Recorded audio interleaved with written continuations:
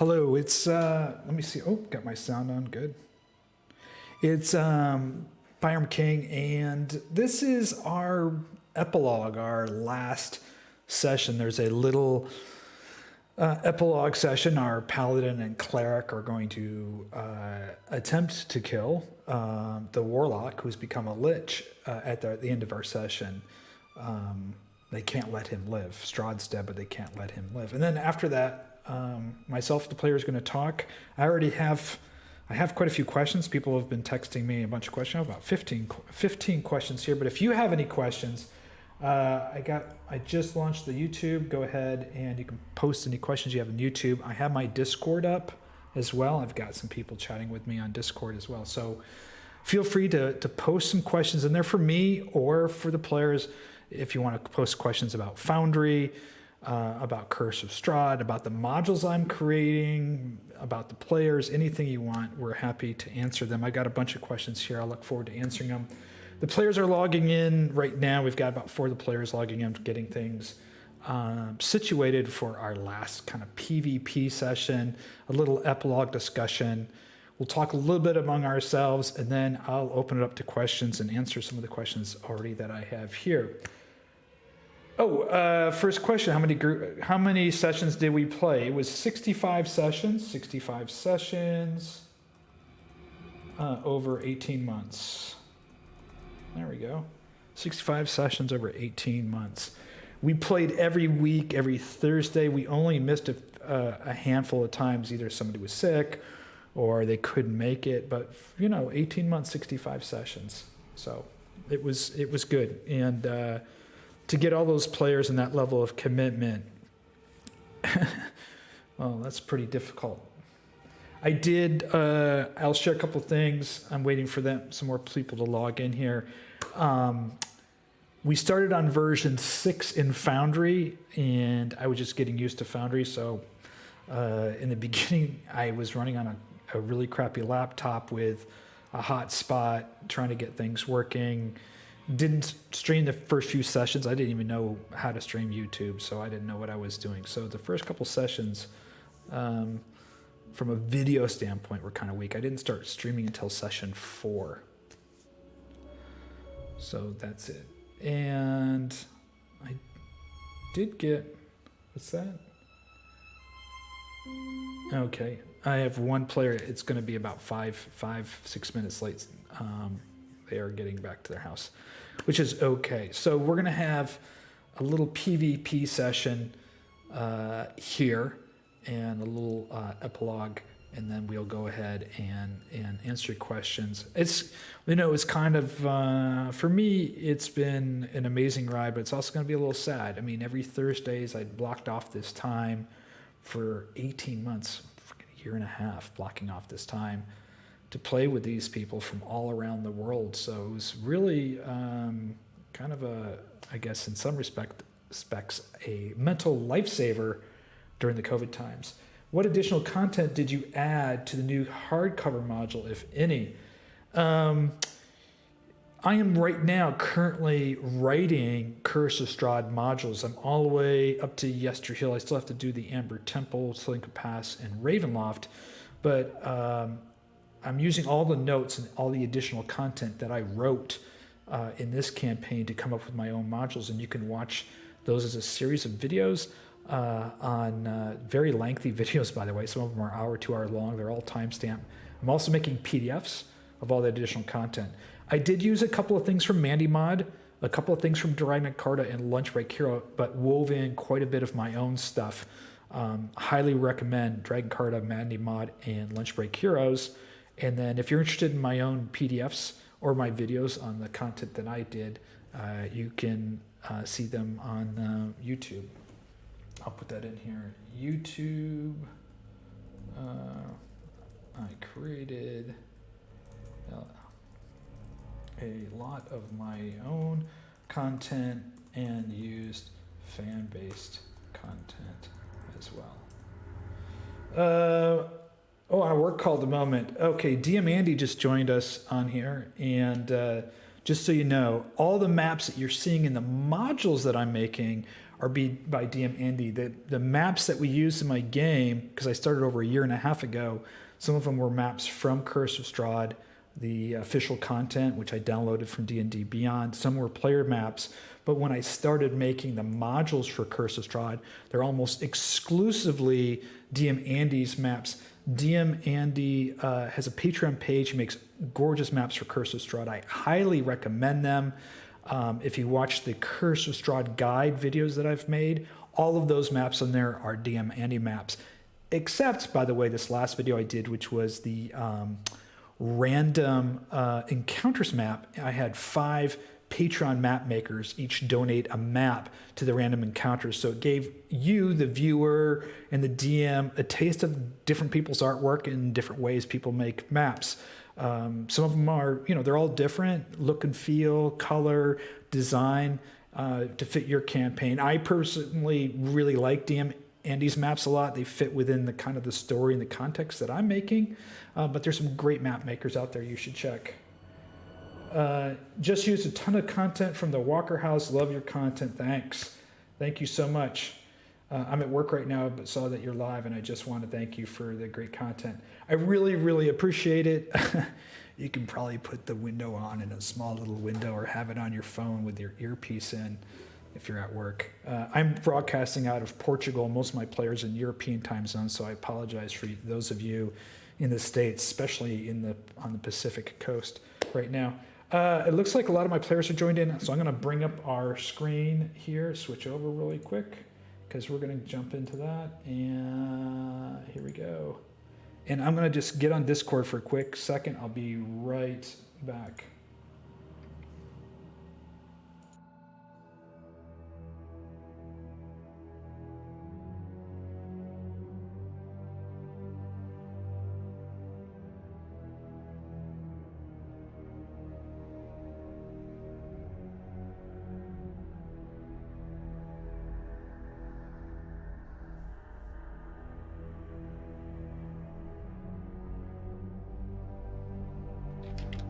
Very nice.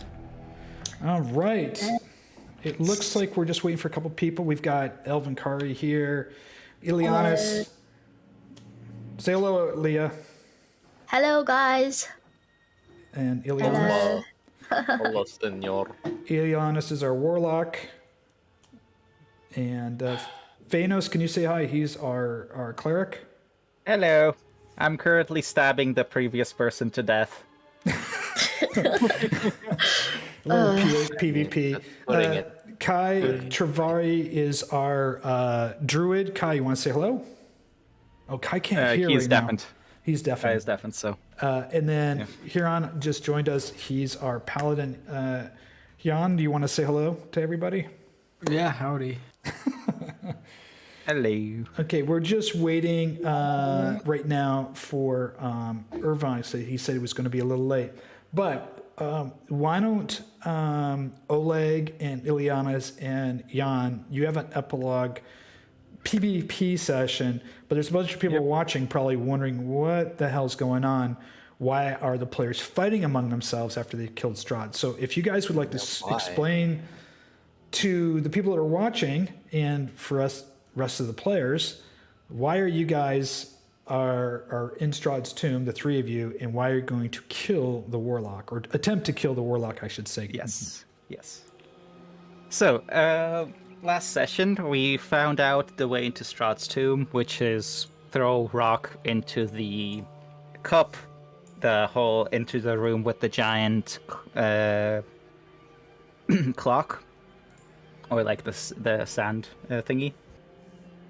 Words are escaping me today, so apologies for the weird descriptions. But yes, you throw the rock in front of it, the sand starts ticking down, there is a heatless fire that appears, and when you walk into the fire, it teleports you. We found out that one of the rocks led to the Strahd's tomb, so we tested it out with our Warlock's Ileanys' familiar, and he was teleported in as expected into Strahd's tomb. Then a few of them went off to get teleport as well, whilst a few of us stayed at the door. They got teleported in, Ludmilla got absolutely destroyed by Strahd, who just took her by surprise and took her head off with one swing. But hey, that's one less problem to deal with. Then we had a bit of a scrappy start to the fight, where we were, some of us were at the door, the others were teleported in, and it was just, and now we had to deal with the vampires that Ludmilla brought with her, who obviously switched sides to now be with Strahd. Not that Ludmilla was dead. But thankfully there was another quicker way in, which the rest of us rejoined the rest of the party, and also the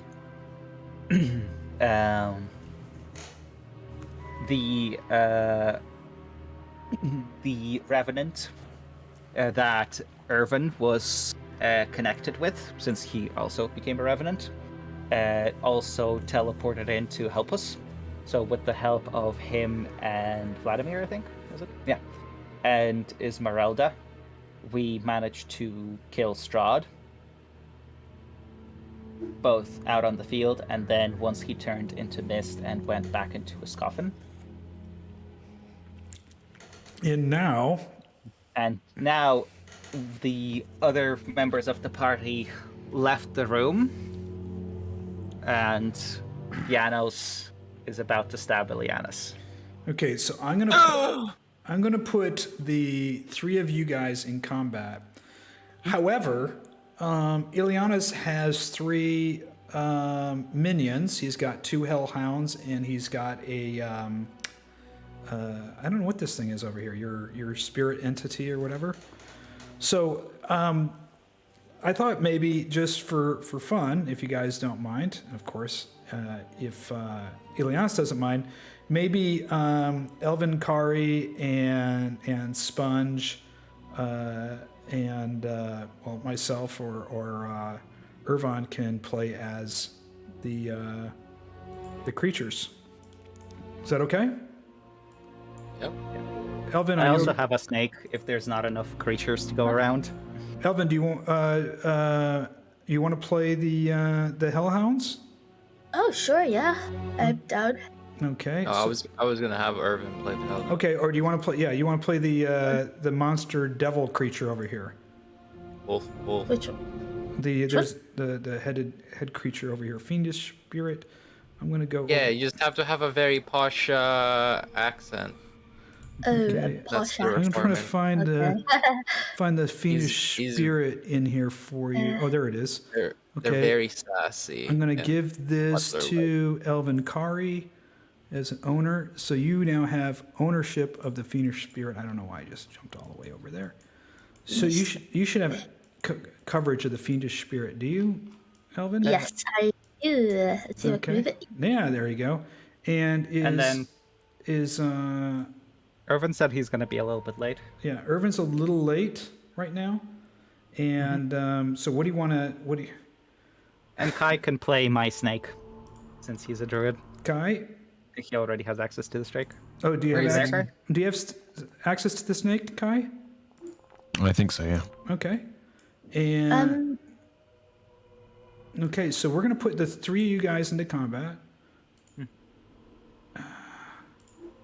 And I'm gonna remove Silas out of there. Remove Well, Silas. the rolls were not in my favor. Okay. Yeah, that's pretty good. Is the Finnish spirit under the control of the player? Like, do you you should command me to control do him. something?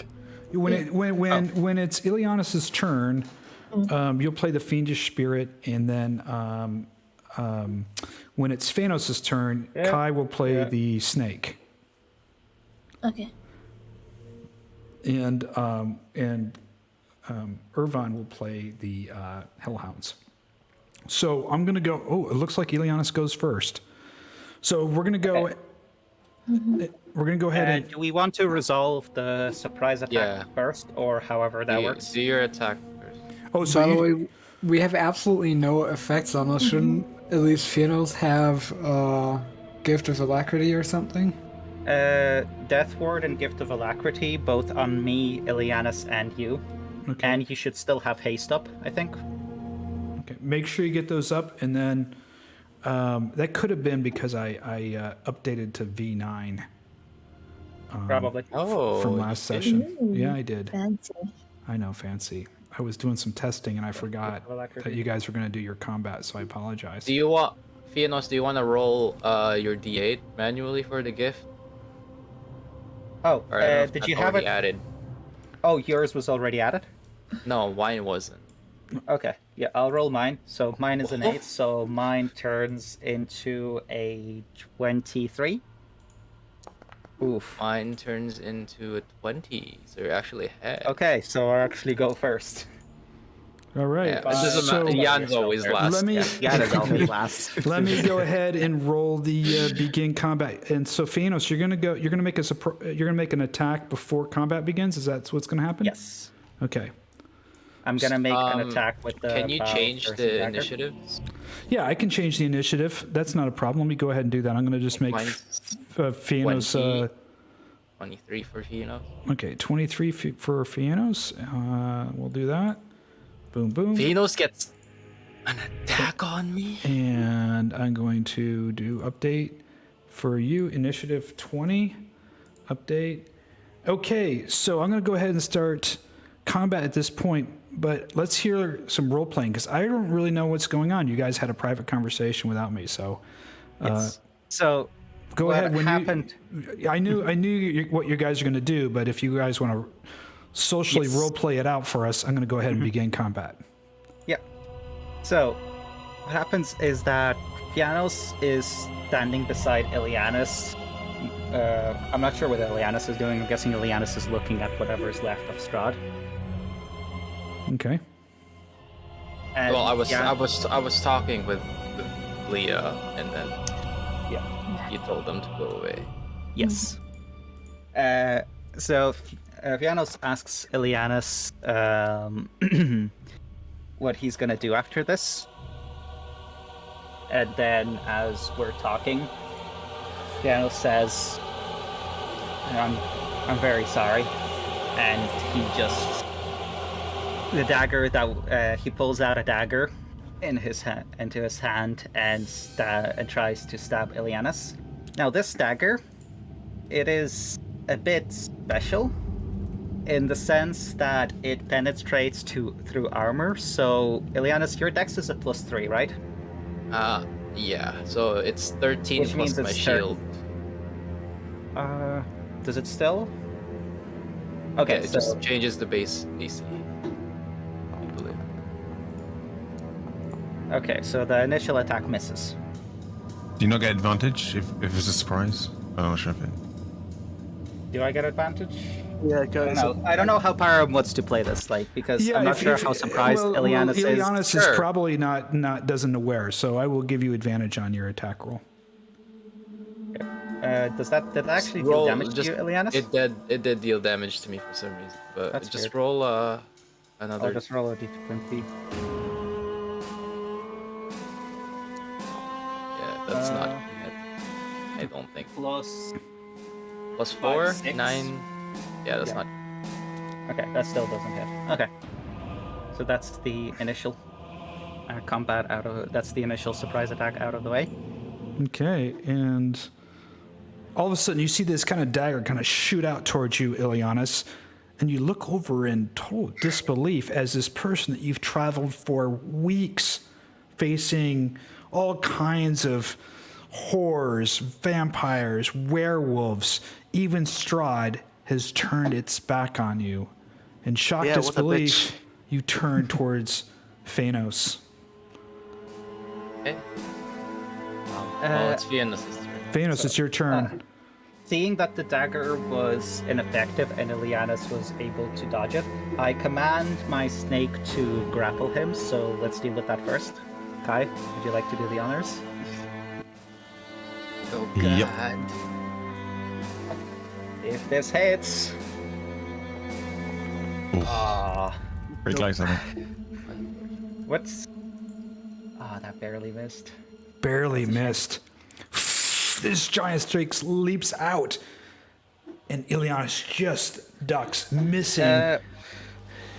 To try to grapple Ileanys, is that gonna be a action or a bonus action? I can't remember how we're doing. An Action. It's an action. It's an attack. Sorry, it's an attack. Yeah, so one of your attacks. If you have multi-attack, one of my like the extra attack, Yeah. yes. Do you have extra I attack? don't think I have already used my action surge. I think, yeah, I've used my action surge.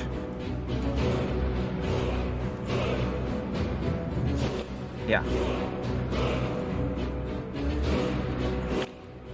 Actually, sorry, if you guys don't mind, let me check for a second here. I want to see what I can wild shape into, because I think that's going to be a bit cooler. I could give you 10 seconds. Can you give Ervan I did. the wolf? Okay, perfect. Ervan, you should have command of the two dogs now. Oh shit. Do you? Like, yeah. Okay, so you're gonna when it becomes Ileanys' turn, you're gonna command the 2 hellhounds. I'm going to transform... I'm going to transform into a black bear. Okay. Because I am level 6 druid, so I can do a half CR creature. Okay. Could you get me like a wild shape or a black bear or something?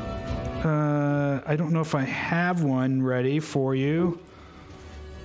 I'll just do the attacks manually. I have a the cave. chapter. I have a cave bear here. You can use that. How about that?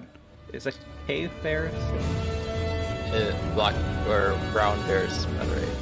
I only have a cave bear available. I didn't load anything up because I didn't know you're gonna. That's fine. Don't worry. I'll just do the attacks manually. Okay.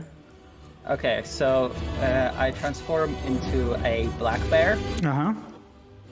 It has 2 attacks, one with its bite and one with its claws. So let's roll its. Do you need to? I have a question. Do you need to use your action to bullshit? Oh right, sorry. I'm not Wind Druid, so I need to use my action to wild shape. Yep. In which case, yeah. Okay. So in which case, I just transform and stand there menacingly. You're standing there menacingly as a Growling at him. black bear. Ileanys, Now I can't speak to you. you're up.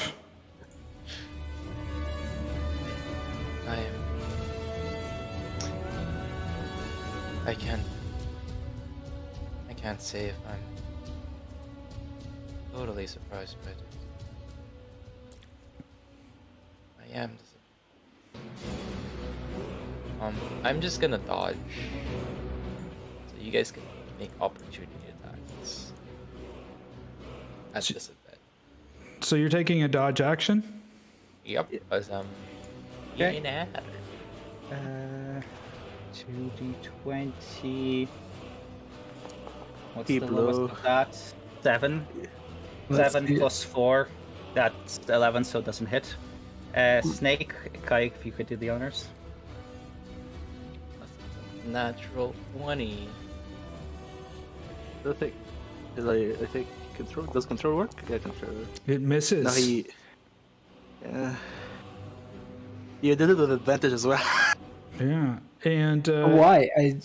God damn, why is it so busted? Jan. I don't know. Oh yeah, it's because I updated. Yeah. I What have would to- have been the modifier key for disadvantage? I pressed Alt. Control. Control. They keep changing. it. So yeah. So Yeah.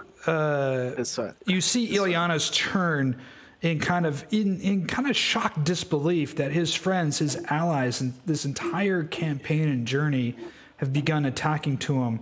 The 2 hellhounds come raising their heads, looking towards the small, well now the bear and the paladin.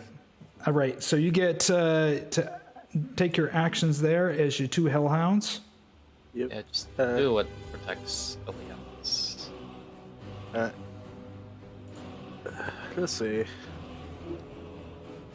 Oh, by the way, I just realized that my Tarhawk was also... The effect was gone. Yeah, you should have it. It's still not an hour. So, I have a question. Elias, yeah. which one has charges on? Or which one do I have to It recharge? should say, just click both of them right now. Click the 5 plus button. Okay, this one has One. it. And let's see the other one. I should reactivate my power. Nope, this one doesn't have it. That's fine. What's your Oh. AC, Ileanys? Because having Tarhawk might actually change the outcome. Not with a 5 roll right there. And Yeah, now with a It 5. might not. Yeah, I know since I 5 plus. Yeah, no. It wouldn't. All right, let's see. Are you doing anything with your dogs? Yep. Gonna do this. Let's see. I think It's gonna Tarhawk move- is a difference of Also, 3 for Ileanys, you. I think you were half. I'm not sure if. I think you were half HP at the end of last session. Huh? I know, I healed myself. With healing light. Okay, yeah. Gotcha. Okay, so the first dog is gonna do this. It's a 15-foot cone, which is Oh, the Which is- hellhound comes running around the coffin and fire breathes. Let's see if it works. What do we get? I think I should be able to get them all. Christ. Oh, that actually do a lot. That's a lot of damage. Yeah, Why is it Jan. rolling close to max damage now? What the fuck? Jan. Also, I wanted to position it, but I couldn't. So also you roll. Dex save. You do have your aura still. Yeah, it's Or- it's I don't it's know, yeah, it's adding. Yeah, it's adding. It's Yeah, the Fiannos that my rolled like shit. Okay. Dex save. Oh Nope. my god. Oh my god. Take 28 damage. 28 Oh my damage. god. Well, this is the not paladin. going well. The dice are definitely Nope. not working in our That's- favor. It's most unfortunate. 28 damage. And does the other hellhound do anything? The other hell, this one is gonna continue its movement here to end this movement here, and this one is gonna attack the bear with advantage. The hellhound reaches up to the bear and it attacks. Does it hit? Let's see. Let's see. We'll see. Oh my god. Okay, I need to deselect first. Okay, and then select, and then this should work. Oh, and it misses. No, because like this is not with advantage. Roll the d20. 15 plus. So Five. 20 plus 20. 20 does not Yeah. hit. 21 AC. Yeah, 21. Jesus 21. Oh, wait, the bear has 21 AC. Sorry, no, not. The bear is gone at this point because. Okay. How much Oh, wait. damage was the thing? 28. 20. Wait, I succeeded. So that was 14 damage, right? No. Okay, wait. Yeah. So the So- bear is. Sorry, the bear was still alive. So roll the damage on that. Okay, wait. So I got a question. The bear succeeded with 12? Okay, so the bear Yes, succeeded bear with 12. succeeded. So 14 damage. It has 19 health. So it Okay. still has 5 health left, but this will Okay. hit yes, the bear. So this would hit the bear. Does this get the bear out? Yes. So Okay. I get transformed back into me. Alright.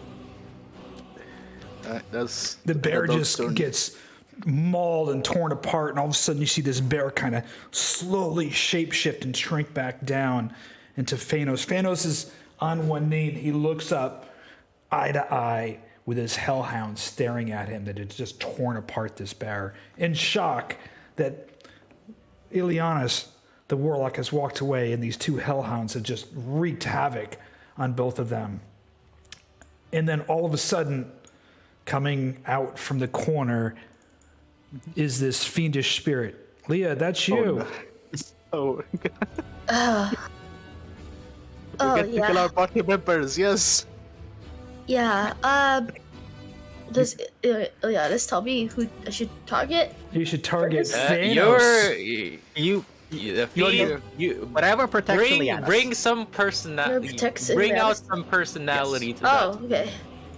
Be sassy as fuck. Yeah, be Yeah, sassy. you said- you Oh said- yeah. All right. Oh, Sassy butler. Fiendish this- spirit, let's bring it out. I'm is sorry, such you're sick a- too. such a bind. But yes, it's time to deal with these fiendish creatures. And so let's see. What he has. Fiend. Since the fiend did You mean Yes, these yes, holy yes, the fiend. creatures? You're a fiend. Yeah, you're a fiend. What the fuck are you I am talking a about? fiend as well. I know, but I'm a holy fiend. No, you're not. You're an evil fiend. Shh. Don't say that. Yeah, don't spoil it. So it says multi-attack, but it doesn't Yeah. show anything like Fiend makes So 3 it's- attacks. You got hurl flame. Your attacks. with my hurl flame. Hurl flame. Okay. Yeah. You can just sit back and just He, fire that thing Yep. off. Yep. yeah, he's going to target. Target Fiannos. Yeah, Bro. I'm sorry. Yeah, he's the No one that worries. started it. Yeah. Yeah, you're the one that started. So, You're the one that started it. I Alright, expected three, to take the brunt of it. Yeah. Oh my gosh. This fiend's just firing off. I don't know if Fiannos is going to what make a it. bugger.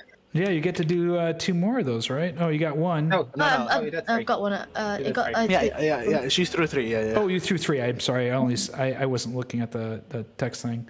These flames come flying across the room. The whole room lights up. And Fiannos now looks over and just gets blasted with this huge scorching heat, but shrugs off the next 2 that hit next to him. Would have Alright. been quite thrilling if we become friends, but alas, it must come to an end. Yes, Jan, you watch this shit unfold before you.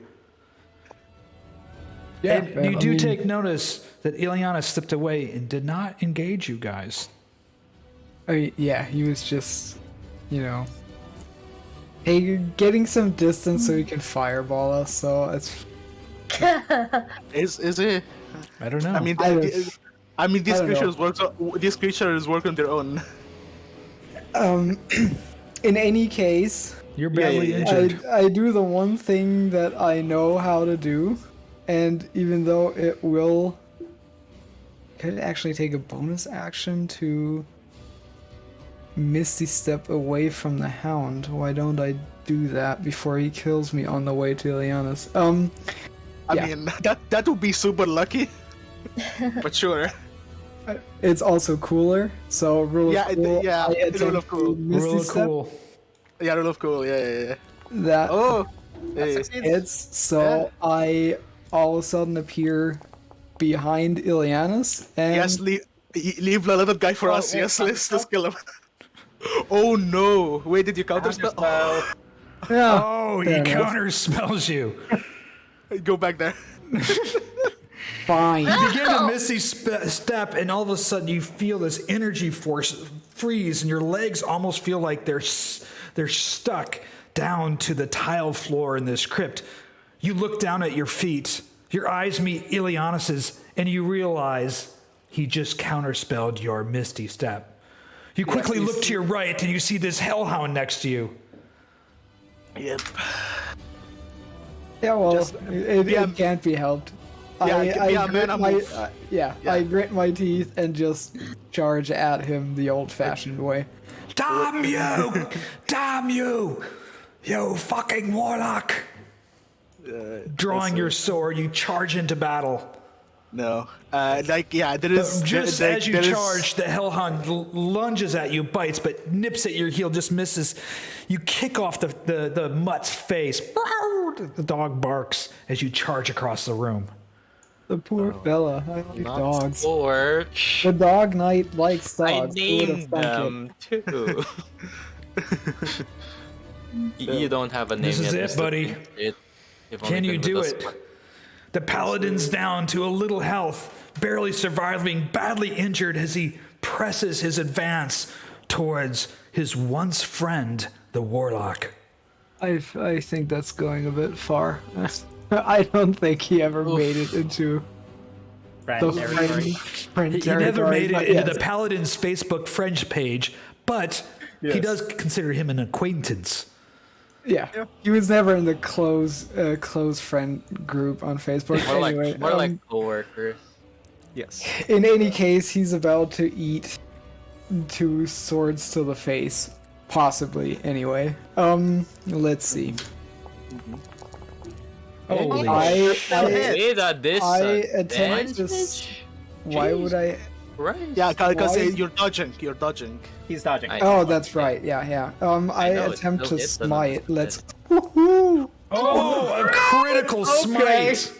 He raises his sword, brings it down to you. Ileanys barely dodges, but you feel this wrath of thunder rising up behind Herjann, and it's a smite of epic proportions. For some reason, the macro for smiting won't work. I'm assuming you're not. Oh yeah, no, it's No, I not able to updated it to Goes version right. 9. No. yeah. no. Okay. Yeah, that's true. You're not undead or anything, right? So it's just Yep. 2d8. Yep. And- Like you have a 16. 16 Yeah, plus plus 2d8. 16. Yeah, 16 plus 2d8. Hey, That's not good. Wait, that's shit. Wait, that's shit. That is absolute shit. Yeah, that's Oh, absolute shit. Dog shit, You're even. surprised that the critical, which came out with such vile and vilitude and strength, just kind of peters out as it blasts off them. Ileanys kind of moves his cloak up, singed. Looks past his fingers, and you can see for a brief second you guys make eye contact.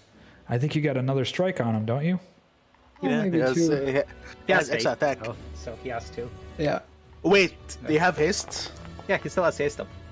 Did you roll the concentration for? Yes. Yeah, he I rolled swings. 27 or something on that. And he Okay. misses. Fuck. Yeah, dodge is a bitch. That is not great. Yeah, That's why I dodged and not disengaged. Yep. Um, yeah. To be honest, yeah, that's true. That's well since played. there's no way I can actually kill him this round. Why don't I charge him and attempt to grapple him? Yeah. That he's also got Tarhawk though. Well, can't be. I mean, Have Darhawk. yeah. It's just You guys you both just have cancel out. So Tarhawk. Yeah, I Holy guess it's shit. worth a shot anyway. Tarhawk versus Tarhawk. yeah. Let's see. Let's arm wrestle this. Oh god. Oh god. The paladin digs deep for some inner strength as he charges towards the warlock. Oh my god. Yeah. Did others even notice that their friends haven't appeared yet? Well, here's the thing. I mean- Kai is off to the front entrance to I know. meet Yeah. with his So father, go ahead, and let's see considering, this charge here. Let's get this. and I'm not grapple sure about down. Liea. Yeah, I mean it's okay. It can go either way. So Liea, if haste is still going, then Liea is not as far Far off. away. Yeah. Yeah, so it's up to you guys on how long it's been. Go ahead. Let's see this grapple. Yeah, just yeah. You I'm need to waiting roll for the first. You grapple. idiot. Yan, what aren't you rolling? He's thinking. He's rethinking. There's no Yeah, thinking here. no, You I'm gotta not grapple or rethinking. not I grapple. just, I'm grappling. I just need to roll an Athletics. attack, right? Athletics. Oh, I thought I need Athletics. to actually. No. Athletics. My athletics is garbage, but I am plenty strong. It's a 16th. Oh, and Ileanys, as the paladin reaches up, he just bear hugs and pulls down Ileanys to the ground. After 5 minutes. Okay, so after the fight, you'll come back. You are grappled. Yeah, For language. You are I grappled at this yell point. over my shoulder for Fiannos to get him. I've got this bastard! He's on the ground, Fiannos! Fiannos, it's your turn. Okay. Get him. I am also going to try to Misty Step. All right. Does that work? Nope. Did you He used it before. I'm gonna add 2 karma points to make sure that Hey. it works. I thought spellcasting we couldn't use karma. Oh, No? we can't? Yeah. No, you can use I'm karma. not sure. Can we? Oh, you can use karma. Okay. On any of your that's fine. D20s, yeah. Yeah. All right. He's out of so karma, you- though. That's it for your karma. Yep. Yep. That is it for my karma. I teleport over. Yeah, sorry. There's 25 and there's 30. I tell my snake to go and try to grapple him as well, on top of A double grapple. Leanda's grapple. Yeah. Does that mean you might be grappling Herjann, too? Is that? No. Yeah, you might be grappling Herjann. They're grappled I got- together. You're gonna I mean, big it's a snake coming snake. in. It's gonna try to coil around Ileanys. That means that, So- Jan will be no longer grappling him. Can the snake get over the coffin? Because otherwise, I don't think. You can move to the side. Yeah, I can get him over there. Okay. Otherwise, it wouldn't be able to make reach. I'm going to say that if the snake's going to try to slither in there, there's going to be a point where Jan's going to be separated from that. So if the snake fails the grapple, then Ileanys will no longer be grappled at that point. Oh. Okay. So Okay, well, if that's the case, then instead I'll probably abide is better. yeah, avoid. Yeah. It shouldn't be disadvantage anymore because he's grappled, no? No, the grapple doesn't make it disadvantage. He's still dodging. Oh yeah, because it ends at the end of his turn. Yes, right? dodge. Yeah, he's dodged. Okay, the dodge is still in effect. He's on the ground, wrestling back and forth. Jan's bear hugging him, holding him. The snake comes down, just Wouldn't it misses his cancel head. out though? Because I'm grappling him to the let's- ground, so that okay, cancels let's- the advantage. Okay. Let Grapple me see. doesn't do Okay. anything. Okay, wait. So You so- needed to push me prone as well. Yeah, he's grappling. He's bear hugging him. The snake misses him at this point. Okay, So, let me double check let's- something. Does grapple okay. give you advantage? Because I No. think grapple No. is not advantage. Okay. no, grapple doesn't advantage. Okay, yeah, then it's fine. Then it's this is still fine. So He's still what are you trying to doing there, push Ileanys? back. Fiannos? No, Yeah. it's Fiannos, sorry. Yep. Use your bonus action, have your action and movement. Yeah. Yeah. Bonus action is used. So, action. Do I want to try hitting him? He's still dodging. I'm actually not gonna. Yo, this dodge that is the for my best action. dodge in the entirety. That's so funny. I'm actually putting my hand on Jan's shoulder, and I'm giving him guidance because I think a D4 on him is way more important than what I could try to do right now. Guidance doesn't work on attacks though, so you know, it works on. No, it works on ability check. Yeah, ability checks. Oh wait, you wanted to keep grappling. Okay. Exactly. Okay. Exactly. That is the point. And then I'm going to You move. would lose your concentration though. Yeah, because it's concentration. Yeah. Oh, That's right, it's what- concentration as well. Yeah, my bad. Never mind then. Yeah. In that case, it's just gonna be a try to stab you again. All right. So control is disadvantage. Yeah, It control should is- automatically give you disadvantage. because Okay, yeah, yeah, it should he automatically. has It's an conjunct. effect. 18 should go through because Yeah, we 18 said it should. was AC 15. Yeah, Yeah, AC. this is the dagger that avoids your armor. Yeah. It's my AC. Plus So yeah, I think that hits. 3. My AC is 10 plus 3 plus 2. 15. No, 15. So, oh, okay, yeah, it meets it, so it still hits. 18. I have Why the is it staff 18? of power still. It gives Oh, me it's over. But yeah, but like it But still 18 meets it. still So hits. yeah, 18 still hits. But Yeesh. This dagger is not good for damage. Uh, good lord. does Oh, it do anything else? Does it like do anything else? oh, let me roll for concentration. Yeah. it's 19 or 20. Oh my Ooh. god. Okay. My fiend's gone. The Goodbye. fiend is Leah. gone. You Goodbye, better get Leah. back in Oh, here. bye. Well, that's one of the problems dealt with. The dagger did something. Holy shit. Dagger did something. So yeah, the main thing is it avoiding armor, and 1920 is 19 is a crit. Okay. Yeah. I thought like it has more effects, but How many natural ones will I roll today? Yeah, Jesus. yeah. This is the second one. Okay, can someone keep a You know. counter of this? In a row. All right. Yeah, in a row. So is that it for you? Yes, that's it for me. All right. All right, doggies can go first. Dogs, you get a chance to go. I'll Alright, do my bonus action for dog. Okay, let's see. So I'm gonna roll first, since this happens on the start of their turn. Druid doesn't get back. This get back. Nope. Let's see. 1, 2, 3, 4, 25.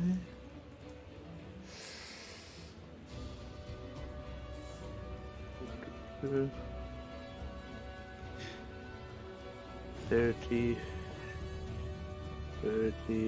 50. So Don't this one, know. this one will be here. Oh and my we'll gosh. get, like this I one don't know why you're here. doing this. Alright. We have the same goal.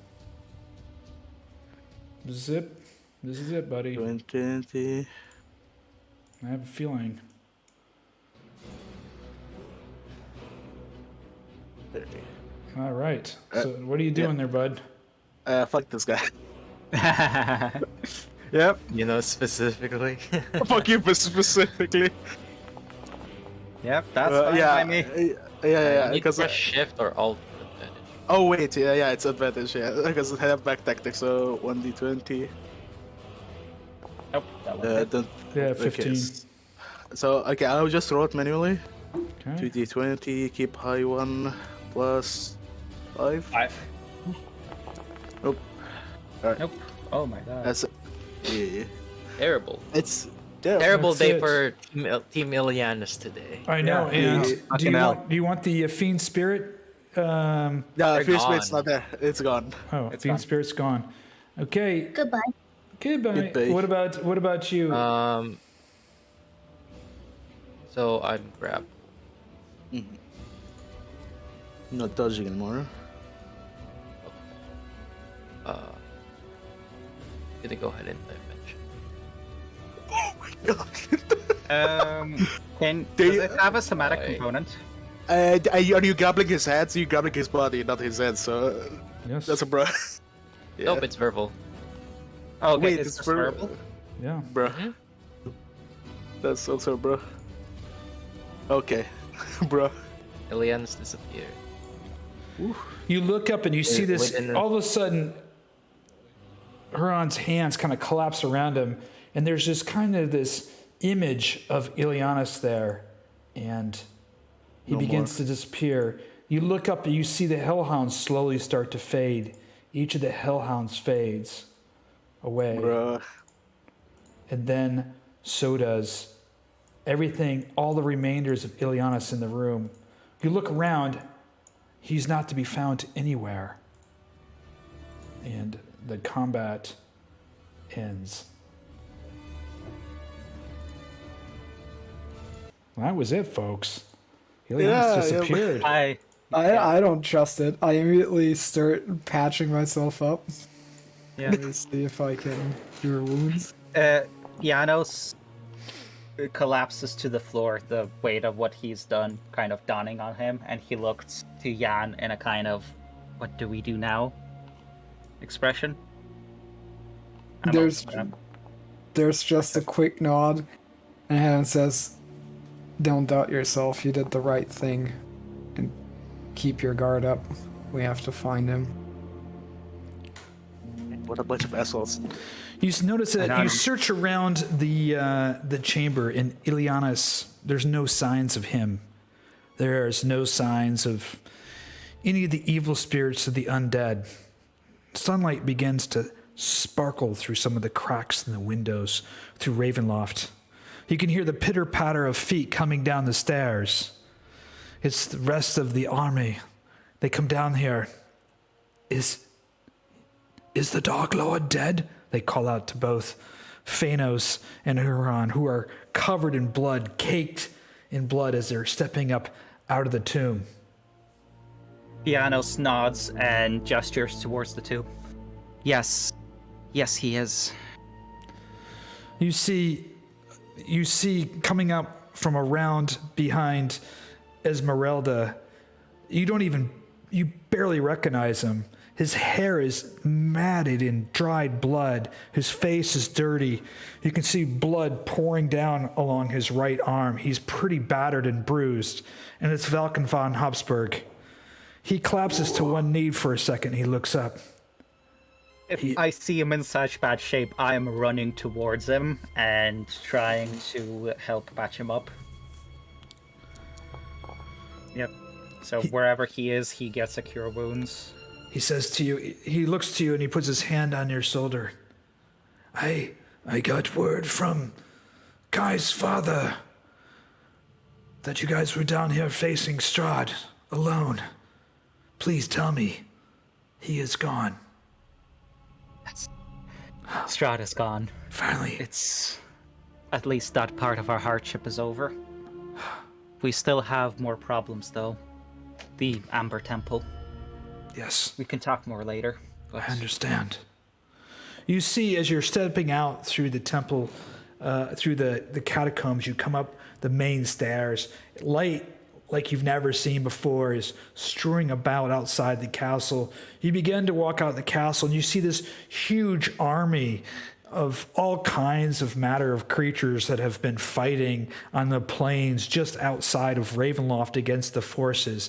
They're battled and bruised. You see hundreds of dead bodies just laying all over the entrance to Ravenloft. It must have been a horrific battle. You look down and you see glimpses of some faces that you recognize, but you can't exactly place the name to. Faces, hundreds of faces that you've seen over this campaign through Ravenloft. People that have put their lives on the line, just like you have, to make sure the Dark Lord is once and forever defeated. You all begin to hear in the back of your mind this voice. It's a calming, soothing voice. It's the voice of the Fae. You have taken our powers, used them for good, and freed Barovia from the darkness. We will help you seal the Amber Temple once and for all. It is the first time that any of you who have survived this ordeal feel this kind of dark heaviness that has been resting figuratively on your shoulders lift. When you step out throughout the castle walls, you see Kai standing there. He's embracing his father. And for the first time, you've never thought about it. In the time that you've been stuck here in the dark mists of Barovia, you feel something that used to be comfortable, something that was so familiar but seemed so long ago. It's the warmth of the sunlight cascading across your face. You both look up at the sun. It blinds you for a mere second, and you look up there, and you see the sun cascading down across the valley. And there you guys are, all standing down, looking over the sun-shined valley of down upon Velakis down there. So guys, fucking pretty epic campaign, huh? Yeah. Yep. Hell yeah. Super sweet. I guess to give a bit of an epilogue, let's go through and kind of give a short what each of our characters will try to do from here on. On the screen, because we got some people watching, and I got some questions here. We'll do an epilogue, but why don't you go and introduce yourself first, Kai? Tell them who you are, what your character was, and then tell us a little epilogue so the people watching have a little connection with you.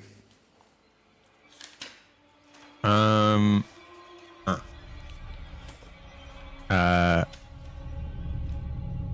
I don't know. Kai was a how do I put this? I don't know. I think you should come back to me. I need to collect my thoughts. Ervan, you want to go? Yeah, sure. I do. Okay, so my name is my name is Incog, and my character was Ervan Amikar, who was a Bloodhunter. A short summary: he was basically your kind of like the Witcher kind of esque character that you would see like in like the movie and the game.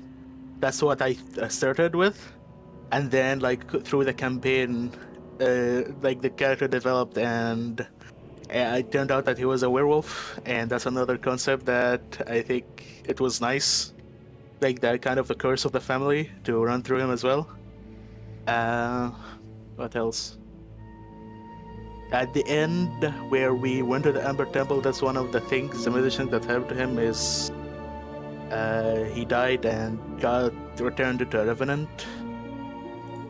And at the end, I think he was happy with ending everything, just so he done something that like a hunter would be proud of, like not a normal hunter would do, but a hunter would be proud of. Hunting a big kill. As for an epilogue, I think the epilogue is, I think, kind of the father, of how like the father would like take in that both of his son is now gone in his life. They try to come for him and try to save him, but both of them died, unfortunately. He would take the assuming Fiannos would give him the items that Ervan gave him. Yeah. Fiannos? No, Fiannos gives the father like all of the heirlooms that Ervan left behind. Mhm. Obviously. The father would like break down a bit, but knowing that his son did what he could and he did something good for the world, I think he would be content with it, but at the same time he'll be heartbroken, and after that he'll probably leave and return back to the Amicare mansion and probably live how elves live, a long life. I'm probably gonna somber a bit about it, but I think that's most of my epilogue. Yeah, Incog, why don't you tell everybody where you're from too? I'm from Egypt. All right. Believe it or not. Wow. Oh, good. All right, Fiannos. Shall we do Erzan as well first, or? Erzan. Robin said he doesn't know if he gonna be able to join, but if he can, he will join like in the middle. So, Okay. but like, Okay, but cool. Erzan also died because he was a revenant. So it's like I'm doing both our epilogues at the same time here. Yeah. Erzan was Ervan's brother, basically, and he died earlier in the campaign, specifically getting crit by Ludmilla's golem. Yep. That was a rip. awful. That's That was correct. awful. Yeah. That was like, And yeah. That was he a was one-hit revived crit. as a revenant, and he went off to do his own thing, probably joining the army for the big battle. And after Strahd died, as all the other revenants, he, got his rest. So, I'm Oleg. I'm from Ireland. My character is Fiannos. He started off as a cleric, then I moved a bit into Druid as well, so a kind of like cleric Druid. He was a son of a wealthy merchant family who joined the church because he thought that's where he could do the most good. He was sent on this quest to recover the Sun Sword and figure out what happened to Lord Batten, along with his friend Herjann, who will be next. And throughout all of his adventures, his view of the world has definitely shifted, where he was quite naive at first and went into this believing that he could just save everyone and there would be no bad consequences, but having lived through all of this, his view of the world has definitely shifted a bit. All right. Jan? Jan? Yeah, I'm Tim from Germany. Yeah, Herjann, Fiannos went to to boarding school at the Citadel of the Order of the Dragon, and he came to Barovia not just to get the Sun Sword, but also to find his adoptive father, who got lost or disappeared trying to get the Sun Sword. So there's also something for the epilogue. Herjann would actually go back to Argynvostholt and see if the soul of Lord Batten would finally be free and resting easy. Herjann was, I guess, perpetually grumpy about having to do things that don't really align with his worldviews, like taking a dark power just to stop Strahd, and that's also, I guess, what determines his fate in the end. He would simply try to get into battles, trying to do some good and find his end there, in order to not end up like Ileanys will probably end up becoming utterly corrupted with the dark power that he has. And he's trying to, nip that in the bud and get out early. Sorry, in terms of epilogue for Fiannos, he would try to rally support between whoever of the party is left over, and obviously except for Ileanys, and the support of the townspeople and what's his name again? Why do I keep forgetting his name? the guy who Hapsburg? just walked in, Albruddy, yeah, Falcon Ervan from Hapsburg. Hapsburg, yeah. Falcon von Yeah. Hapsburg, to try to rally his support to seal the Amber Temple, as the voice of the Fae just said. So that would be his main and primary goal. Obviously, along the lines, he would try to restore Argynvost, send a message to the Order of the Dragon to come in to help restore Argynvost and restore order and all of that. Yeah, But I yeah, feel like great. like the two of us need to do some good in Valaki to make up for that shit show in the town square. Yeah, there is a lot of shit that's still in Yeah, Malaki. there was a guy That's in true. Valaki who I remember us meeting him. Remember when he was a descendant from Argynvost? Yeah, that's Yeah, also a thing. we would probably try to install him as the mayor of Valaki. Oh yeah, that's true. Yeah. Yeah. So yeah, that would be the other thing again, because Valaki is a bit of a mess because both of the current people in power are just not good. So both of them are getting deported, and we're trying to install him as the mayor. So Ileanys. Okay. Where should I start? Oh, my name is Gio. Yeah, start at the I'm from Canada. yeah. Start from the beginning, bitch. I am playing Ileanys, our fabulous looking warlock that was an elf, but now has some ambiguous. Was a male elf, but now has some ambiguous features due to some effects. That's right, you took the sonic power.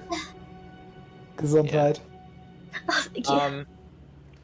So Ileanys was originally here on a mission to stop an evil, supposedly, to free their people.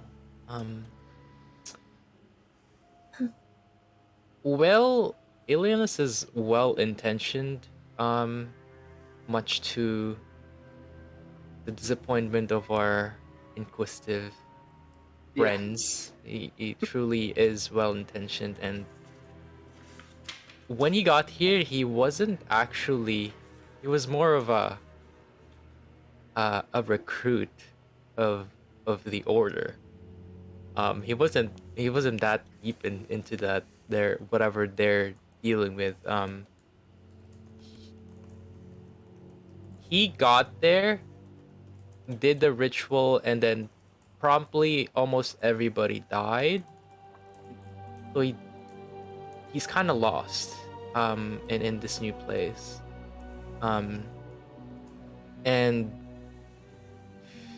fearing what people for some reason have suspected him, for some reason people know that he's a warlock all the time. I guess they just sense the dark powers in there. He came here kind of looking for reasons and why sent into this place.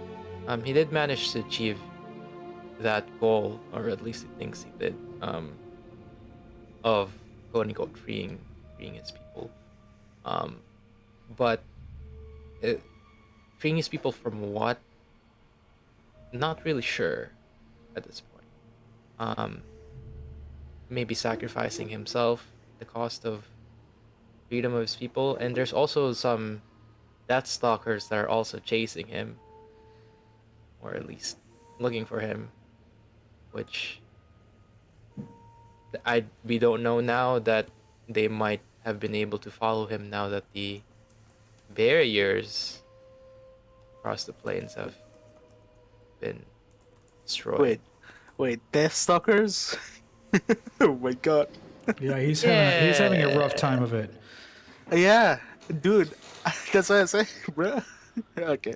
So yeah, there's that, and so what he did afterwards, what he's doing now,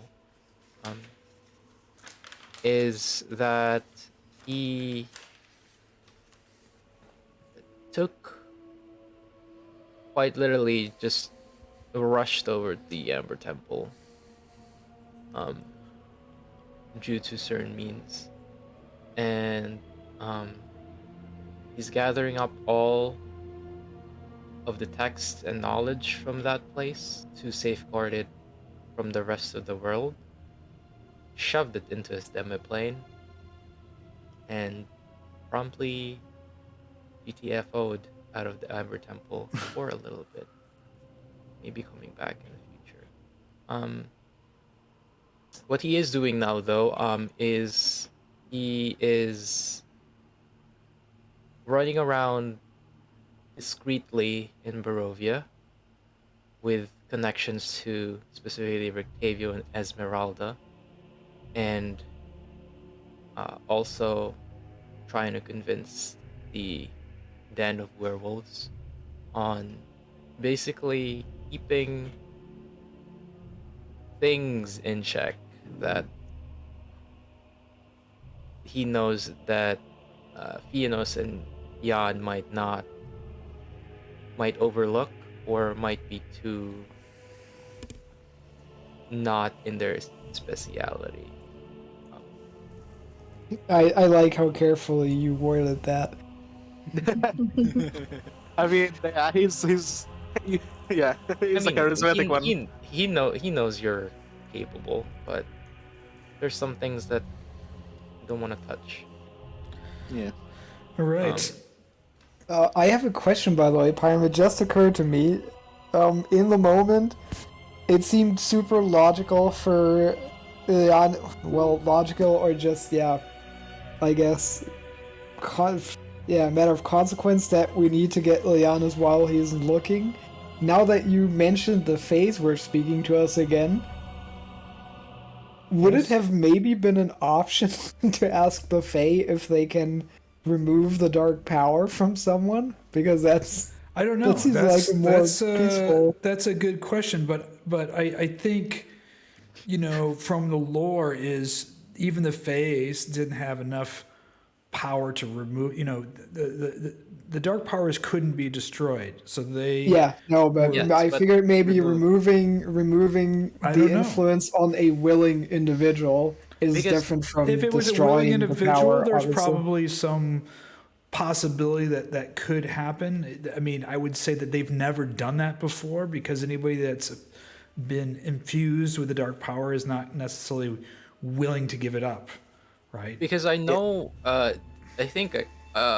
I think you said something that like Strahd has one of the stronger. I think all dark powers are not rated equally. I think That's Strahd right. is one of the Yes. Yeah. All right. I think, Or yeah. or Perhaps, maybe I like think not a It major. depends on what you sacrificed, because Strahd Yeah. killed his freaking brother, so Yeah. his is depends, gonna yeah. be more permanent and stronger than some Yeah. others. But yeah, He is if that cursed is- by the dark power of the sunk cost fallacy. Yes. It's very powerful. Oh my god. Oh, that man. is so correct. Oh my god. Anyway, Liea. let's let Liea and Kai finish their things, and then Oh yeah. Hi, I'm Nina. I play Liea.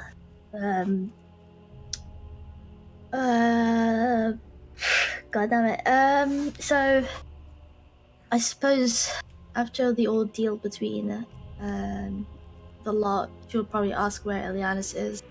And I wonder if they're going to be truthful of what happened. Well, Fiannos is just gonna say that Ileanys disappeared, which it's technically the truth. It's just not the I whole mean- of the truth. Yeah, but like, you're still lying. I'm just not saying everything. There's a difference. Yeah, Yeah. that's still, like that's still. the most untruthful cleric. Yeah, the most true. Okay, yeah. But to be fair, he's not stereotypically, Yeah. even though some parts are stereotypical. Yeah. He's a dynamic character.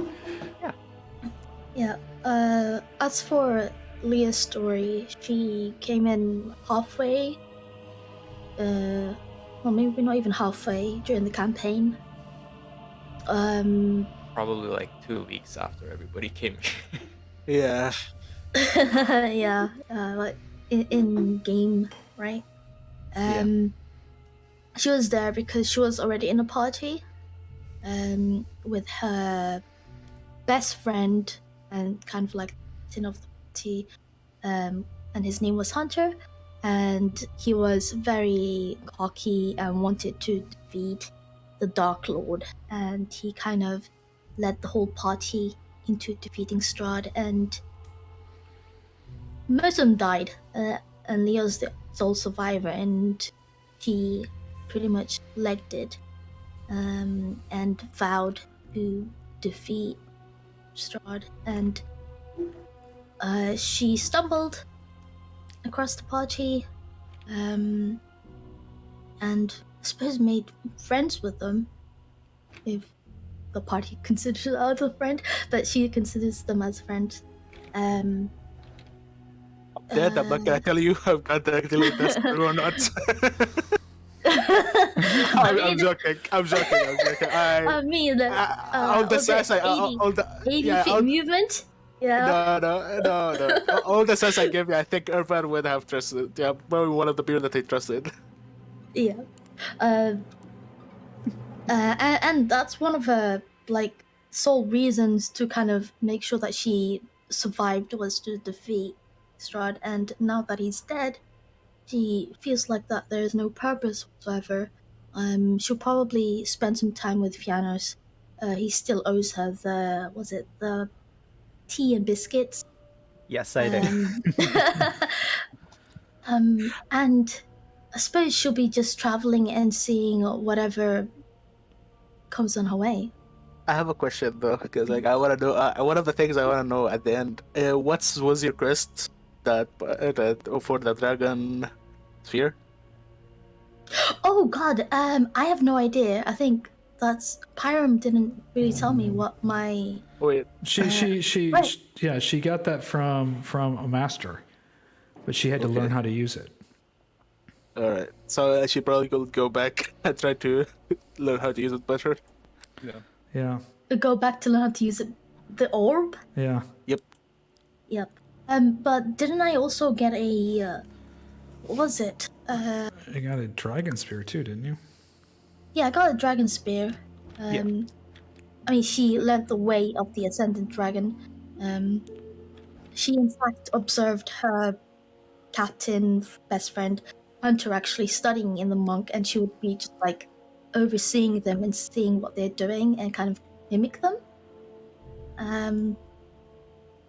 But yeah, I think wasn't there something regarding the orb when she was studying it? One of the detrimentals I think was you have a quest. Yes. Yeah. It's probably from Tiamat or Bahamut, whichever is closer. I think it's also Tiamat because the dragon sphere is actually true to Tiamat, so it's gonna be like something for Tiamat. Yes. So yeah. So she probably would do that and just maybe ask Fiannos if he will help her out, if he will help her with whatever quest is given to her. I mean, that very much depends on the quest. Yeah. It's Tiamat. It's Tiamat. If it's like, oh, let's go scorch a village, then it's like, no, and you're also going in the try to kill you pile along with Ileanys. Wait, what did you say, Ileanys? I thought you said Ileanys just disappeared. No, like, I'm not gonna say it. Like, Yeah, I know. You know what I I'm mean. playing with you. Yeah, I'm playing with you. Okay. No, I think one of the things that you can do is just break the orb, what's it called? Break the orb. Yeah, you can break the orb. You can. Yeah, sure, break the orb, whatever it takes to stop. Well, Kai. Yeah. What about you, buddy? Yeah, I'm a Sponge. I'm from the UK, and I played Kai the Druid. I think the main storyline for Kai this campaign was his trying to find his father and his relationship with his father. Kai's father was a merchant that let Kai travel with him, and so Kai got to experience like loads of different cultures before coming to Barovia. And he was partly raised by druids, and so he formed a deep like concern almost for like natural order in the world. And Kai was easily like swept into helping the party when he arrived here.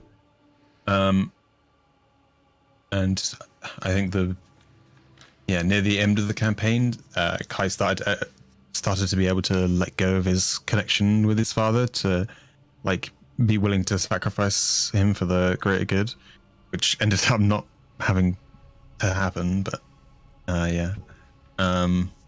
It was Yeah, and I the think- thought. That intent. Yeah. Yeah, and I think after the campaign, Kai would probably just travel around lots of different places and just try to help people and unroot any unnatural things in the world. Basically, I think that's what Kai's all about. All the druidic stuff.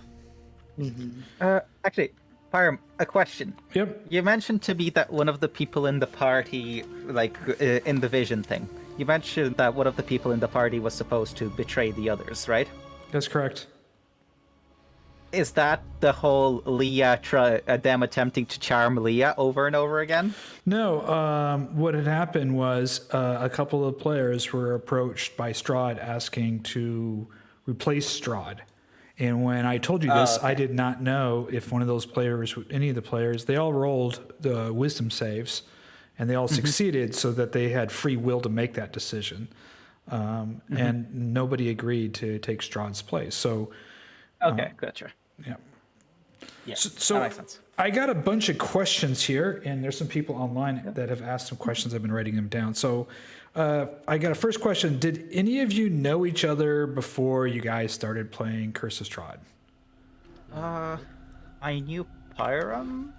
If I remember correctly, I started my campaign with you before you started yours. That's Am I correct. correct in that? Yep. Yeah. So I knew you, and I knew Sponge. Yes. Right. Yeah. Yes, and the others I didn't know. So anybody, but Ervan and Erzan knew each other, right? Yeah, Robin was. I think Robin was one that connected with you first, and then he invited me, at the start. But yeah, Robin had some trouble, so that's why he left. But yeah, Ervan, me and Robin know each other from 5 years. Oh damn. Yeah. Wow. Okay, so is a good has friend of mine. anyone here? This is a follow-up question, I guess. That has anyone here ever met face to face? It says here we've only seen Parm's face on the feed. Has anybody else seen any of you face to face? Kind of like, what do you guys look like? I don't think so. I mean, we can share. We can open videos right now if you want. I can't do webcams right now. Bruh, you have your phone. You can open your phone, you We bitch. are all naked currently. I Oh, am God. naked. So Pyram will get in trouble if we open our hands. This video's gonna get demonetized. Uh-oh. Yeah, we'll keep those webcams. We'll keep those webcams off. This question here comes from Dawkins. I don't know if I'm pronouncing that right, Dawkins. Sorry, I apologize. I am thinking of moving over to Foundry, and I've been watching your videos, very much enjoy them. However, I am only seeing the videos from the Dungeon Master's perspective. This question's for the players, what has the experience been like for you playing on the Foundry system as players? So, anybody want to answer that? Yes. Just get it. It's good. It's worth it. I remember we used to play on Roll20, and there's always some issues of some sort. And Foundry has really solved so many of the issues that Roll20 has, where Roll20 doesn't really pretty much update their things. And also there's a lot of developers and people that have made a lot of modules, things that you can import. And also, it's a one-time purchase for the DM, and the players can play for free. Yep. So to add to that, I'll approach the questions from two directions. First of all, talking about it in general, so Foundry has a lot more customization options and modules which can do practically anything for you, with a bit of setup, from automated combat to picking up items to sharing items to whatever else you can think of. So there's a lot of customization and a lot more in depth you can go with it. And the other thing is new players' perspective. I haven't used Roll20, but I have had quite a few new people come and play Foundry, and for the most part, it's fairly intuitive. If you're getting into stuff like automated combat, then getting the targeting properly sorted and getting all of the kind of getting the templates for AoE tokens down can be a bit annoying. But other than that, in general, Foundry, from what I've found from dealing with quite a few new players, tends to be quite intuitive and user-friendly. I think the only thing that really you could hold against Foundry at this point is that it's not super mature yet. I think we went from version 0.6 to 0.9. Yes, And it's that still very much leads in to- early access. Yeah, it's still that started. leads to things changing. Like today, I pressed a button to roll at disadvantage that I've been pressing for a year to do it. Yeah, And somehow that's my that fault. ended up. Yeah. Well, I wouldn't Oh. consider it your fault necessarily. It's just the nature of things that stuff changes. There's so many good modules that you all want to try, etc. So Yes. Yeah, I guess the only thing you that just need to be aware of that. I as Dan think that's said, is the version control. I think- where both the mods and like the core game constantly changes, and constantly you need to spend a bit of time version controlling it, because for example, when I updated, suddenly a few of my mods didn't work because they weren't updated, and it's just a little bit of a mess. That's the only thing. Yeah. But I I guess, think that's yeah, gonna that's the level tip. out over time. Yeah, technical If- issues will happen, but yeah. Yes. If there is an update for Foundry, always give it a week or two before updating it, so people that have Yeah. made modules can make sure that it's compatible. Test your game after your session's done. Not Yeah. before. Not 2 minutes before. Oh man, I feel, I've bro. actually, I've done that a couple of times. I have done that, and you learn from the hard way. Like I said, that's not to say Foundry is perfect. There's a couple kinks here and there, but most of it is either resolved through modules or there's working on them. And a lot of it is just the so what I've found is that if you are self-hosting, it's a little bit more difficult. There might be more connection problems if you and your players are in different parts of the world. I know Yeah. I've played with self-hosted people from different parts of the world, like New Zealand and whatnot, and we've had longer load times because of it if it is self-hosted. So that's just one thing you have to worry about. But other than that, if you're playing with your friends, your friends in real life, and you guys are self-hosting, it works great. Yes. And it's super easy to set up as well.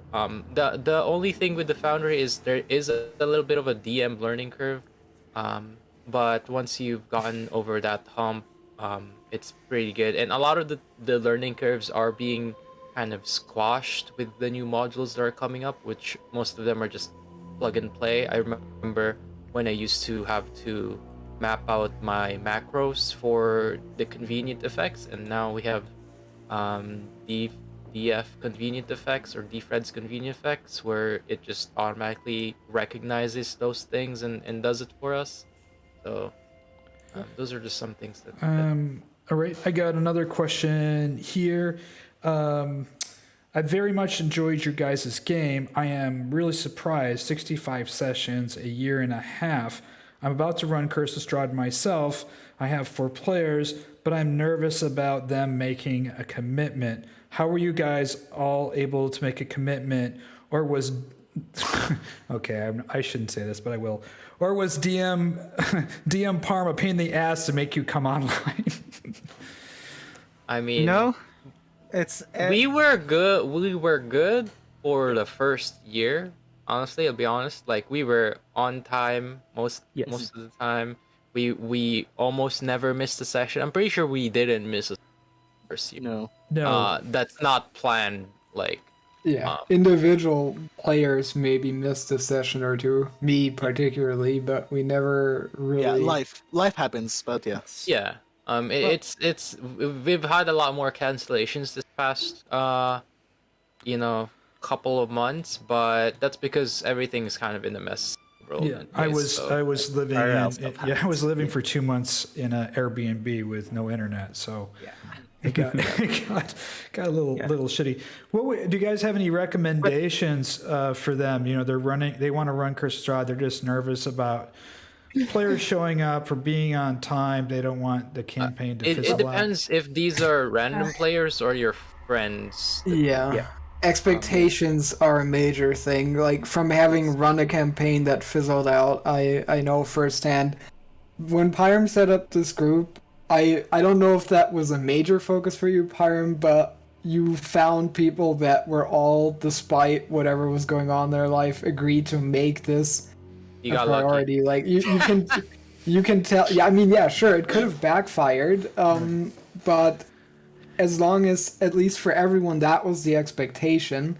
The group that I DM'd for, that was all real life friends, and they had very different expectations and levels of experience playing, and for some of them, D&D simply isn't the type of activity or the level of priority where you put it in your calendar to happen every week at a certain time. And as long as people are on the same, have the same expectations about it, it'll probably all work out. But if you have half of a group of people that only want to play D&D when they can't think of anything better to do, but then enjoy it when it happens, and the people that want to commit to it, that's not a good time.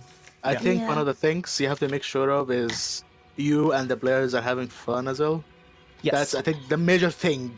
Yes. The major thing is that, I guess, to actually dig even a bit more than that you have a good group dynamic. Because I've actually had this in my own game, to where a few people had to leave, and then I got a few new people, and the group dynamic was just off. And it's not like any of them were bad or problematic. It's just the group dynamic was weird, which made both attendance and my own willingness to do sessions harder. But then I kind of rejigged it a bit, and now that we have a good group dynamic, suddenly everyone is showing up and is excited for sessions. So I guess, the one takeaway, well, two takeaways. First of all, make sure that everyone has the same expectations of the game, or at least similar expectations. And two, focus on making the campaign fun and making sure that you have a good group dynamic, because fundamentally you can't control other people. All you can do is make it as fun as you can, and then just let people do their own thing from there. That's all you can really do. It's a table game. Everyone is here. Everyone's gonna have fun. So yeah, I think the main thing is that people so there are some people that are super into D&D, and they will drop everything else to just play D&D. And there are some people that are, oh yeah, I like D&D, but I feel like doing something else this week, so I'm going to miss this week. So it's just finding the right people, and also during your session 0, making sure that you set the expectations of how the game is going to be played, if it's going to be a serious thing or if it's going to be a chill game.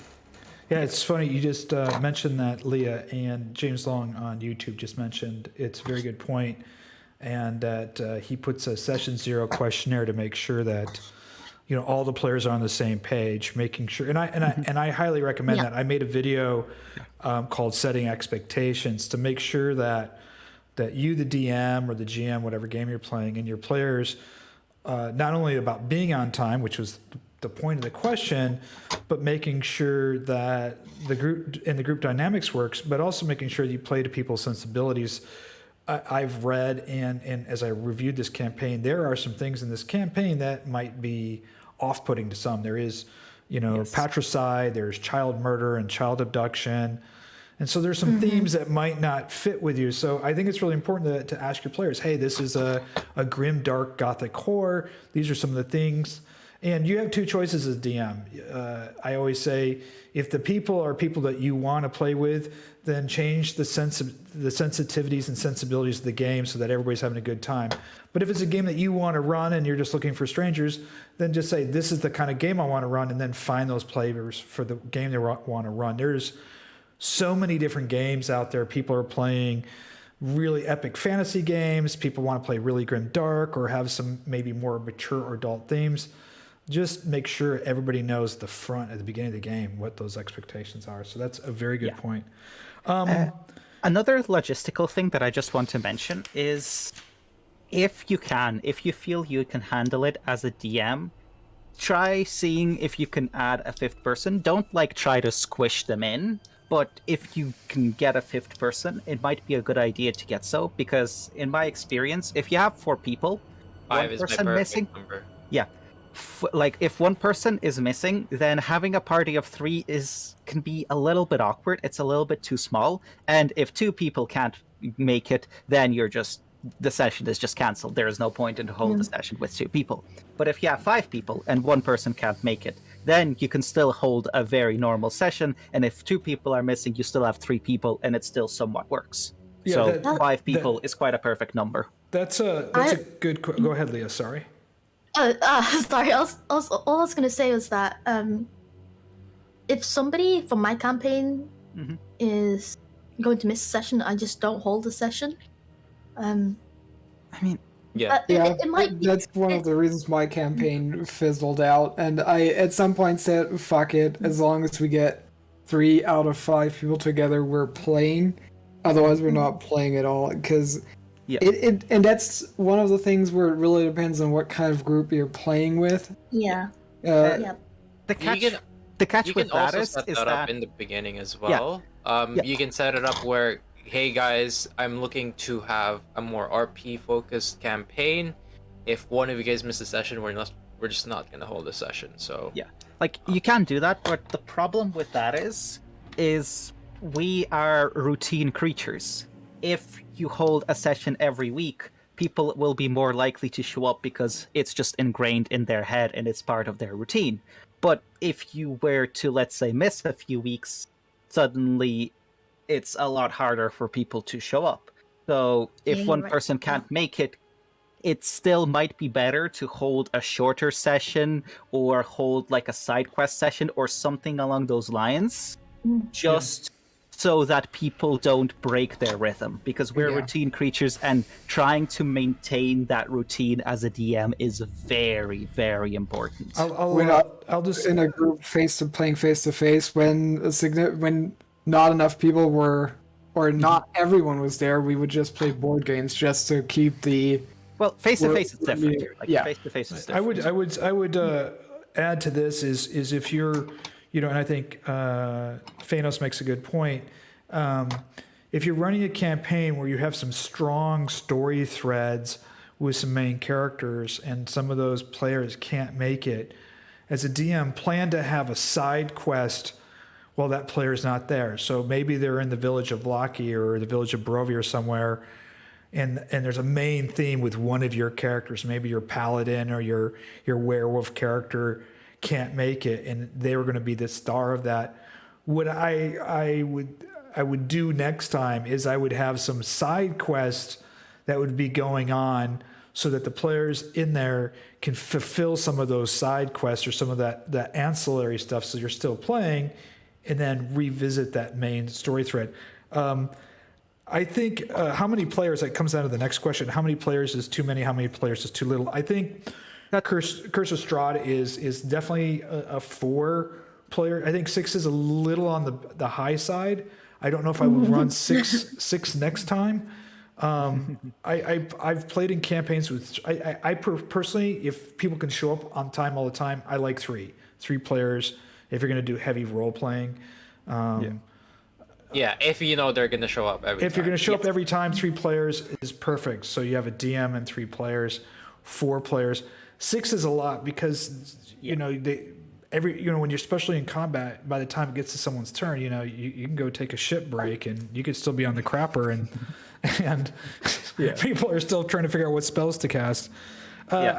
6 takes a lot more logistics to get properly running, and in that case, if you have 6 players or even 5 players, you need to accept that not all of the players will be able to shine in every single session, and you need to kind of rotate it in and out to where some sessions some players shine, some sessions other players shine. and as long as your players are okay with that. So I guess it very much depends on the players that you have, because if you have players that want to be in the campaign engaged all the time and don't want to be in the background at all, then having a group of more than 3 players is going to be awkward because someone is going to be in the background. But if you have players who are okay with being in the background occasionally, or even prefer it, like I have 1 or 2 people in my campaign who actually prefer to not always be in the spotlight and prefer to be in the background for a bit, then 4 or 5 players or even 6 is fine. It depends on the players and the people you're playing with. This goes along with the players in this kind of question thread here. Expectations. It goes back to Right. expectations. I have the next question here kind of fits in with that. I've been watching the last few of your campaigns. I'm going to be starting to play in Curse of Strahd. I have 5 players. How did you choose which one of your players would be, Fiannos here? How did you choose Fiannos to be the leader of your party? Or was that chosen among the players? I don't think no one chose it. I just started talking to people. I just inserted myself into that role. Yeah. No one chose me. I have 10 charisma. I should not be the party leader. I don't think came naturally. I don't think we really had a leader. We just had like a common drive. A talker. This is, by the way, something also for the player count. One of my things with the player count is just mechanically, D&D, if you have more than 5 people, drags on during combat way too much, I think. And also some players like me, tend to disappear in groups in general. So some people might not get to, or, role play as much, because then inevitably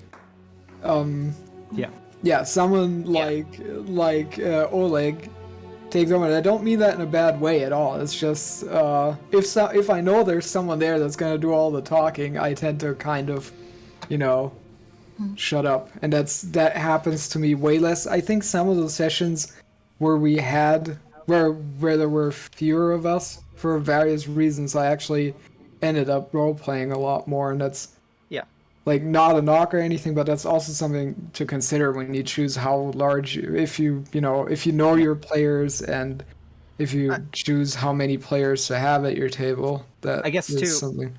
To actually answer the question, you don't choose who leads the party, quote unquote, as a DM. The players decide that basically among themselves, even if they don't talk about it. It just gets decided among the players. Because of how the dynamic, it just happens. Right. It's just something that happens. No, it's a really good question. I mean, this person's obviously starting the campaign, and he didn't know. The one thing you can do in that regard, especially to what Tim said in terms of some players fading into the background and no role playing, is you can try to, as a DM, notice when players haven't talked for a while and try to insert them in. Have an NPC come up and try to start a conversation directly with them. Or speaking of that, I'm going to interrupt you. Speaking of that, to insert myself as the DM, to give other people a question, I'm going to ask this next question, and I'm going to give this next question to Ileanys, who hasn't said anything for a little bit, and then let it go around the table. What was your as a player favorite moment in Curse of Strahd? So we'll go ahead and start with you. God, why should I have said the question? Can you skip me? Okay, I'll skip you.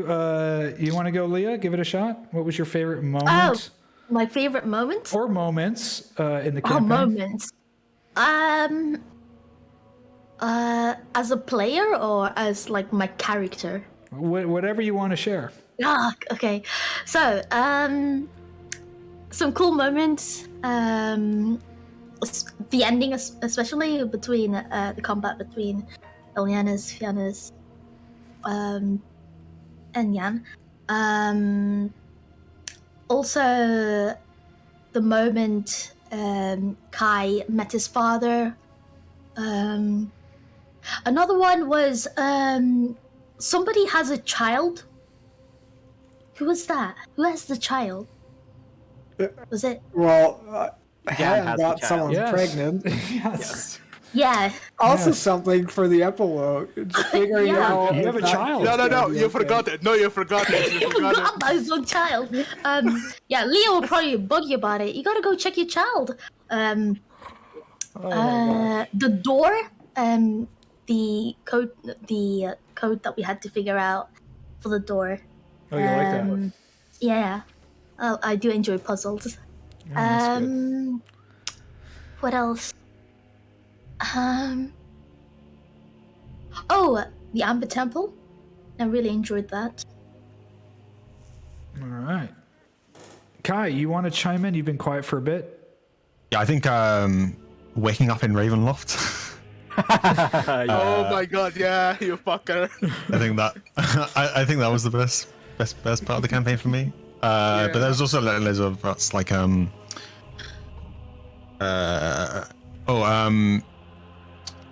what was it when we were the party was split and we were I can't remember what we were trying to get, but it was by the like the evil druids. When and all the Ileanys portals. joined Stone. Yeah, that was it. Oh yeah, that one was awesome. Actually, I Yeah. love that. That was super I cool. actually love the whole side mission that Jan, Kai, and I did. Yeah, Oh, the yeah, whole that was pretty cool. the whole like when we were split was all really good that bit. That was very clutch. He was close though. It Oh was so yeah. close. Yeah. Splitting the party. That was big. Oh yeah, Jan managed to free the guy. What about you there, Ervan? What was your memorable I moments? think one of them is when we split up and how like remember Oleg when we found like that child and how we tried to help him and we tried to like Yes. listen to the wolves and try to like help them and, like that was like a Fucking really wolves. that was a fucked up moment, but at the same time, man, it felt good as well because like this is like a really like living story. Yeah. What else? When we reached the wolf den and Ervan, and also when Ervan fought his father. That fucking puzzle. That puzzle door. Fuck that puzzle door. The puzzle Oh door. man. Yeah, that was a tough one. Ileanys? Final fight. I did really like the dinner with Strahd. That was fun. Where you guys just woke up wearing dinner attire. Yeah. Oh my god. Also,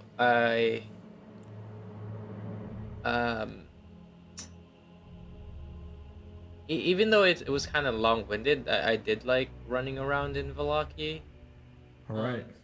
There was a lot there. There's a lot going on in Vallaki. Well, more of I have a love-hate. Yeah. I wish we found out more about Lady Vokter Yeah, that's what I was gonna ask. and Why her don't we- basement. I know there's something going on in that basement because Yes. Silas went in there and there were some creepy looking rogue dudes, but we just never explored it. So I will share Yeah. that with you. Later, Valker was running a cult out of her basement, and she was planning on getting the cult to do an uprising against the Burgermeister. And Succeeded, no? yeah, well, you guys, it did. You know, you're not there to know, didn't- but Yeah. she yeah. does. She succeeds in that because you guys weren't there to stop her. Well, that's something that Fiannos is gonna have. Time to go dethrone her. Yes. Yeah. What about Anyway, what about you, Jan?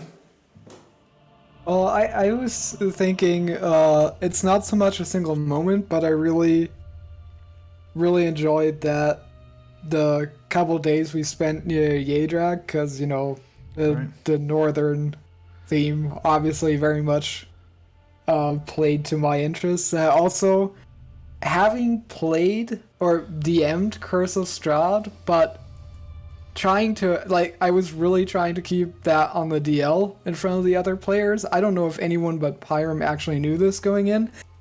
So when you guys found out that the one person Herjann in his paranoid mind didn't immediately throw massive amounts of suspicion on, meaning Vasili, Oh yeah. was actually Strahd, that was pretty good for me.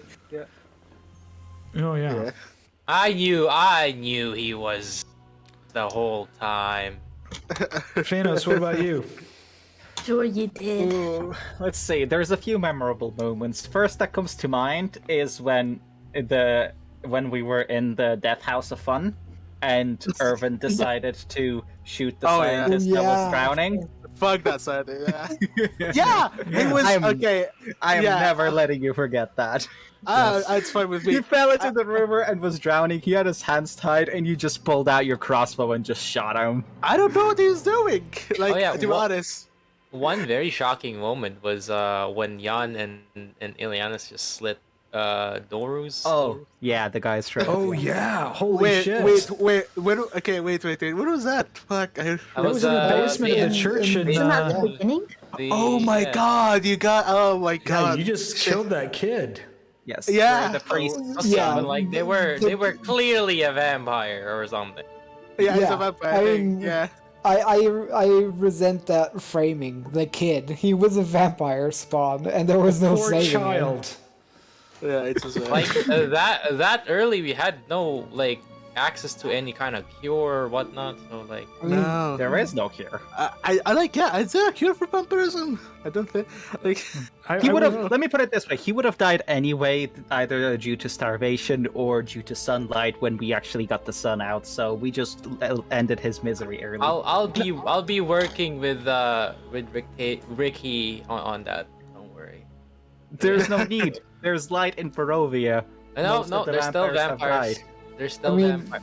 there are still. There's sunlight now, but Yeah. the sunlight goes down. Yeah, fair. It's half the day still dark. Yeah, well, fair. And that's actually, we only got Ludmilla. There's still some brides unaccounted for. There's two. They might brides. also be pretty powerful, so those need to go down. I think for me some of the things that stood out quite a bit was the fight with the vampire spawn in the Oh, in the coffin maker no. shop. the barrel. We room, died. Yes. We Fuck basically that. died. Yeah, That's the one where I went down twice. yeah, you went right? down in Yes. that one pretty quick there. That was pretty This close. this is when Pyram decided to implement more severe Going down. things for the going down, so it's not like a back and forth where it's like, oh, I'm down, Pop oh, up. I'm back up, oh, I'm down, oh, I'm back Then up. I would say I did like the whole crossing into Slinka Pass with the giant bird flying across the screen. Oh, yeah. You guys were trying to climb up the That one. Yeah. yeah. Oh climbing yeah. across. Also, the Abbey in Kresek was Oh, the very Abbey. well done. I really like that. It was very creepy, but in a different way to the rest of Barovia. It felt like it was own little microcosm of Yes, just the creepy Abbey. shit. I love the happening. Abbey. Is one of my favorite locations. Next Yeah, question but- here. Oh, go ahead. Sorry. Yeah, I was gonna say I really like the abbot and also the way you had him because he's a celestial that's kind of gone off the deep end because he doesn't even know he's a celestial, so he's pretty cool. And then comes up with the great idea to make a human-shaped fleshlight for Strahd because I you know danced with her. everyone does. yeah. What was Wait, his what? deal? Like, What do you call it? what was Abbot's deal, by the way? The abbot was a celestial that came down here looking for another celestial that had come here before, which is Sister Constance and Saint Markovia, and then he got stuck here in the mist, and because of the mist and the dark powers in the Amber Temple, he slowly became corrupted, and doesn't see good or evil. He just sees helping people. So the way he sees Strahd is he sees Strahd as this lord with a broken heart whose brothers died and is missing, his lost love. So he doesn't. He thinks he's doing good by helping people, regardless if those people are good or evil. So he's lost his way. He's technically an angel that's lost his way. That's the story from the abbot. Next question. The next question here is how, and I asked this to you guys before when we were playing, but the person that's asking this here hasn't heard it. Is this the longest campaign that you've ever played? And if not, how long has been your longest campaign? Yes, by a good margin, because my other campaign with Pyram and the others finished up. So, and we started a new one. So yeah, this is the longest campaign. I think this would be my longest. The highest level 2, I think I only reached up to. Yeah. You only reached level 2 before, you said? 8. No, like starting from level 1. I don't know if we started from. We did start from level 1, right? Yeah, we just start from level 1. Yeah. I remember we were level 1 or 2. Oh, we just got out of the Death House of Fun, so I think we were level 2, and we were holding up like hordes of zombies in the house. That was fun. Yeah, we were level 1, and then we came out at that level 2 or 3. I think you left at level 3 out of the house. Oh, okay, yeah, level 3, yeah. Leah, what about you? No, I've actually played a campaign that was from level 1 to level 20. How long did that take? Oh god. 3 years? 3-4 years, yeah. Yeah. Jesus, damn. Yeah, but it was fun. And I enjoyed CoS Strahd too. Congratulations, you're in the severe minority. 1%. You're literally Severe minority. actually experienced anything above level 10. Yeah. Except for campaigns which start at like level 15 for people to just fuck around in. Kai, what about but you? yeah. Is this the longest campaign for you, Kai? Yeah, I think it's like, I don't know, like 60% longer than my my other campaign that I had like 2 years ago. So yeah. Oh wow. If you had the chance, Pyram, would you have gone beyond level 10 for CoS Strahd?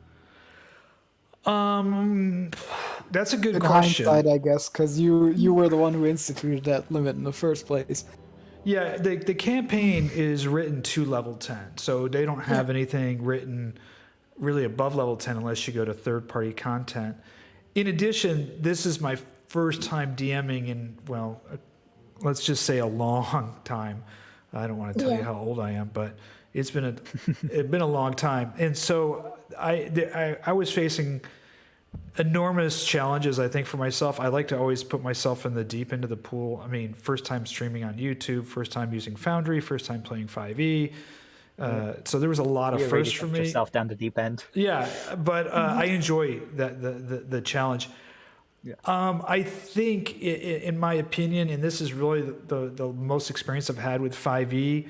Most of my stuff is more OSR, BX, AD&D.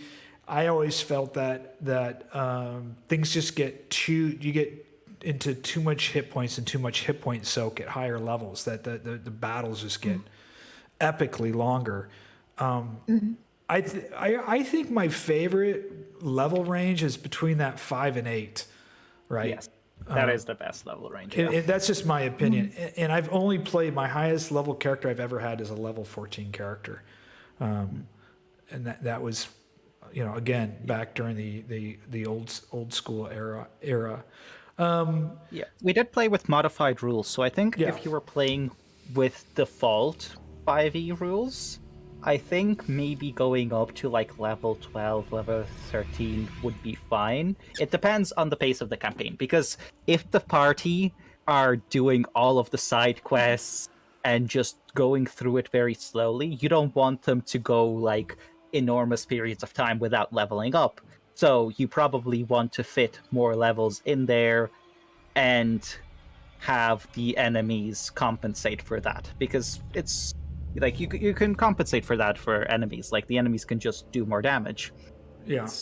One thing that really set the tone for our campaign in terms of power levels and stuff was our changes to the spellcasting rules. Yeah. As a paladin, being able to use smite almost at will is fucking nuts. How many And- times So did you use? strong. Yeah, you How many times did you And- use Destruction Wave actually? Not use it that once. often. You used it well, once. Twice. 2 or 3 times. Twice, Yeah, yeah. twice I think. So it's just it turns out unless we're actually literally surrounded by vampires, where the AOE does something to stop the regeneration, etc., which at that point, due to the Sun Sword, wasn't even necessary anymore. Yeah, just the smiting is nuts. And since we also changed the spellcasting rules, we at level 10 we had access to basically all the spells.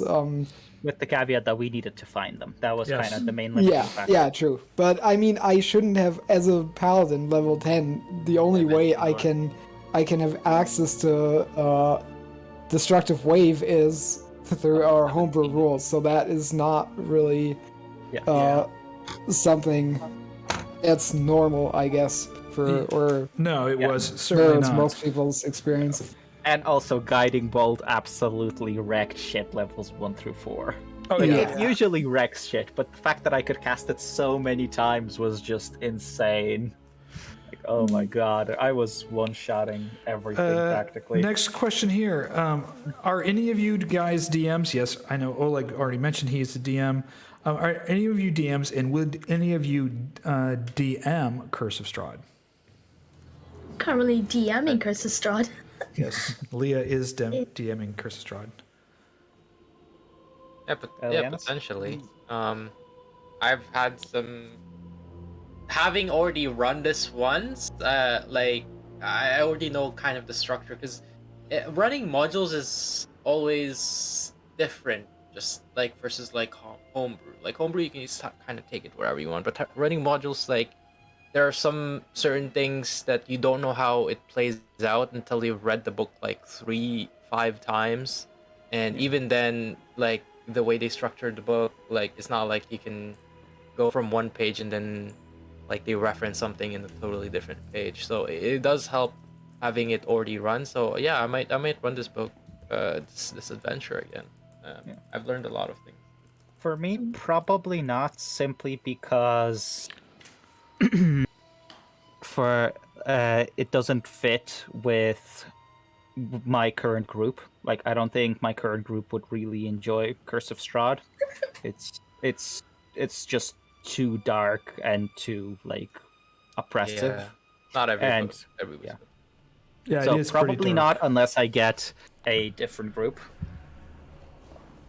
And Kai, do you DM or are you just a permanent player? No, I haven't DM'd before. And I don't know. I feel like I would be more inclined to do homebrew stuff rather than a module if I DM'd in the future. Oh, another question to everyone, I suppose, is do you prefer being a player or a DM? Oh, that's a good question. Oh, that's a hard one. I like Not sure. both. I like creating characters as a player and like playing out those characters and seeing how both in terms of character and in terms of their mechanics how it works out, but it's also really fun to DM and see the shit that my players get up to, because I tend to be fairly laissez-faire with my DMing, where I let the campaign go off the rails if the players want to. Like, for example, when I had my Dragon Heist, Waterdeep Dragon Heist campaign, Kenku were supposed to be one of the just standard fodder enemies for that campaign, but my group decided to basically shelter in all the Kenku, which required a lot of major rewrites and restructures to the story to fit it around the fact that the players were rescuing and basically building a shelter for the Kenkus rather than just killing them. But, you know, that's the kind of thing that I enjoy as well, so it's hard to say. What about you, Liea? You're DMing right now and playing. I enjoy them both equally. So, I mean, CoS Strahd is one of my first, like, long campaigns. I've done a one-shot before as a starter, and I really enjoy running CoS Strahd, especially with all the modules that you've done, Pyram. It makes it so much more fun to run the story and roleplay different characters. burgomasters and all that sort of stuff. And as player, I really enjoy role-playing the character and having the character to go through so many different things, from being naive and to becoming, I suppose, knowledgeable and growing. What about you? Well, that's a good question. I had a difficulty just in my learning curve with 5e when I first started playing. I played in a few one-shots before I DM'd. And I would just... and I'm still on a learning curve. There's a lot of stuff in there I'm just not familiar with, and that's just my fault. I gotta stick my nose further into the book. I think I prefer really heavy role playing, and probably because I'm a writer and was a thespian before. I played in a one shot. I'm playing in it turned into like a 6-shot, Stars Without Numbers, where we've only had in 5 sessions, there's only been 2 combats, but the other people are really heavy role playing, and it gets it's pretty deep. We roll a lot for skill checks and stuff like that. So I really like that style of playing, but I really like DMing too. I love writing the content. As you know, I think I've written 40 modules, 30 or 40 modules for Curse of Strahd with the maps, all the text, all the additional story, new loot. And I'm using this campaign. I have, I think, 400-page notebooks just filled out with stuff. So after we do a session, I just sit down for an hour with a nice glass of scotch and start writing, thinking about what worked, what didn't. If you've watched, if any of you players, and I know you guys haven't, just because you're playing and you don't want to spoil anything, but if you go back and watch any of the Curse of Strahd guides that I've done, you can realize how much you guys have influenced all of that writing, what happened. And I go, wait a second, I should have probably done this. And, oh, I remember Fiannos said this. That's a great thing to add in. Or Jan did this. And there's the whole story with the child and, oh, Kai's father. So all of those things that you guys did has filtered in and has given me inspiration in writing all these modules. So technically speaking, and it's both figuratively and literally now at this point, those modules are really kind of all inspired by you. So all those people out there, I think we have 450 patrons that are now downloading these guides and these Foundry modules. All those things that they're reading have been really inspired by what happened in this campaign, and a lot of those were your decisions. So, and I really like writing that stuff. It's something I really enjoy doing. What about you? Sorry? What about you, Tim? Do Well, you prefer DMing or playing? I actually only started DMing because I figured DMing would be better than no D&D, and I was surprised by how much I enjoyed DMing. I mean, it's also heavily colored by, what phase of my life I'm in currently. Yes, I was gonna input that. One of the many reasons my campaign petered out was simply because I didn't have the time to, I didn't even have the time to be prepared as a player to the level that I would have liked to be prepared. So DMing was just out of the question at some point. Yeah. That doesn't mean I won't do it again in the future, but yeah, if you give me the choice between DMing and playing, I'm gonna be a player. Next question, then. Next question here. Do you have any other campaigns planned, and what do you guys plan to play next? We'll start with Ervan. You haven't answered the question well. So do you have any other campaigns that you're planning to play, or are you playing anything right now? I am currently playing Baldur's Gate. The problem is that I'm having trouble because his last year of college, but it's kind of like running, and it's kind of Baldur's Gate is really fun. Like we are like level 7 right now, and it's a nice campaign. Other than that, nothing else. That's the extent of it right now. Kai, are you playing in anything or plan on playing in anything?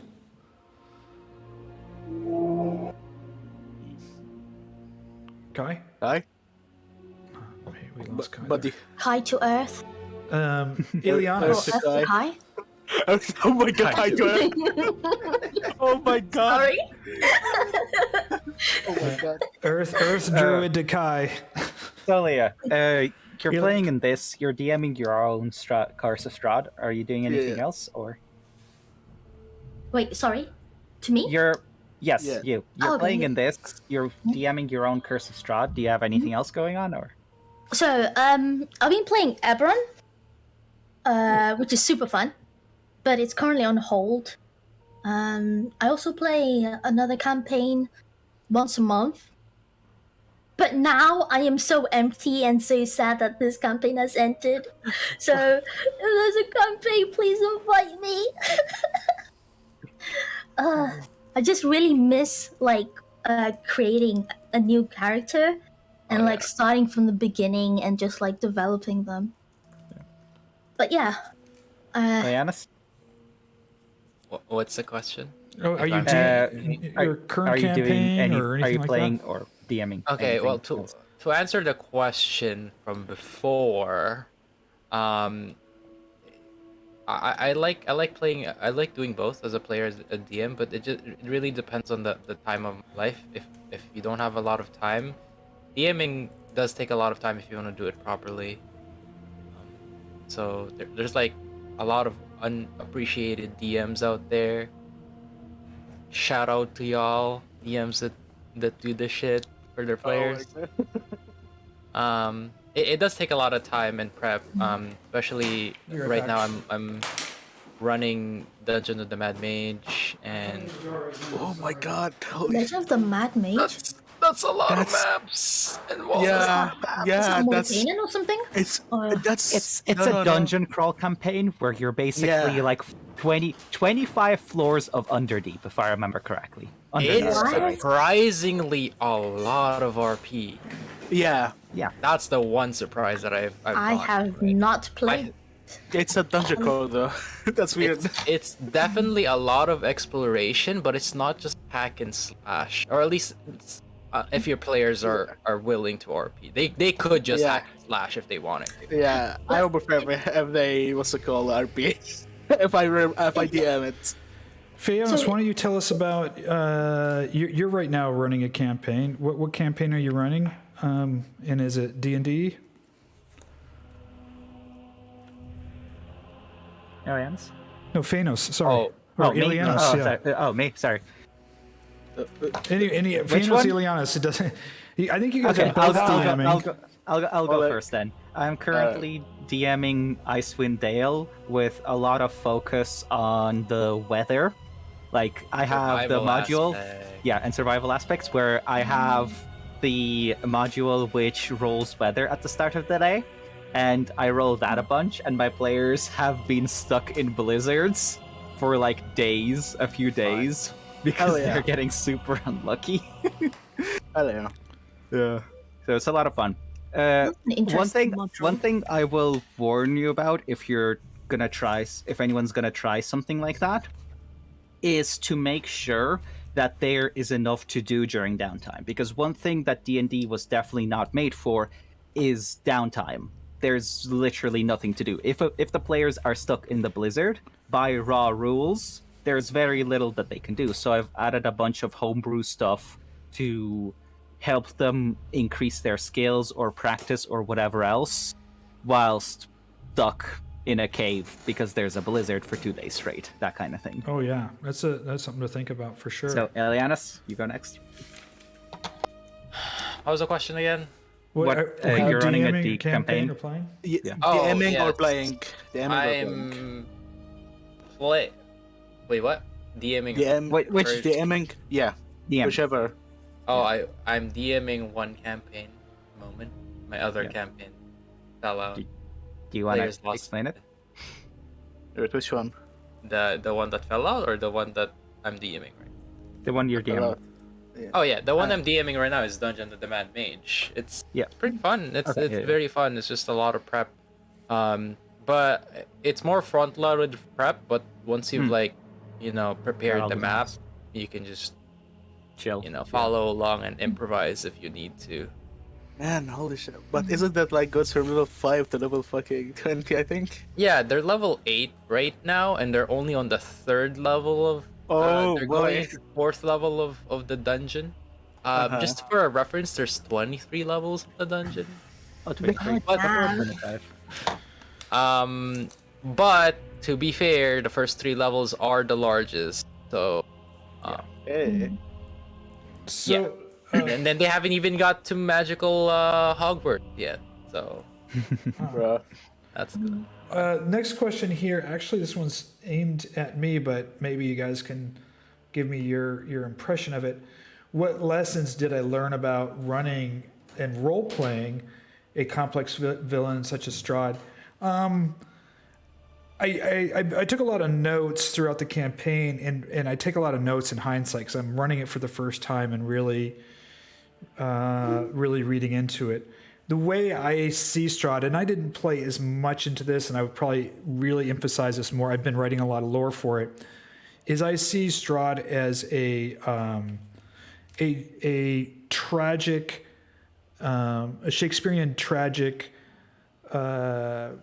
romance story, which most Gothic horror was tragic romance. When if you read the first Bram Stoker's and stuff, there's a lot of either sex or passion or love that turns people evil. So he lost his love, he killed his brother.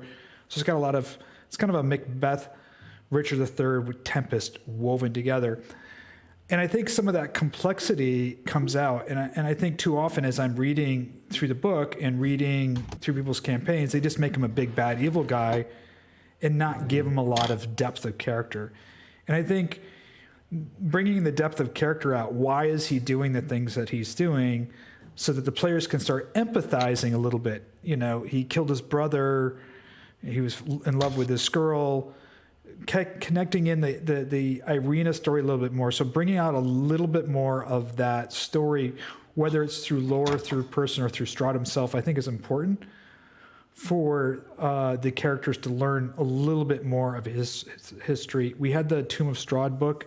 I'd probably expand on that a little bit more. I've been writing some more complexity. He is a complex character, and he wasn't always bad. That's the thing. He was once just a prince, and he took the advantage of using some dark powers. And all of that stuff, I think, doesn't always get filtered through or translate to the player. So I would work on that for sure. The second thing is I would probably have some more role-playing, not combat interactions with the player. We had a really good, and it was funny because all the players mentioned, or most of them mentioned, they really liked the dinner scene with Strahd. And I think the dinner scene with Strahd needs to ask the players for a favor, right? It's not just having a dinner with the players, it's having a dinner because Strahd needs them. And I see Strahd as a person that doesn't do his own dirty work. He doesn't get his hands dirty. He has the werewolves do shit for him. He has his minions do something for him. And he sees these players, this party, your adventuring party, there in, hey, I can use these people to my own ends. They just want to leave Barovia. Maybe I can let them leave Barovia if they do something for me. And maybe I'll keep Kai's father in the dungeon as insurance that they do what they need to do. So more of those kinds of interactions in there, and then the players learning a little bit more about his backstories. I will say, if it wasn't for Ileanys, by the way, who plays our Warlock, spending a couple hours on the weekend with me, I think it's really important, and I'm not familiar enough with it, excuse me, with the difference between the layer and legendary actions. And even though I wrote it down on paper, maybe it's my childhood dyslexia or whatever kicking in, but I'd always get them confused in my head. Which one is on a 20 count? Which one can I do over and over again? Fortunately, Ileanys showed me a macro and stuff in there that pops up, says which one can I do, and then resets them for me.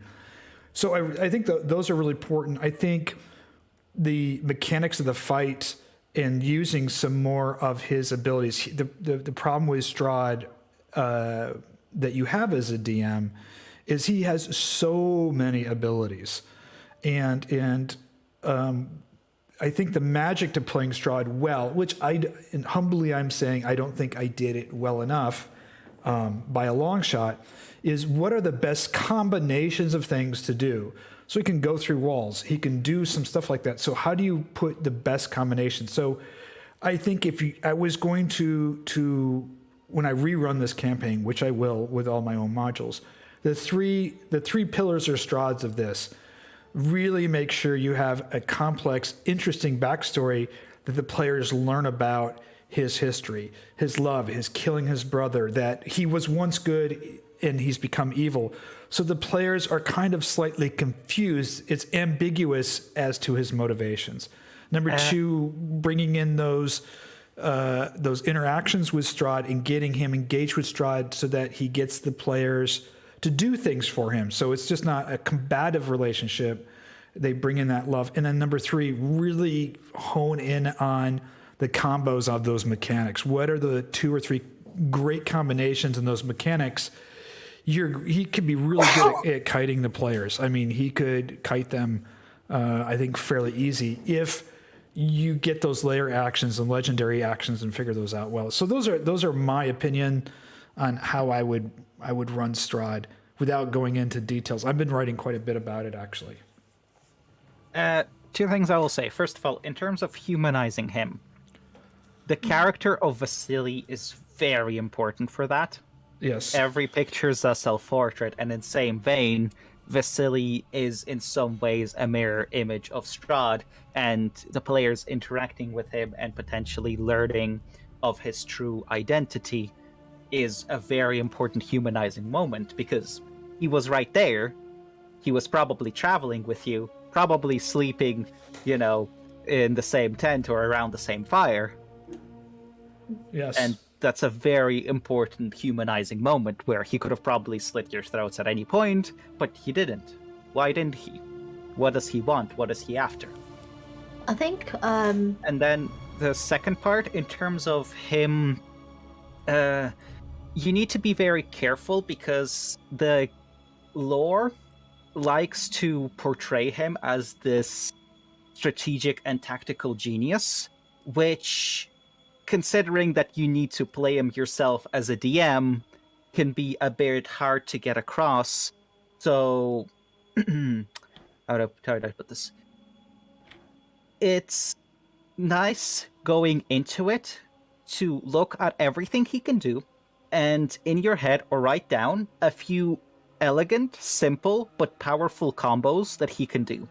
For example, he can phase through walls. So let's say, he phases into a wall and disappears, and then goes behind a player near a wall and just grapples them to the wall, like basically grabs them from behind and, let's say, bites into their neck or something.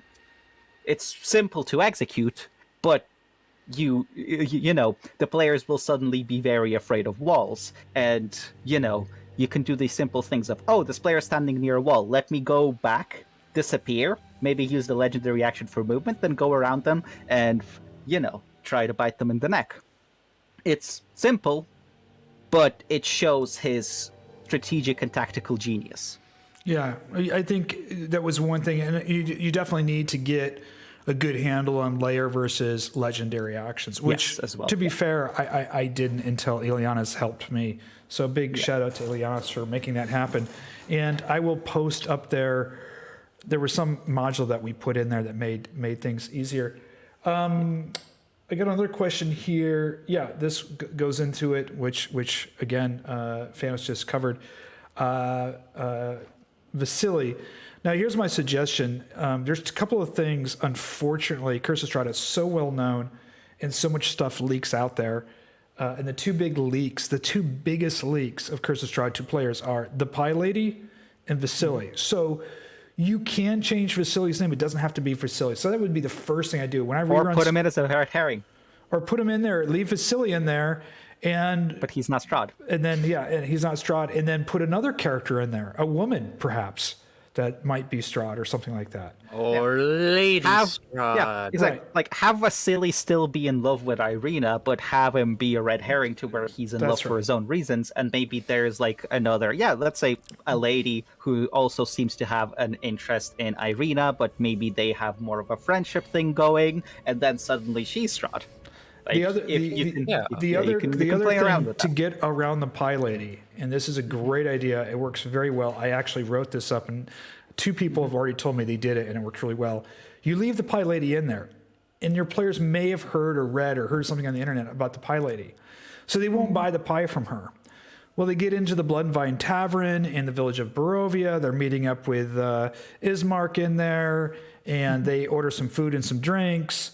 And they eat there, and as they're leaving the Blood and Vine Tavern, they see out the corner of their eyes the bartender talking to the Pie Lady, and he's buying food from the Pie Lady. And then the players all just have this look of dread on their faces. They just ate food in that bar that the Pie Lady sold to the bartender. yeah. So, That's a they're pro- like, you know, you can That's a get, spicy one. yeah, so you can play do, around with all do of that. some stuff like definitely like that. The Amber Temple. I have a question. I got a question through the DM, and I just got a question on YouTube about it. I'm writing the Amber Temple right now, and the Amber Temple, as rules is written, actually has it's like almost a separate campaign. It has so little to do with Curse of Strahd, other than the fact that he got his dark powers there. That you need to weave that in there. Now, if you've seen, I highly recommend, after you watch this video, if you're going to run Curse of Strahd, watch my Fae Quest video, because I wrote an entire story arc that ties in the Amber Temple to Strahd, the books, the Fanes of Barovia, all of that stuff. A lot of that stuff I pulled from our campaign. And the red gem is hidden. There's a huge empty space in the Amber Temple, a huge, massive empty space. Our players didn't even get there. Huge, massive tomb that literally has nothing in it. You open up the Curse of Strahd, it gives you the numbers of the room. It says empty chamber, empty chamber, empty chamber. You're like, this is like, a third of the goddamn temple.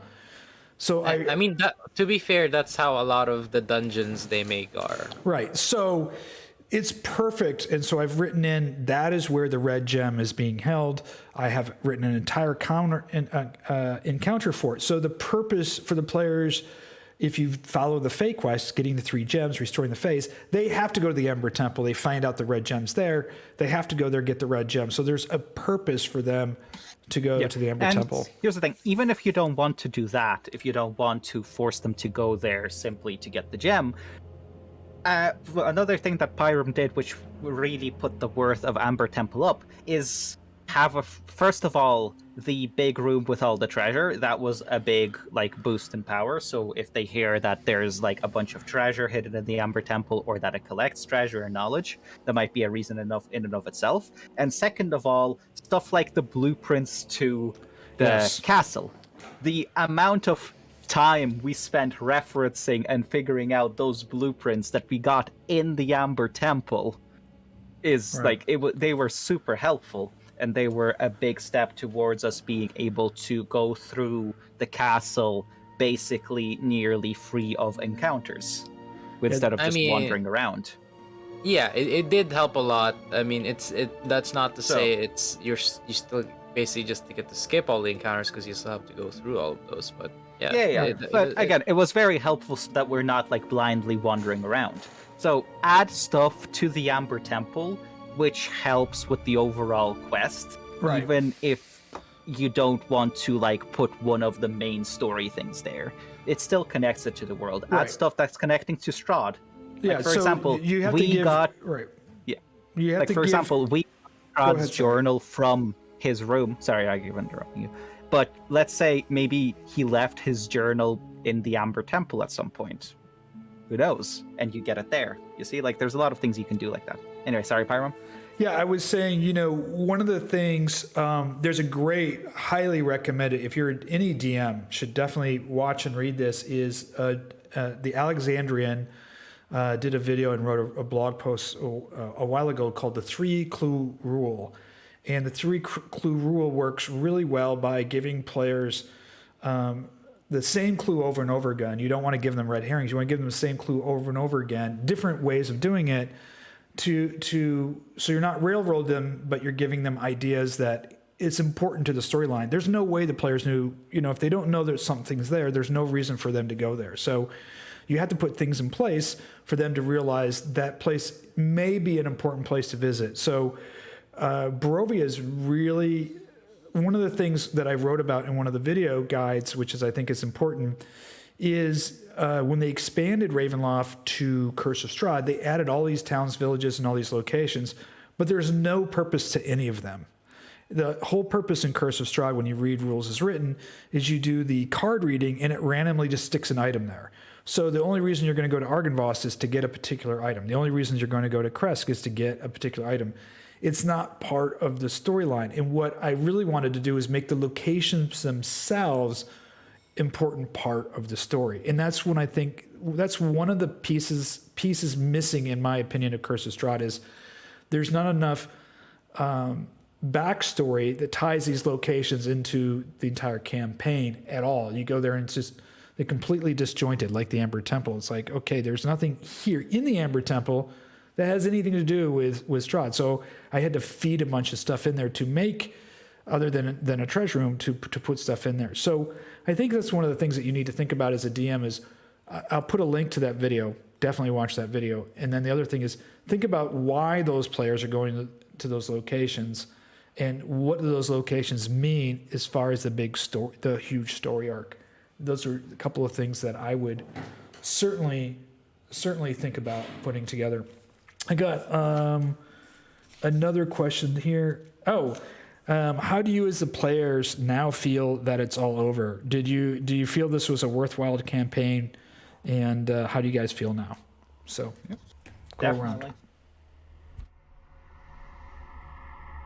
Sorry, what was the question exactly? How do you guys feel that it's now over? that the campaign is over. Yeah.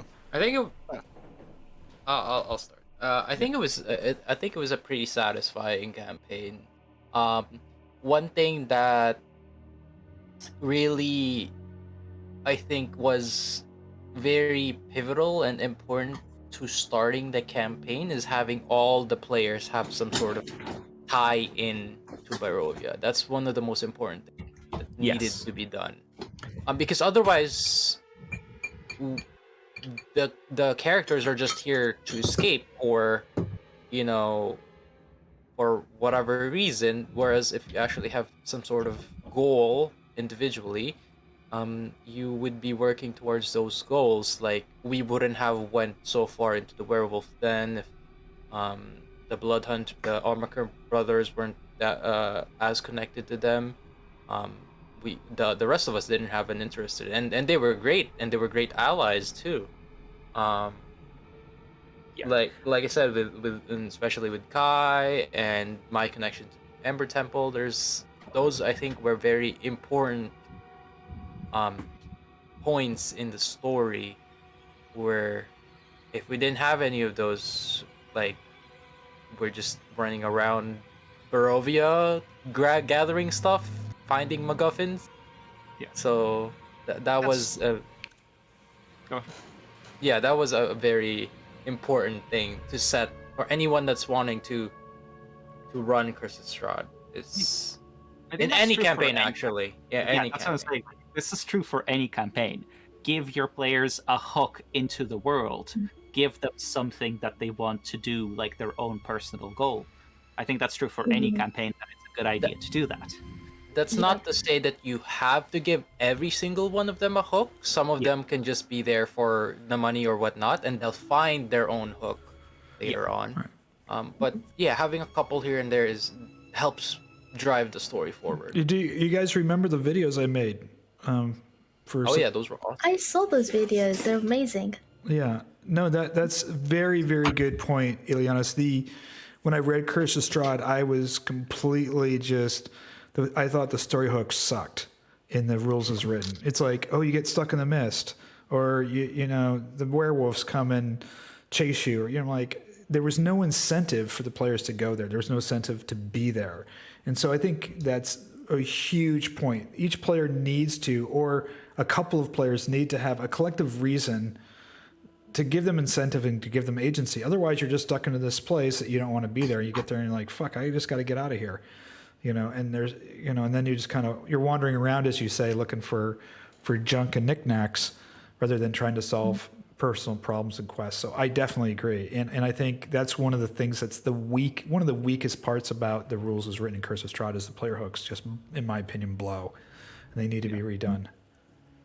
Honestly, Yeah, like player and- hooks nearly always should be personal to their individual character. At least in my experience, that probably works best, because something cool that they did for Icewind Dale, for example, is they had this like bunch of cards which were like, oh, your player is a secretly part of this organization, or it's like, oh, your player is secretly this or that. And as I was reading through them, one thing that I found is that if I were to just give them out randomly to players, a lot of them just wouldn't fit. And it would take a while to find a card that fits them. So instead, I took those as a baseline and just customized them and basically picked them out individually for players. So I feel like the hook should always be customized and individualized for that particular player. That's not to say that you can't make like maybe 5 or 10 general hooks that you can then customize. But yeah, the hooks should always probably be individualized, honestly. Yeah, I think that's like something that you do like before a campaign, making sure that your players have a background. Yeah.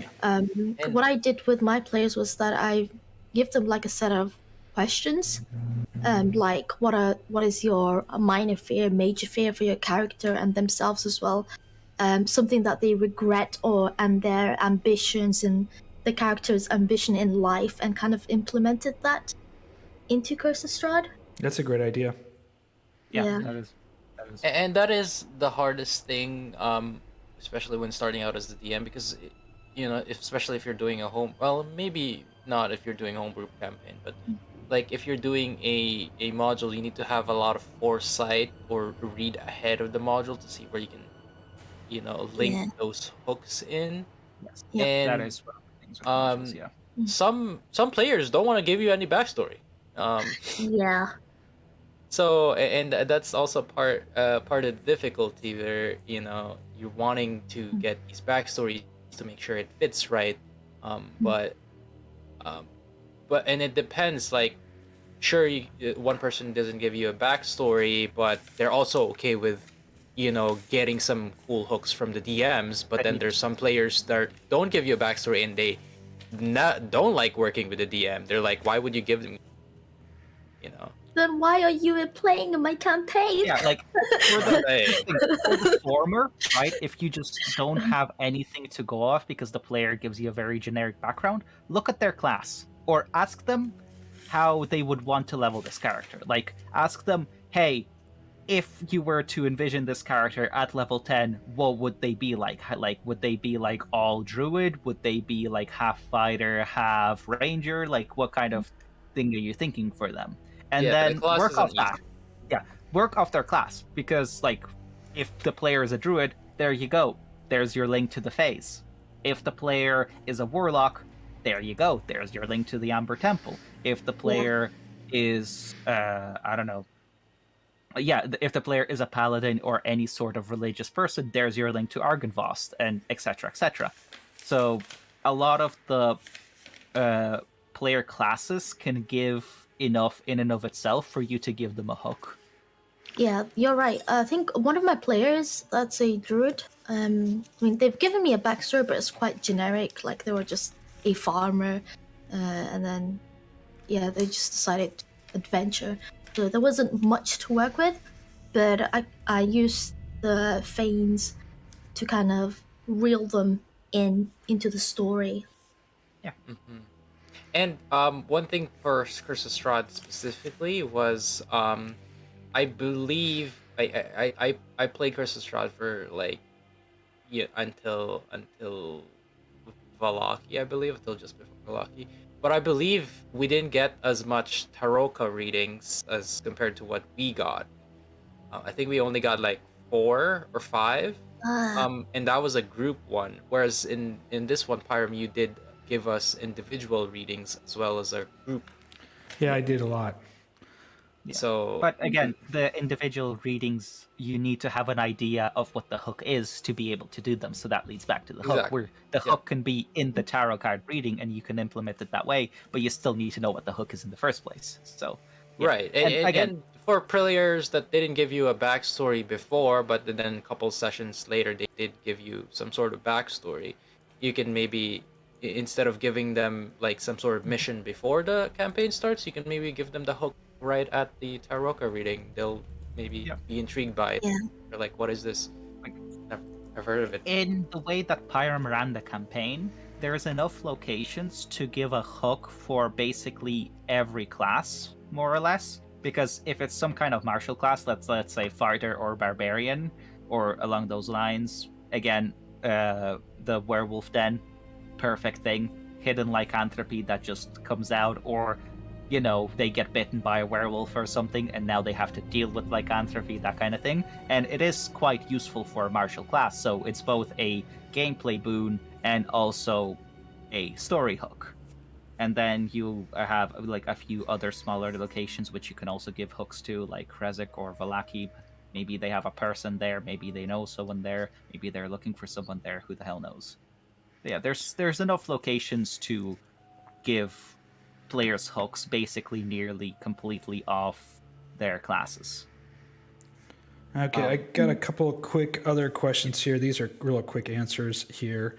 I love the maps that you're using in your guides, but you're not using them in your videos. Why is that? Okay. I started the campaign in 2020? September of 2020. So it's been a year and 6 months. And I only started making the video guides about 6 months ago. So the video guides on how to run Curse of Strahd, including the PDFs and stuff, the maps in there, which are gorgeous maps, those are made by DM Andy. You can go there to his Patreon and get them, or they're included in the Foundry Modules that I create with DM Andy's help. The maps that you're seeing that I use in here, some of the maps I found in Reddit, some of them were the maps from the actual module themselves that I used. I will say this, and this is something to think about when you're going to be playing on virtual tabletops. When Wizards of the Coast write their campaigns, or the majority of their campaigns are written for the tabletop, not virtual, in their books.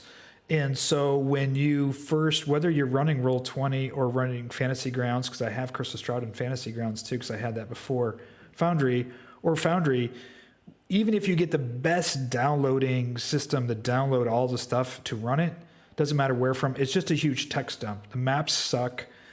It's just a huge text dump. So you really have to go through there and clean it up and tighten it up. That is the main learning curve. Yeah. Well, except for the learning the tech itself, the main learning curve is actually adapting the modules to a more visual mediums, because you need more maps, even for locations that they would never make maps for, because they make maps for like encounters where you're about to have a combat, but you want maps for inns, you want maps for a lot of things. And that leads to my plug. The center of the mind thing helps. And that leads to my plug. You can go check out those video guides, and with gorgeous DM Andy maps, all the lighting, all the characters. And I know Leea knows, right, Leea? Yes, Are those modules good? Are those modules good or what? You don't even have to do anything. You just install it and it's done. It's got the roll tables, the characters, all the text, all the links, all the maps. You know how easy it is?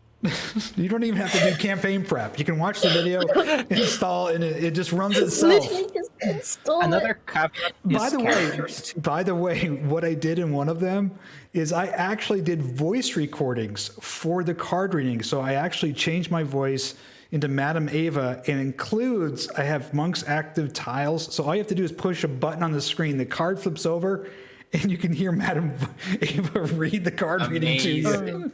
That is amazing.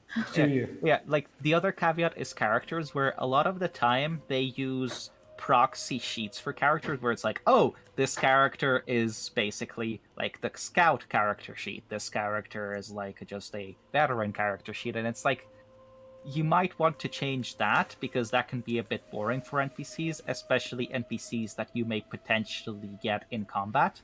And also, on a similar note, sometimes they just don't have any pictures of those NPCs, so that can be a pain in the ass as well. So Yeah, you just go out there and find them.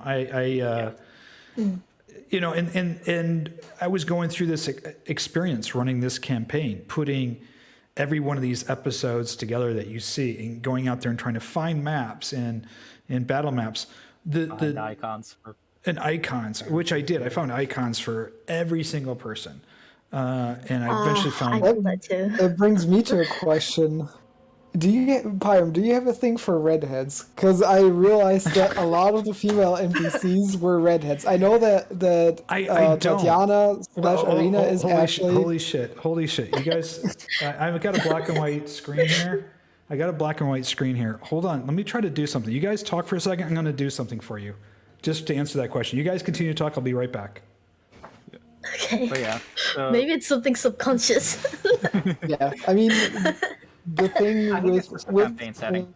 Tatiana, the thing is, because of Tatiana's fate in Barovia lore, redheads are actually an issue. That's why Ireena dyes her hair black with ash. She's actually a redhead. But yeah, I don't know. Esmeralda being a redhead, and then a couple of other characters. I think it's just the setting thing, where the setting did that, so it just kind of transferred over. Yeah, no, that's what I mean. In Curse of Strahd, as written, red hair is considered such an issue that people dye their hair. So the fact that we ran into a bunch of redheads, that's why I mean, the more likely explanation is people don't care about that, and Pyram just looked for hot women tokens. And redheads. Yeah. Hot women tokens. I think That's how we... Shit. I think people just overlooked that little caveat. Okay, I had to step away for a second because you asked me a question. Do I got a deal or something with redheads? And I'm about to show something on the screen. I just changed it to color. It's gonna take. Yeah, it's color. My hair's not red. I don't have red hair, but. Hola. Hold on. Hello. Hold on for a second. It'll happen here in a few seconds. So you're gonna get. I do not have something. No, come over. Come here. I want you to look into the camera. Right here. Look right here. What color is her hair? Don't see, it's red. It is. It's red. So she has red hair. So I guess I do have something for redheads. They were asking me if I have something for redheads. Anyway, next question.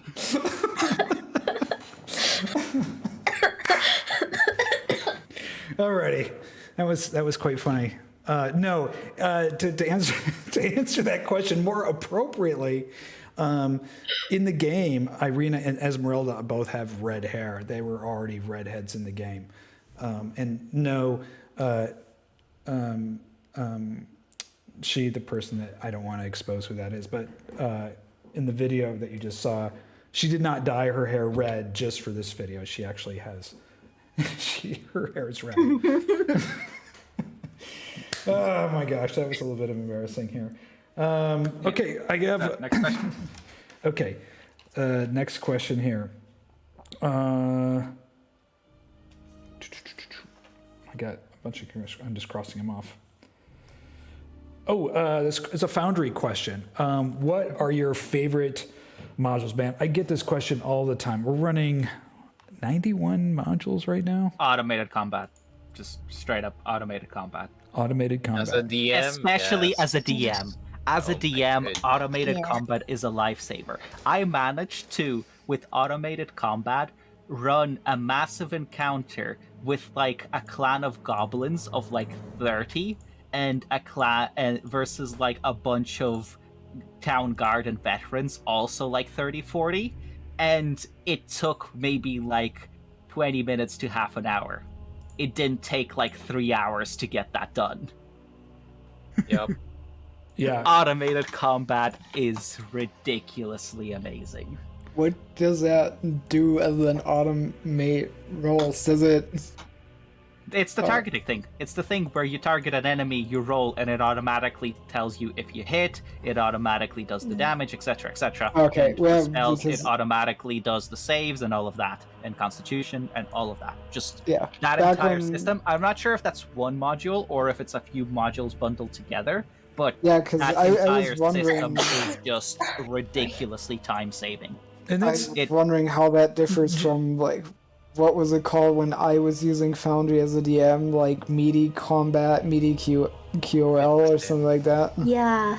the automated combat. I got a question here on YouTube. Automated combat. Ileanys works in version 9 too, right? Oh yeah, for sure. Yeah. So It works even better in version 9. yeah, there you go, Sebastian. Your answer is it works even better in version 9. I'm going to tell you the problem that I had is we were running on 8.9 during the week this week. I was doing some tests on my latest module, was having problems with the random encounter module with Blair on Forge, and so I upgraded to version 9 on here, which turned off a lot of my modules. But I have 121 modules on this system, which is insane. And I will go back and probably reevaluate which ones I like. I actually found one of my favorite modules just now, and I've been playing with it. We didn't use it at all in this campaign, but it's Monk's Enhance Journals, and I've been playing with it, and I'll be making a video for Foundry tips on using it, because it keeps track of quests, it keeps tracks of characters, it has a thing to help with player notes. So it's a really good thing both for the DM and for the players, and I've been playing with that a lot. So anyway, anybody else got a favorite module? Obviously, automated combat. Anybody else? This is not really like necessary for games, but I love automated animations with the JB2A and other. Oh yeah, I Yes, like the those animations too. are cool, yeah. I know it looks a little bit more video gamey, but I think it adds a little bit of something to look at in the screen instead of Yeah, just the fact that it moves adds a bit of like dynamic that makes it more engaging, even if it, like you said, looks a bit Very gamey. yeah, it's very simple. Like even if it's simple, like with like monks like punching, seeing like the 1-2 punch. Yeah, it's yeah. I guess more attention directing than it is immersive, but yeah, I think it's. So I do have an Yeah. embarrassing I mean, it's question. not- Oh, go ahead. It's not like you can't still describe your combat attacks and stuff, which I love doing, especially as a martial. So I had a couple questions here. Well, one is kind of for me, but I guess for the players. Parm, did you enjoy DMing this campaign? It looks like you had an amazing time. The answer is yes. I had a really good time. And I will say for me, what I really enjoy about being a DM is there were several things. Number one is I got to meet some really great people. All these players, which is really cool online from all over the world. We have people from Egypt, Canada, Ireland, the UK, and Germany, which is just really amazing. The second thing I really enjoyed for me personally was the fact that I was living in an Airbnb in Lisbon when we started in lockdown. So this really, and I didn't know anybody, so this was kind of a great creative outlet. The second thing that I really enjoy about DMing is also the challenge. I really enjoy the challenge of learning stuff, learning new things. And I knew I was way behind the curve on so many things, not just Foundry and YouTube, but also on 5e, which I'm still behind the curve. I think my players probably know 5e better than I do in a lot of cases, and I've leaned into them for that. And that leads to the follow-up question by this other person. I won't mention who it is, but it says, what do the players think about Parm's DMing style? Did they like it, not like it? What could he improve on? Oh man, I guess I asked for that one, huh? Well, I think you did really well for like 2 sessions. No, I mean Fucking derail after that. running Strahd using 5e, you did really well. And you said that is like your first. First time Time. DMing. Yeah. 5e, yeah. Yeah. So I really enjoyed it. Yeah, for me, I enjoyed everything. The combat and the homebrew changes, it was fun, but I wouldn't do it again. No, I wouldn't. There's some yeah. things I would change for sure, yeah. No. The as for the combat, it's just you're new, so it's acceptable. And if we were newer as well, I mean, it's if we weren't all know 5e almost the back of our hand, it would have probably passed. I don't, but I have my own things. Because, like, for example, I just recently learned that apparently in 5e you can only cast, like, technically you can only cast one spell. Yeah, Yeah. I mean that's Or for can- critical can- role, where if you watch Critical Role, they cast first, second level spells willy-nilly, but Yeah. You can apparently only Well- cast, like, one spell per turn, and I'm like, what? That is dumb.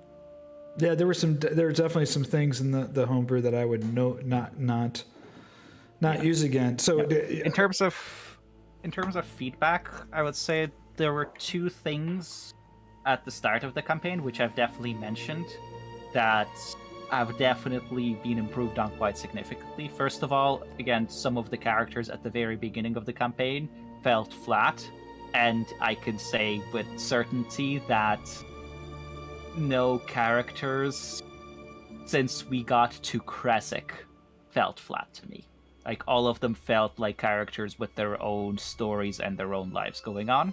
And second thing is, as Ileanys already mentioned, some of the combats were a little bit awkward throughout the campaign, but considering that we were running homebrew and there was a bunch of other shit going on and we were all experienced players, like, it's to be expected. So I'm not, like, blaming you for that. It's just some of the combats were a little bit awkward. fair The enough, most yeah. recent example is, I think, the first encounter with Strahd was a little bit awkward in a few places. Yeah, like, I guess a constructive feedback for me, it's just really reading over some of the stat blocks that the monsters have. Like, And for kind example, of- vampires and radiant damage. Yeah, sure. And the thing is with 5e, they are trying to move on towards more simpler stuff. Because I know before a lot of the monsters have like 2,000 spells, like all the spellcasters, and you have to know each one of those. So now they're moving on towards, which is helpful for newer DMs. They're moving on towards kind of adding those spells into their stat block, kind of like innately. Yeah.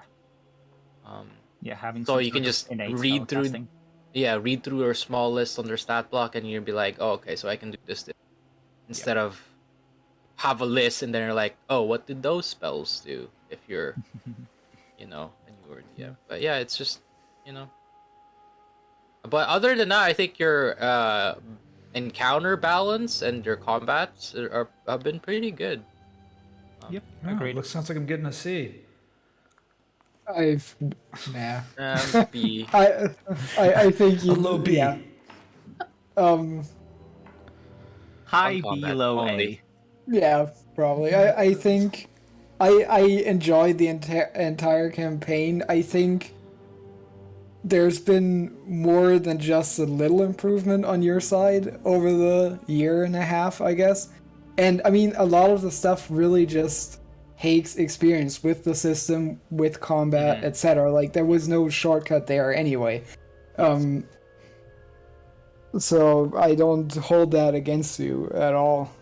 Yeah. But it kind of brings me to something I've been wondering about. Sure. Were there any moments where you were I don't know.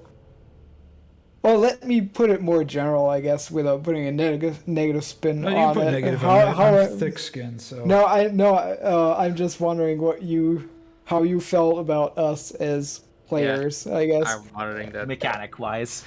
Well, in terms of how we I'll played be the honest combat. with you. Mechanic-wise and roleplay-wise. I would say... Yeah, in general, just... I would say several things. Number one, I was truly fortunate, and I mean this in all sincerity, to have you guys play, because I was the new guy at the table, yet I'm DMing an epic campaign, and I have experience from.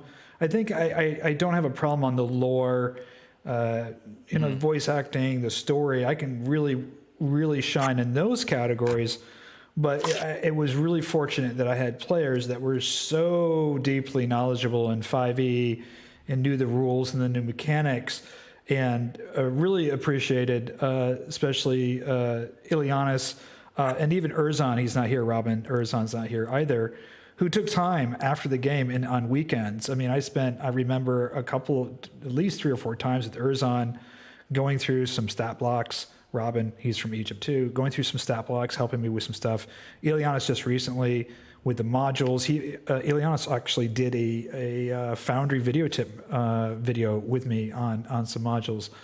And then, obviously Fiannos is DMing and knows the rules. So that was a huge help on me mechanically, and that I never felt at all in the entire campaign that I had to worry about you guys not knowing how your characters work, which was a huge relief off of me. And I think that was the thing I was most nervous about. It's like, oh man, am I going to read up on the paladin and know that they can't or can do this or all that kind of stuff? So that took a huge thing off my shoulders. The other thing I think this campaign felt to me was something that I kept on popping up in my head, more of I used to play a lot of tabletop wargaming, felt in a lot of instances more tabletop wargaming, where we got really more into the mechanics and less roleplay. I would say this was definitely leaning into more of a mechanic type game than a heavy role-playing game with the players. And I think that you guys are more comfortable with mechanics, rules, character building, and playing those characters and excelling at those characters, rather than the social role playing aspect of it.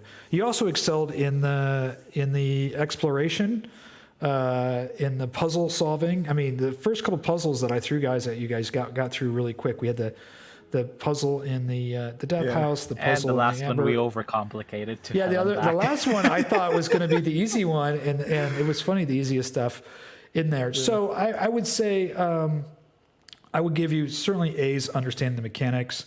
You guys were very patient with Foundry a couple of times when we had a couple of Foundry issues, and upgrading, knowing your characters, also rolling with it when things were getting a little difficult, saying, you know what, we're enjoying this. I always wanted to put the fun first. So if things got mechanically difficult or whatever, I said, you know what, let's make this happen, because it's a better enjoyment for the players, and this is what we wanted to do. I would say the weak side of the equation was, I mean, and that's just, it's not negative or positive, is what kind of game do you want to play? I think our game was light on the role-playing aspect of it and more heavy on the mechanics, the 2 pillars rather than the 3 pillars were the 2 areas where you guys really excelled at. Mm-hmm. Yeah, for sure. I think for you, I would actually rate your willingness to learn and ability to like S++. Like honestly, a lot of there are certain DMs that are not. They think they can. They're the shit. But you. I am literally the shit, but not in a good way. I mean, the shit way. Yeah, I think. Yeah, like. I could put it this way: the fact that you had 6 players, which is already difficult to balance because action economy, and then you had all of these homebrew rules that made us even more powerful because most of us were spellcasters. Or confused. Yeah, and the fact that you managed to still present us with many combats that had us on the ropes speaks for itself. Yeah, this like, is someone was asking me if I've never played D&D before. Well. Yeah, someone just asking. Yeah, I've played D&D before, and a lot of experience in BX, which is the old red box that's pre-numbered, and a D&D. Ironically, somebody was asking me, did I ever play D&D before? back during the day in the 1980s when the red box and blue box came out, so there was a box set called Basic and then there was another box set called Expert. Those both came out, and then I think, and I might have this story down wrong, there was a split up at TSR with Gygax and his other partner. So they came out with Advanced Dungeons and Dragons because they were pushing one of the partners out, and the other partner couldn't. I heard that. Yeah, they couldn't use Dungeons and Dragons, so they came out with this Advanced Dungeons and Dragons, and we all rushed out. I remember as a kid, rushed out and bought all the Advanced Dungeons and Dragons books, and I remember sitting down. We played. I forget which campaign we played, or module we played in it. It was actually one of the Ghost Assault Mars modules that they rewrote for. I think it was, and I just didn't like AD&D, so we all ended up for the rest of the time just playing the BX, which is Red Box Expert set, the Basic Expert, and that's that's my entire D&D experience until 2020 when I missed 2, 3, 4 and got into 5e in 2020. My other role-playing experience was I played a lot of Twilight 2000, which is kind of a war role-playing game in Europe, which there's a huge Kickstarter for it. They're bringing it back, alternative future kind of Cold War era stuff. I played a couple of Warhammer fantasy role-playing, and I played a lot of Traveller. I love Traveller. I would say I would love Traveller as much as I love Dungeons and Dragons. Played a lot of Traveller back then. That was the little black boxes with little black books, and Mongoose just released that too. So, but this is my first time DMing Curse of Strahd, or DMing 5e, and first time DMing Curse of Strahd in 5e. Next question. Next question here. This question is about Theater of the Mind maps. And it says, I saw you guys did a combat with a Theater of the Mind map. How did you like that? Would you do more Theater of the Mind map combats? Yeah. I don't know if it was for a DM question, but as a player, yeah, I think it was fun. I think it was fine. I think it's fine to have them occasionally as a kind of backup, if that makes sense, but I don't think it was my preferred way of combat because it felt a bit slower. Where, for example, instead of just being like, oh, okay, they're within 25 feet so I can walk up to them or smack them, or they're within 60 feet so I can throw something at them, I had to ask Pyram. It's like, oh, what distance are they at? Are they within 30 feet? Are they within 60 feet?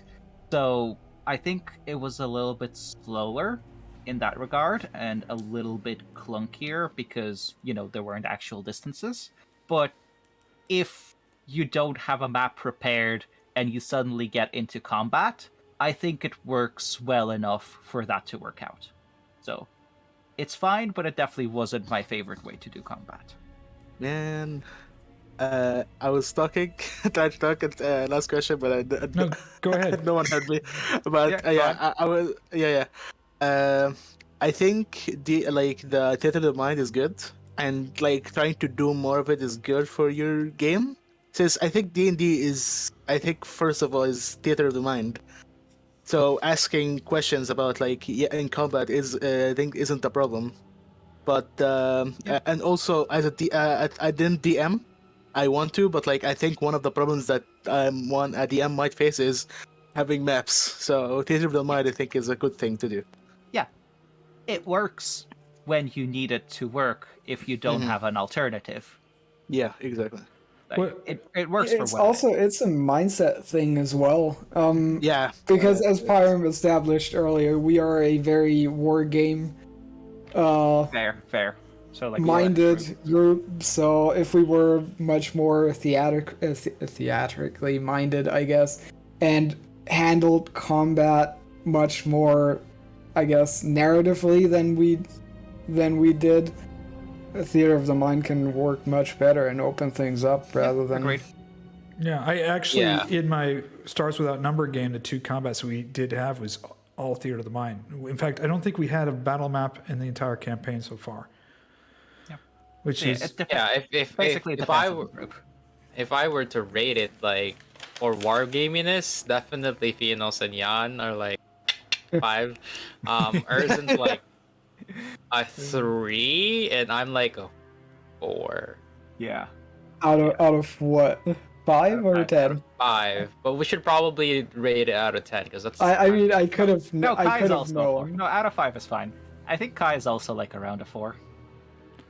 Yeah, I would say you guys are very tactically strong with battle maps. Definitely, I can tell from your playing experience, you guys come from or have some experience from various wargaming, whether it's the Warhammer series or Squad Leader or stuff like that. Part of it for me too is that the darker setting kind of brings out the more tacticaliness out of me. Yeah. Because I don't want my Yeah. character to die. Yes. If you it was a need to- more kind of fun, happy-go-lucky, or like typical fantasy setting shit, I'm like, whatever. Like I can just roleplay, like into combat, and it'll probably be fine. Yeah, But the stakes were pretty high, much for like the tone entire campaign. very early in the campaign was like you fuck up, you die. So that I think that especially people like me who are already in that kind of mindset on good days, it just enhances it even more. One of the things that I want to really explore more, and I think it's a great idea. See, Foundry gives us an ability to do something that we can't do at the tabletop, and that's the Fog of War. So one of the things I think Theater of the Mind does, battle maps do very well with Walling and Fog of War, is not doing it just for combat, but I did some exploration. If you watch my last video called Random Encounters, I used Monk's active tile triggers to actually put in traps and things to find that you can click on and things pop up. Like there's a dead body and you go over to the dead body and you click on the dead body and you find the clothes and everything in the dead body and you can piece together a story. So it gives you some more explorer features with especially using stuff like Monk's active tile triggers, that it doesn't have to be combat. It can be, there's some great exploring. And They're I think great for exploration. yeah, great for exploration. So the battle maps are great for that. I really like what I've been doing in my modules, but I'm James RPG Arts allowing us to include his Theater of the Mind maps, which we've used. We've used those in this campaign. They're great. Yes. And Like, for stuff outside of combat, the Theater of the Mind maps are absolutely amazing for giving you your kind of like the perspective that your character would see through their own eyes, kind of thing. That makes sense. Yes. So I really like using those, and I think having that combination, having DM Andy's beautiful maps for exploration and combat encounters are great, but then also having that ability to see from a eye level perspective what the village of Vallaki looks like and what the outside of the castle looks like. Those I think combination pull you really into the story. The next question here is this is for the players. Where is it? Oh, it's over here. Let me scroll back up. What areas about Barovia were you left wondering about, and what areas felt empty to you? Empty. What areas did you wonder about, or did you have questions about, and what areas felt empty? I'll go first. Empty. None of them, except for maybe like the initial death. Well, no, the Death House of Fun wasn't empty, but It provided a purpose. Yes, it is the only place that I don't have questions about. Every other place in the Barovia, I have questions about. right. It is the only place that I think that we actually explore thoroughly, and where there's very little left there that we didn't do or that we didn't piece together. Everything else, I have questions about. All right. Yeah, most of the locations have been pretty dynamic, and they all serve different purposes for the story. I don't think any of them really felt empty per se, because we kind of we did something in the location and we left. We didn't really even Velaki, if you think that would probably be the closest to be like empty, but I don't know what is going on in the background there or whatnot. Yeah. So. It's definitely not empty. There's definitely shit going on there. We just snoped out of there because we didn't want to deal with it. That's not empty because there's nothing going on. think- That's empty because we didn't want to deal with it. But he was like, we had politics, though. Yeah, we just snoped out of there. That was Yeah. that's the only reason. So, yeah. Tim, Leah. Sorry? I don't think any area was really empty. Yeah, no, I'm not really. Leah, the question was: are there any areas that felt empty, or are there any areas that you still have questions about? Not for me. It might be because I've joined you guys a bit later on. So my experience would be different to you guys. But for me, everything felt fine. Kai? Kai? Kai's asleep. Kai fell asleep again. He fell asleep again. Honestly, quite likely he's away. Like the Discord said. Yeah. Anyway, so Pyram, next question. I got another question here. I have somebody's sent a series of questions here. So this is from Scarecrow.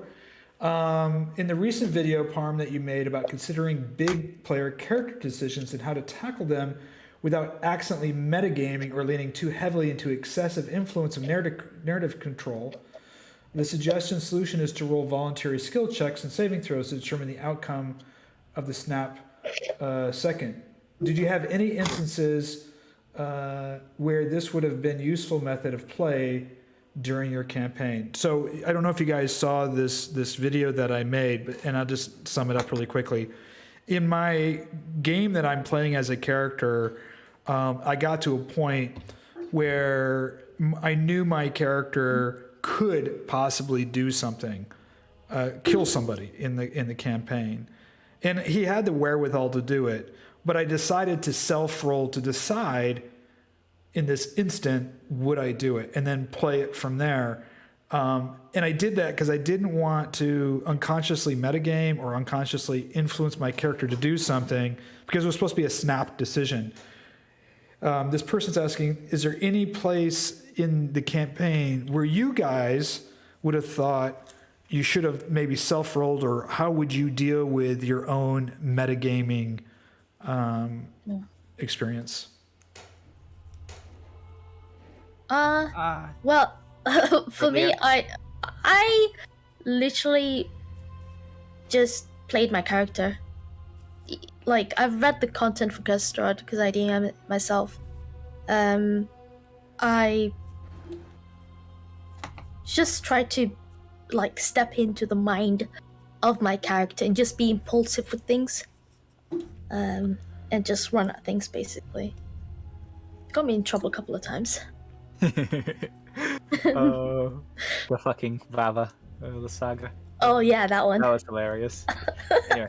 Well, you did tell me to go, you know. I did tell you to do that. Yeah. And I did. Decisions were made and they were regretted. Yes. Yeah. Oh, that poor scientist. Oh, fuck that guy.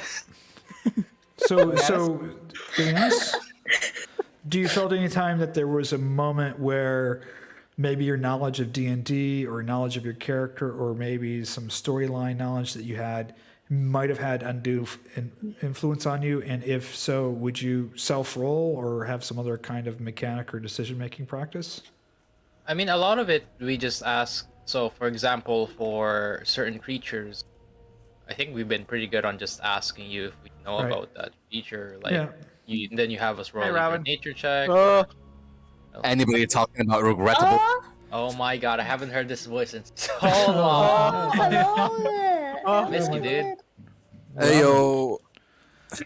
Erzan, by the way, for those of you guys listening and watching, Robin from Egypt, who played Erzan, one of the Bloodhunter Amikur brothers, just joined us. How you doing, Robin? Hey yo, I just heard some people talking about questionable decision making, so I thought I'd, hop in. It sounds like my Yes. cue. Go for it. Enlighten us. Oh man. Yes, bring some. I was just clarity. listening in the background. Hey yo, jumping from the third floor. Bruh. Wait, what? What? Yeah, I remember that fucking Yes, you fuck.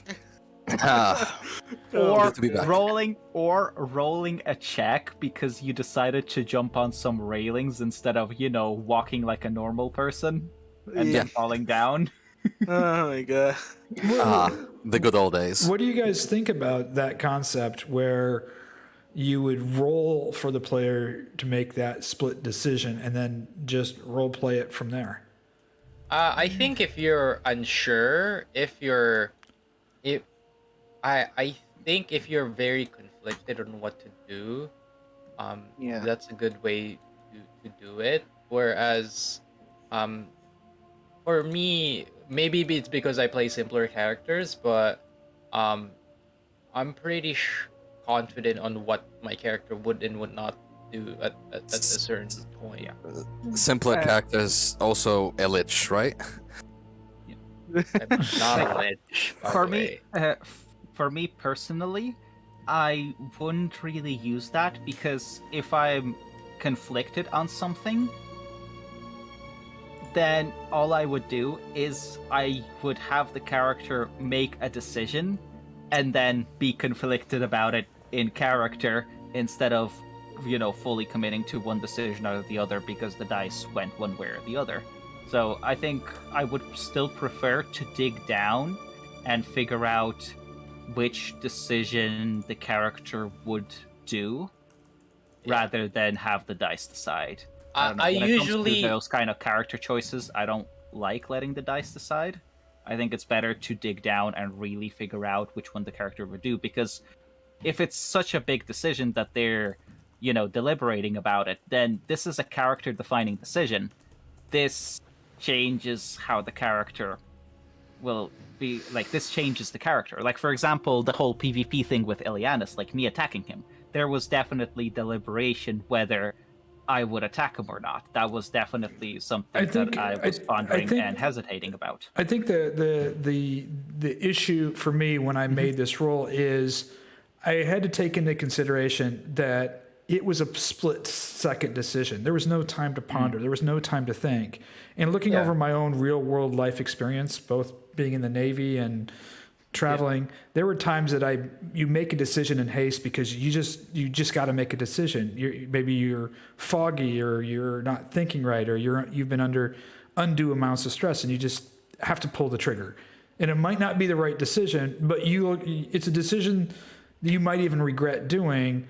And so that moment happened with my character. I mean, we're about to get boarded. We're about to die. Things are going sideways fast. And I wanted to bring that verisimilitude to the scene. Would my character do this? Yes. The probability of him doing it is pretty low. So I set my own DC and I fucking failed. And so he did it. To the shock of everybody, except for the fact they all realized that moment. And I'm wondering if you've ever had that, if there was ever a situation in Barovia. I think there were situations where in Barovia where that mechanic could have been done with some of the players, but I think I don't, even though if I think I know my character really, really, really well, in those moments, it's really hard for me to objectively put myself in that moment. Yeah, I guess it works. It works for snap decisions like that. Yeah. But, and also I tend to do the dice roll for stupid shit. Yes. If I'm about to do a stupid shit, I might do a dice roll. See. Yeah.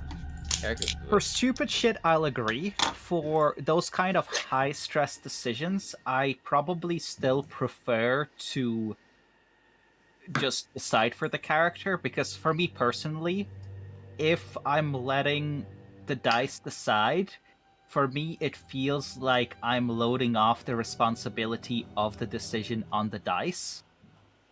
So it's it's not me deciding, I just rolled the dice and the dice decided, which I don't like. I like, it's my character. I'm making the decision, and the weight of the decision and the consequences falls squarely at my feet.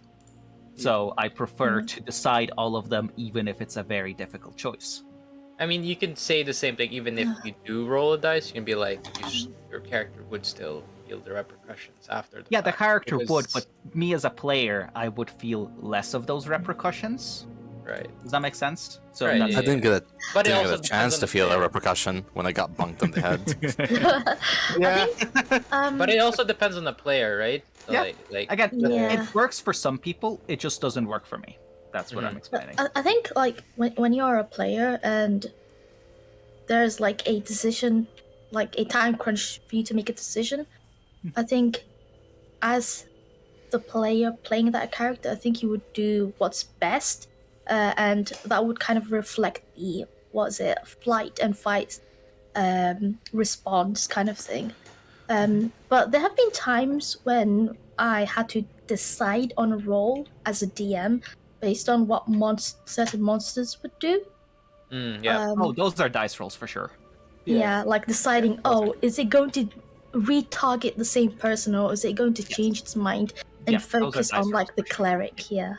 Yeah, and there's a lot like- more metagaming that we have to worry about as DMs. Yeah, so those Yeah. are dice rolls for sure. I agree with that. But as a Yeah, player, absolutely. I As guess a player, yeah, I guess the caveat for me is that I have done a lot of acting in my life, so in those split-second moments, a lot of the time, I very much am my character, except for all of the like mechanical stuff. So it's a lot easier for me to do that. Whilst if you're someone who hasn't done a lot of acting in their life, and you're just getting overwhelmed with like, oh my god, what would my character do? I don't know. Then letting the dice decide is not a bad way to solve that problem. I haven't done a lot of acting, but I'm just, naturally deceitful.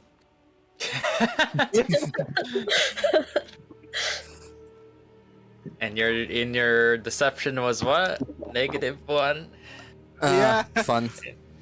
Um, No, wait, hold on. I But had you good did roleplay deception. it well, though. So. Yeah, I got a question here from Dominic. I've been watching all your episodes. However, I've seen all the Vlaki modules. Want to know if you mentioned something about the von Hapsburg heir. So the whole von Hapsburg line, that came up as something I wrote into this campaign. When I was reading the campaign itself, there was little about who ruled over Barovia before. Even the lore is kind of ambiguous with that. And so I wrote an entire thing about the Hapsburg family 400 years ago ruling over Barovia. I introduced him as a character in this campaign in Vlaki, which is the great ancestor to the heir of the throne of that. And so the players got to meet him in Vlaki. He joined in the battle at Ravenloft. And from that, I've actually written a pretty extensive module. It hasn't been released yet. DM Andy made me a gorgeous haunted manor with like a secret crypt and everything. Was going to be the old manor of the Hapsburg family. So there's a whole side quest to go into that manor. There's some ghosts and some ancient lore and stuff that you learned about the Hapsburgians, the way to get them, as part of the new campaign package. So yes, the Hapsburg Manor module's coming out. It'll tie in more of the Hapsburg heir and the stuff in there. Where's it going to be located? The Hapsburg Manor is actually just outside of the of Kresk. So if you've been watching the modules, you'll know. In fact, that was in this game, and it's part of the actual Curse of Strahd lore. There is a sister, Tasha, who ends up marrying, and she becomes queen of Barovia, and she gets killed. But she, even though she became queen or countess, married to the Habsburgs before Strahd came, he built her a summer manor near the abbey because she still, being once a sister, still liked to go there and be a nurse and help people. And so they built a summer retreat. So it's near, kind of near the Wizard's Tower. It's along the lake. On the other side of the lake of the Wizard's Tower is where the Hapsburg Manor lies. And now it's been covered over with vines and stuff for 400 years. It's been empty. And so it's haunted with ghosts. There's a secret chamber. DM Andy put a gorgeous huge, cool map together. So I've been working on that. So I'll be releasing that. Actually, one note that I'll make is looking at the big map. Something that was quite ingenious that you did, which is that we got to basically revisit most places because there was more shit to do them there. All right. That was true. So, like, for example, the Khyraezul, after we visited them at first, there was also the werewolf den and all of that stuff. And then, like, the Wizards of the Wines had Yesterhill near it, and then Argynvost had the swamp near it, so those two were connected, etc., etc. The only location that was kind of missing that and felt a bit disconnected from the rest of the world was actually the town of Barovia. Because after we were done there... You never went back. We never went back, and we never had a reason to go back. The closest we went were to the Vallaki camp, close to the Tesser Falls. So that's just something to note. I'm not sure if there's a way to link it, if there's a reason to link it, but just something I wanted to mention. Sure, I got just something I noticed. I got a response, and then I got another question for you. Dominic, this is for you. You just asked about the Hapsburg manual. I highly suggest right now, if you're more interested in that, read the PDF on the Abbey and watch the Abbey video, because there's some books. There's the prayer book that talks about that. There's Tasha's crypt with the puzzle with the roses on it, with the hidden Hapsburg ring in it. So there's a bunch of stuff at the Abbey that will give you some, and including the books, the book, The Lords of Barovia, that gives you some more information on the Hapsburg. The next question is really for you guys, and I think this is a really good question. It's very important for the players. This is a person that's about to DMing Curse of Strahd, and I hope I don't mispronounce your name. Enu Roy wants to know, from the player's perspective, what are your favorite aspects, whether it's a place, a person, or a thing, of Curse of Strahd? Because I, as a DM, really want to emphasize these in my game for my players' enjoyment. Oh. Well, I have an answer. Go for it. It's definitely the glooming death above everybody's head. Yep. It's just knowing that you're gonna die at any moment. It kind of got me like on the edge of my seat at all times. I'm like, if we take a wrong turn, we're gonna die, and that's what happened to my character. He died instantly. Yep.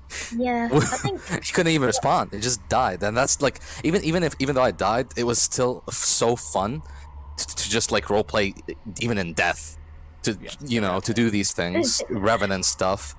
It's just like the overall atmosphere, the vibe, Also, fuck you and your slow talking.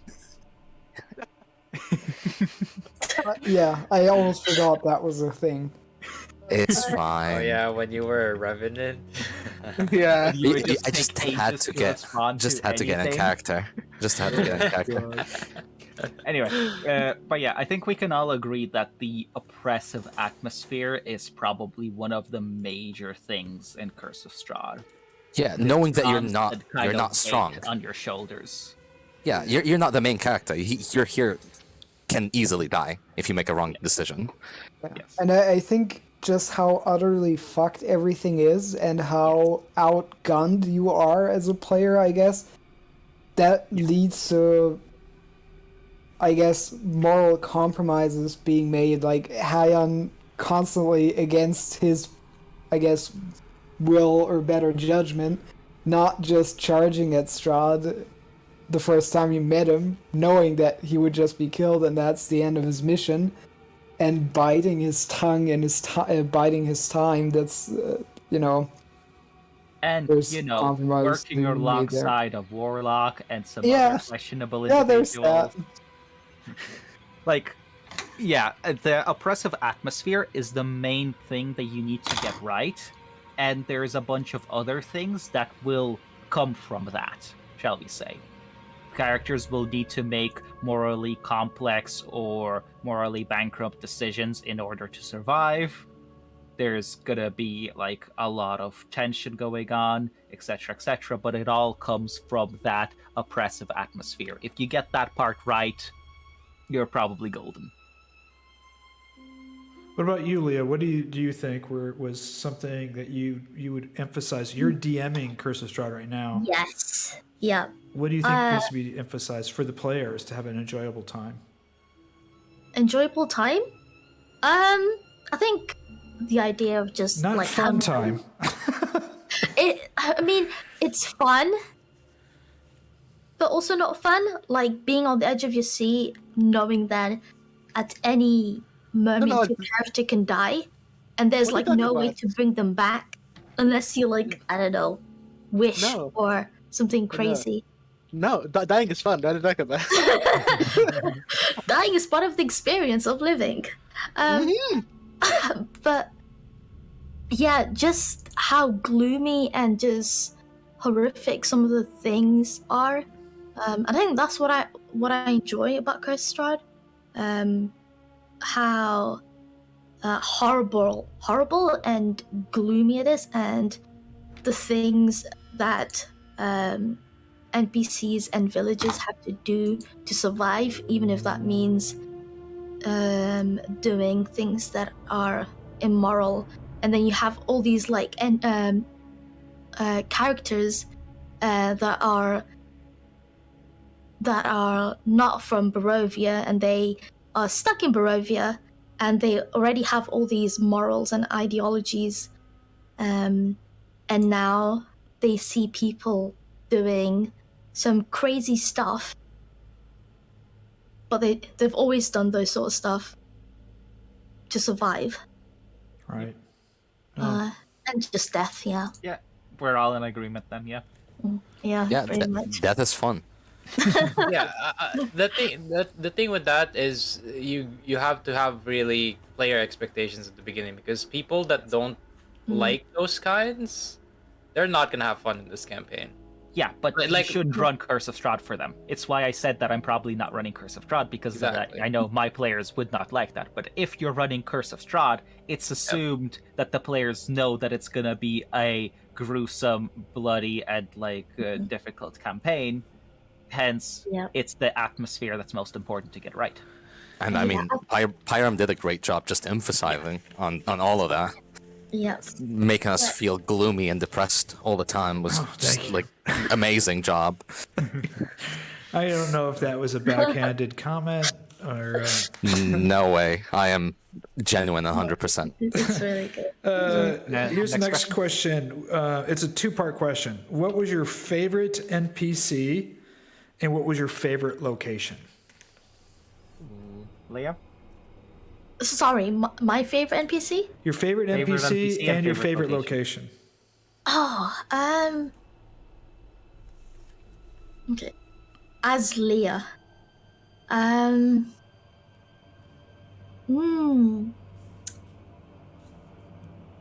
Oh, the guy that gave me the garlic. Nice. Man. Nice. Yeah. Yeah. Druid, the druid. I joined you guys like right at the end as well. So yeah, that guy. Yeah. And favorite location? Favorite location? Yeah.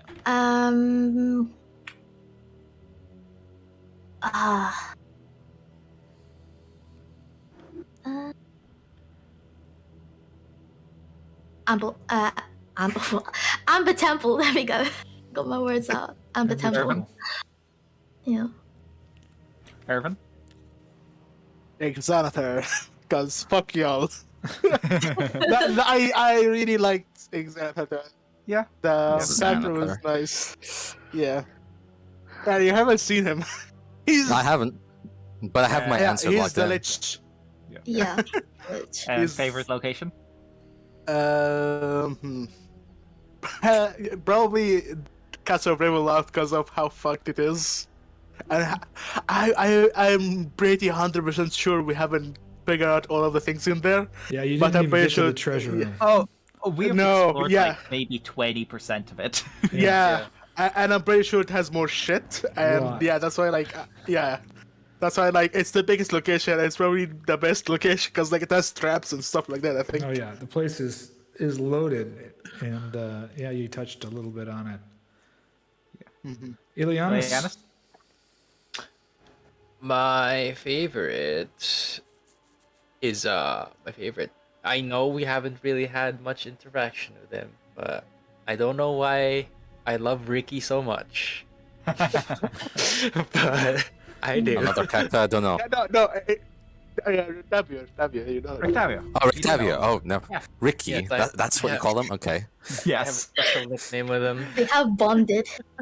Very Yeah, closely. I can see that. It's interesting how many people are so into him. In my campaign, one of the players started, like, it never got quite to the point, but they were basically staring at each other longingly and touching each other for no reason. And What kind of campaign are you running?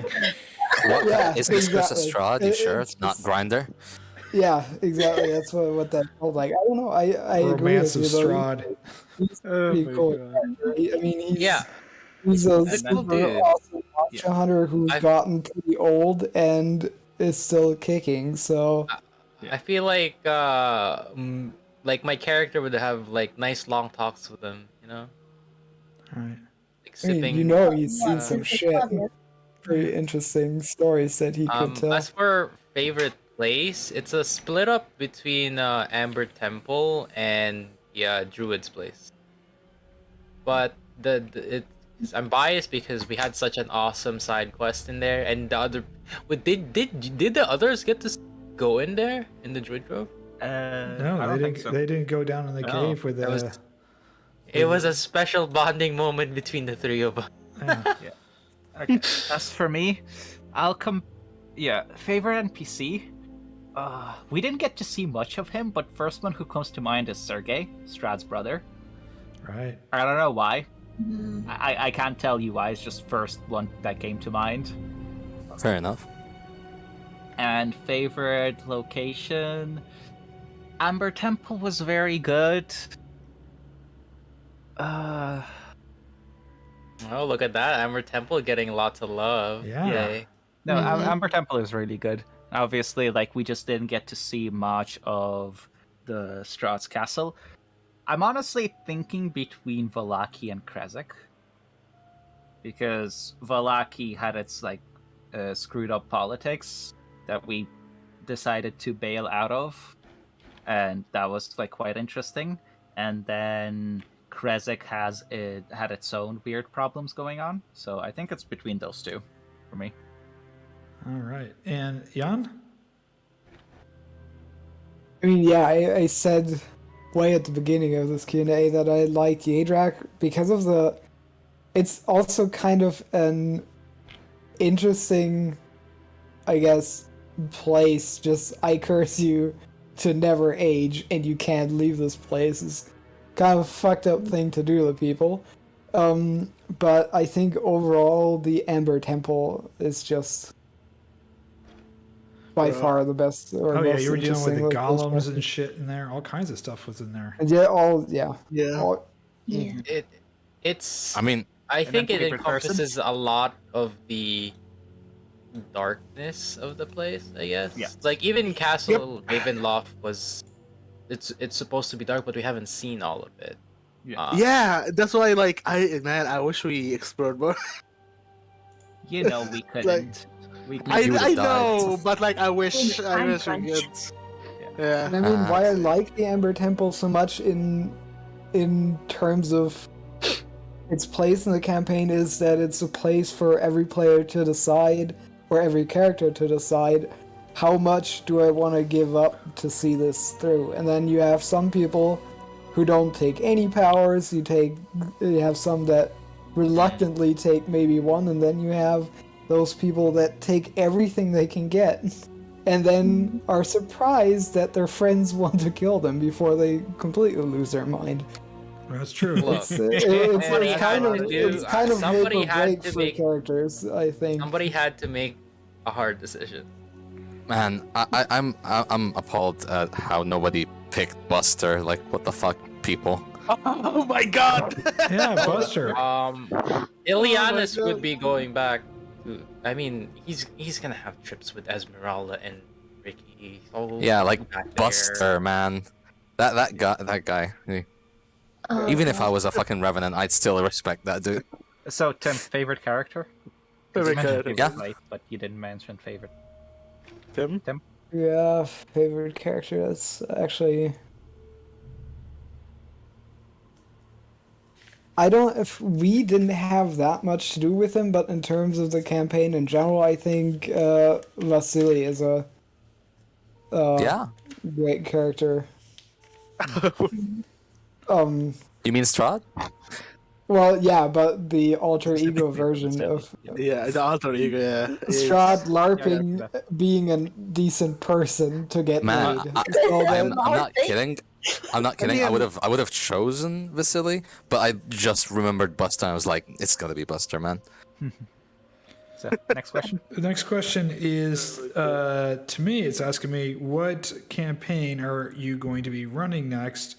And the follow up is, are you going to be playing with the same players, or do you have space? Okay. The next. Oh man, someone. Yeah. The next Someone campaign. wants in on this. Yeah, they want to know. Yeah, no, that's Hint, hint, wink, wink. Say no. Yeah. The next campaign that I will be running will be Ghost of the Salt Marsh. I've bought the book.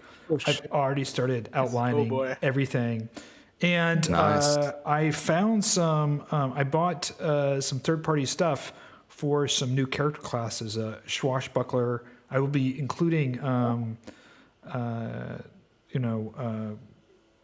16th century, 15th century pistols and rifles in it. So it'll be more pirate. cool. Pirate oriented with cannons. Oh, and baby, ship-to-ship I have combat. the perfect character for that already. So that would be the next You one. said you were playing in it. I'm just kidding. Yeah. So I'm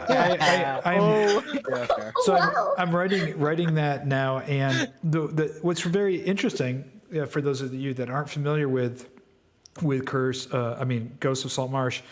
Unlike Curse of Strahd, it's actually 3 or 4 old modules that were loosely tied together, and so it runs the main little village, and then it's more like 4 or 5 separate adventures, not a big main story like Curse of Strahd. So it's more very, very sandboxy. So you can go off on this adventure, that adventure, out of this village, out of this little town of Saltmarsh, which is kind of a sleepy pirate village. There's a haunted house, there's a wizard's tower, there's an old marsh, there's an island, there's some ship-to-ship combat.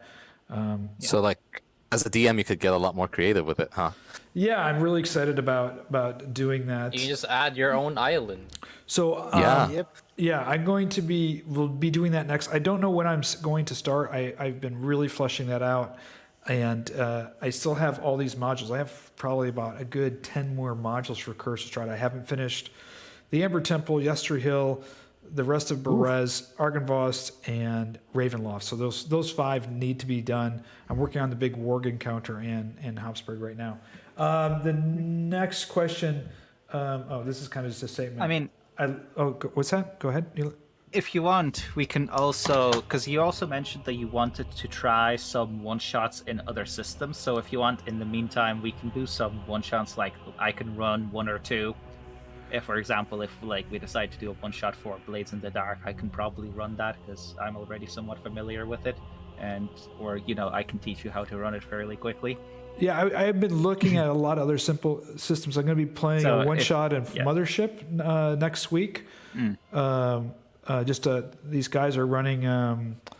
One of the guys, he writes modules for Mothership, invited me to be a player for a one-shot. So I'm going to try that out. It's got a stress mechanic, and I finished up a very short Stars Without Numbers, but I definitely am interested in Blades of the Dark. Okay, another question here. Oh, this is just a statement. I love the sound effects you make when you DM. I do make quite a few sound effects. They are pretty hilarious and amazing. Yeah, when you run COS with another NPC being Tatiana, as shown on Van Richten's reincarnation table instead of everyone's... would you run COS with another NPC being Tatiana, as shown on Van Richten's reincarnation table instead of everyone's favorite redhead? Yeah, why not? I think here's the secret with Tatiana. You need to find another. If you're not going to use Ireena, find another character. Find a really crazy character to be Ireena Soul. I mean, can you imagine if Lady Voctor had Tatiana's soul in it? I mean, that would be a really God. really crazy campaign. Or Yeah, no, thank you. I suggest as a DM you go ahead and create something. It doesn't have to be Ireena doesn't have to be the gal. I think Ireena. I think Ireena is very good story-wise because of the whole tragic aspect. Because players are introduced to Ireena early and very heavily encouraged to safeguard her from Strahd. Whilst if it's a different characters, there's a lot less of that, assuming you don't rejig a bunch of things around. So She's a safe choice. Ireena reinforces the tragedy of Strahd, whilst the other, if you make it another character, it may not reinforce the tragedy as well. Very good. Unless you make it reinforce it. Really good point. Obviously, you can change stuff around to make it that way, but if you keep all of the other aspects as is, that's the problem that you run into. Good point. My suggestion, and this is the kind of the philosophy when I'm writing these modules for Curse of Strahd, is I'm not trying to change the existing lore. I'm trying to enhance it and tie it better together. So I haven't made any changes like changing Ireena and Tatiana and Vasili. What I'm doing is fleshing out and putting more backstory. So I'm spending my time connecting the existing bones of the story together rather than trying to rewrite the story. But it's up to you. It's your table. The next question, do you plan on releasing it? Yes. I get this question a lot because I posted this and I've gotten this question 6 times today. Am I going to finish making all the modules of Curse of Strahd? Absolutely. I'm working on the Warg Den. I'm working on the Yesterhill. My production is also tied to DM Andy's map production. So right now I'm finishing up Yesterhill. He's releasing the Druid maps, which is the Druid area forest around Yesterhill on Monday. So my next big area is Yesterhill. After that will be Selinka Pass, the Ember Temple, Brez, and then Argynvost Holt. So yes, I'm going to be doing all of those modules. I am super committed. I love writing them. And I might even be running, I might even start a new Curse of Strahd campaign running my existing modules. I'd like to know how one soul can be in twins. Who thinks this stuff up? I don't know. That is a good... That's cool. I don't know. I have no idea.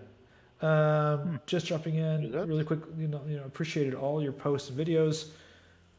Even when there are light years ahead of what I'm doing.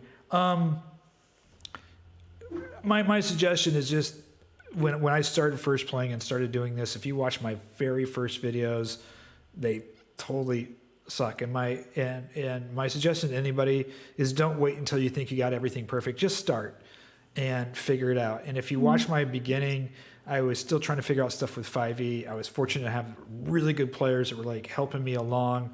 I was, studying the rules, figuring things out. Just jump in and start enjoying it. And what will happen is the one thing I like to think about is what's the one little thing I can do to improve the next session? Maybe it's a piece of artwork or some sound or a new module or a new rule or changing it. Just constantly, slowly, bit by bit, baby steps, improve yourself, but just go ahead and start. That's my number one suggestion. Just put your socks and start. Do it. Yeah. Just do it. There is no better... If you don't do it, you won't do it at all. There's no better tool for improvement than practice. You just need to do it. You just need to do it, and you'll slowly get it right. To go back to the twins question for a second. Yes. If you look at human brains, there's actually 2 of you, and this was shown with people who have had their 2 sides of the brain split, where those sides now start to act independently. So take that, extrapolate onto fantasy. soul. Yes, extrapolate into fantasy, and there you go. There's your answer. Whenever you're having trouble, and this goes in general, whenever you're having trouble figuring something out logistically for fantasy, something that I often do is try to find a similar example in nature or in our reality, because our world can be fucking weird sometimes. And just take that and just roll with it. It works out most of the time. Because our world is really freaking weird once you dig into it. It's perfect. So I got two more questions here. What was the hardest part for you as a player, as a campaign? What was the hardest part for you as a DM? So I'll answer really quickly. I think the hardest part for me was really getting a good solid grasp on the mechanical rules of it. I had read Curse of Strahd 3 or 4 times. I got the lore down pretty tight, but you know, for whatever my brain was programmed in BX, AD&D, and I kept on thinking, you know, when we started this campaign, I literally a couple of times fucked up AC because I was thinking Thaco kept on popping up in my head, and I was calculating everything backwards in my head. I'm like, fuck, okay, I gotta get a really good handle on these rules. So that was my difficult. So why don't we go around? What was a challenge for you? Or what was the difficult thing? One difficult thing you guys can remember playing? Are we talking about like in game or mechanically? In game, it just says what was the most difficult thing for you as a player. So not in game, as a player. What was the most difficult thing for you? I guess if no one else has it, I'll go first, which is ironically shutting the hell up. Because I tend to hog the spotlight a lot. And I tend to just take it and run away with it. Oh my god, I can't believe he said it to himself. He's so I like very how, funny I like you how said that Ervan because just I would said have. it. I just like how Ervan just says, fair. I can't believe he said it himself. Yeah. Yeah, it's very funny because I would have said Fiannos. Would you like to elaborate on that? No, actually not. I'm just kidding. I love you. I would say Seriously, I want to hear why. No, it's actually the opposite. Like I think one of the most fun things was the clash of heads between our characters and us as players. It's one of the most fun things I've had in this campaign. But like I don't until I stopped playing, unfortunately, because of real life problems. Until the last session ever, and this might sound disappointing. I'm sorry for whoever asked, but I don't think I faced any hard problems. Like all the players were fucking amazing. The DM was fucking amazing. The game was fucking everything was good. I was just having fun until I didn't. I would say No, you didn't. until he died. But Yeah. I would say my hardest thing is probably my internet connection, which is probably not a game thing. It's probably me thing because like my internet sucks. That's my only problem. But like other than that, I loved the story. I loved the players. I don't think the game itself was had anything bad. It's that sometimes I have like really bad connections, and I feel like I want to smash my head into the computer. You liked also my 80 feet movement? Fuck you.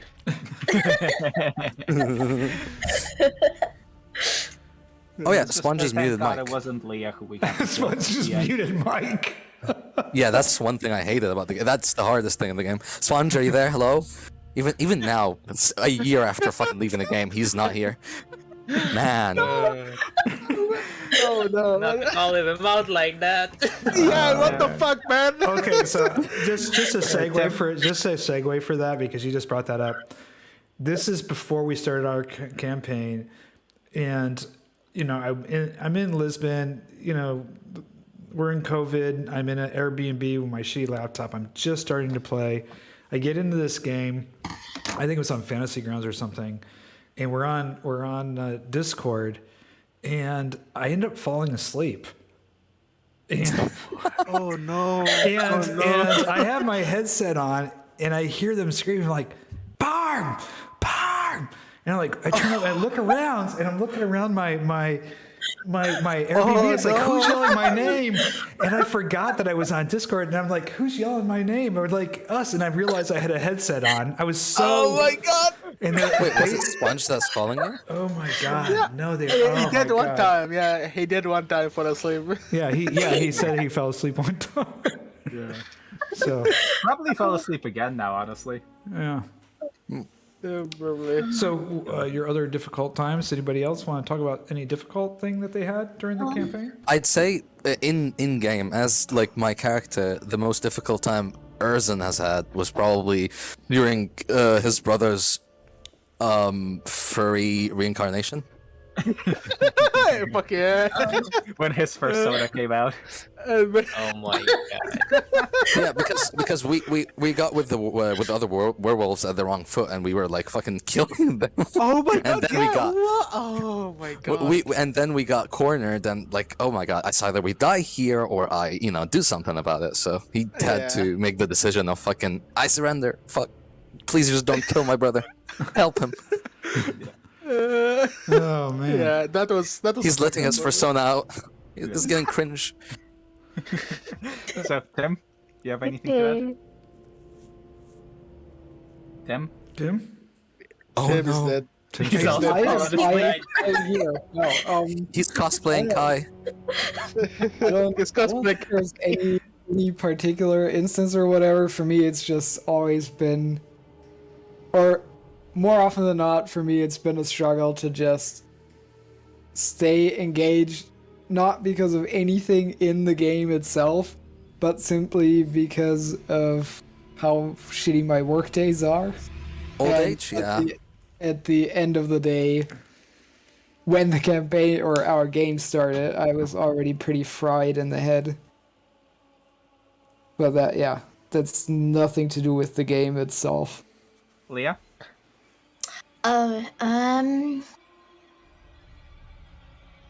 I think probably.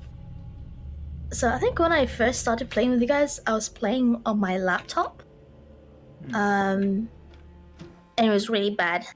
I couldn't really. Yeah, tell me about it. But now that I have a PC, I could enjoy everything without it being laggy or me having to refresh. Nice. So I was not the only one who upgraded their PC ever since we started the campaign. I did. Yep. Yeah, we Oh, all yeah, did apparently. Yeah, I did. I got a new. I got a new laptop. whole ass gaming PC with the fucking LGBT lights. So, Hey, gamer? any other wrap-up questions? We got one last question to wrap up here, and that is, would you guys, are you guys going to be all playing again, and would you play with, would you want Pyram to be your DM again?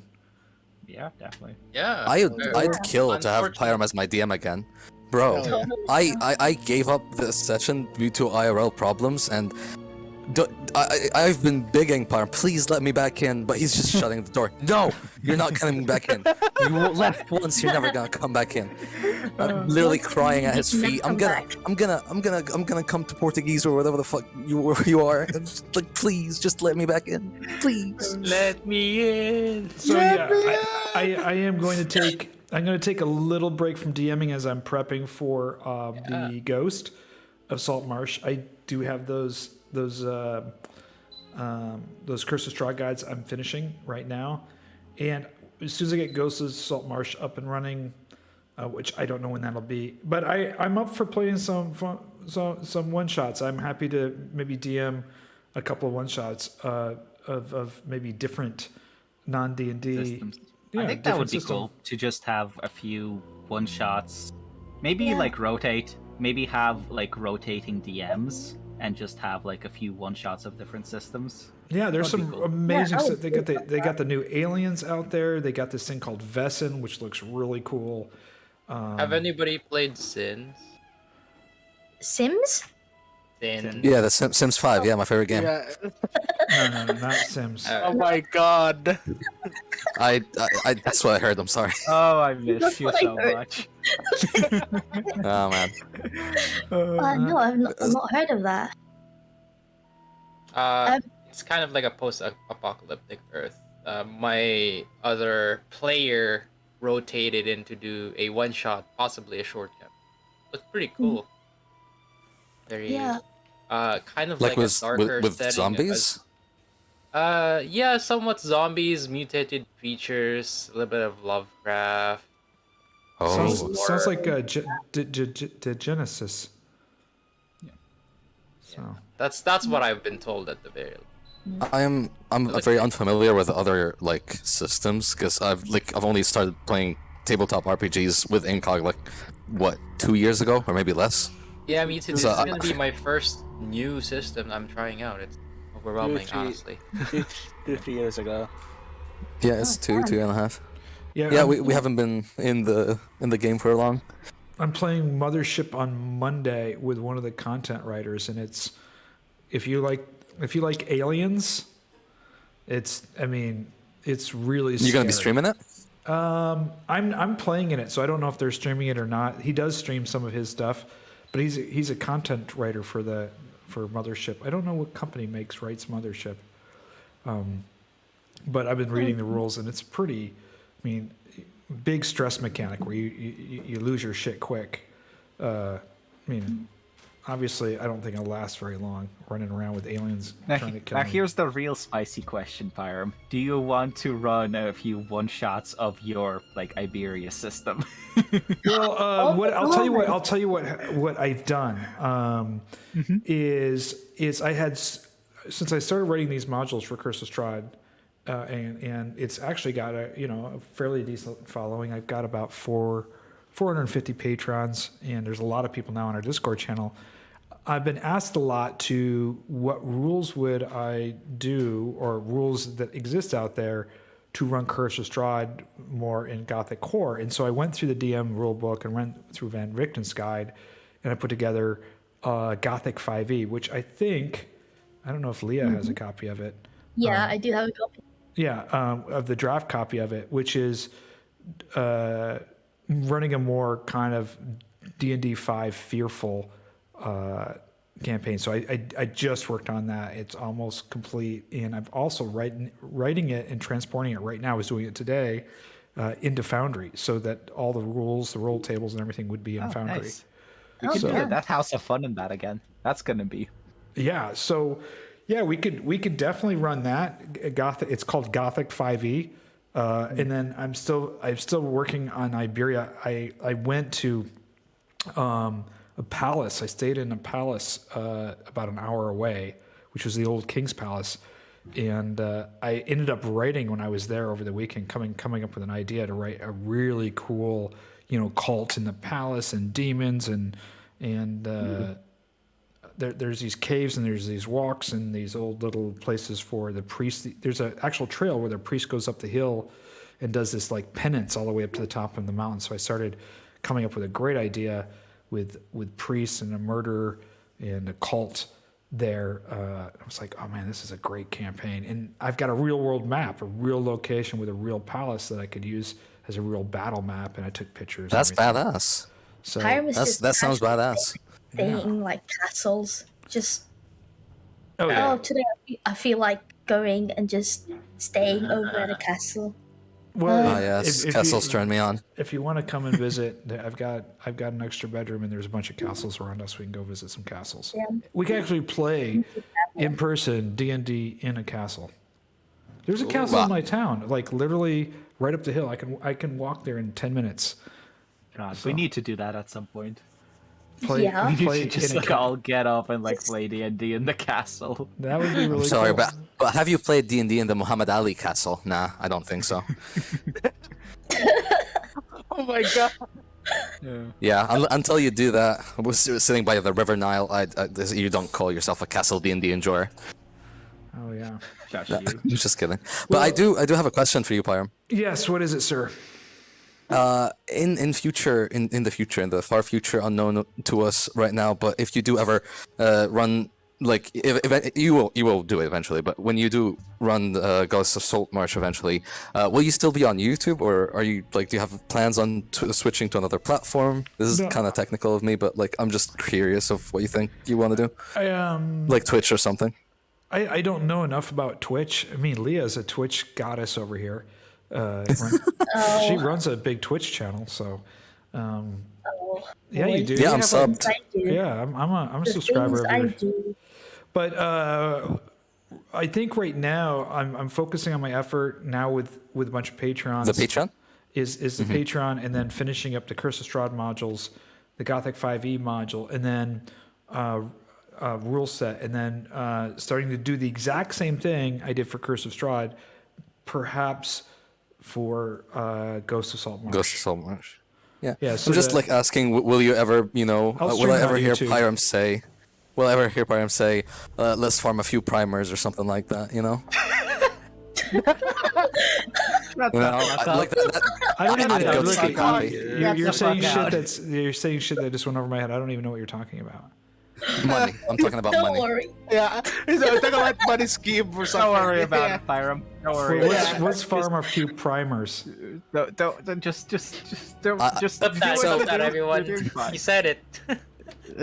Basically just subscriptions, just like Patreon subscriptions. No Farm. money, please. Yeah, money. Just, Like and subscribe. Don't forget. basically. I'll be honest with you. Right now, my only source of income is my rental income on my apartment that I have, and doing this.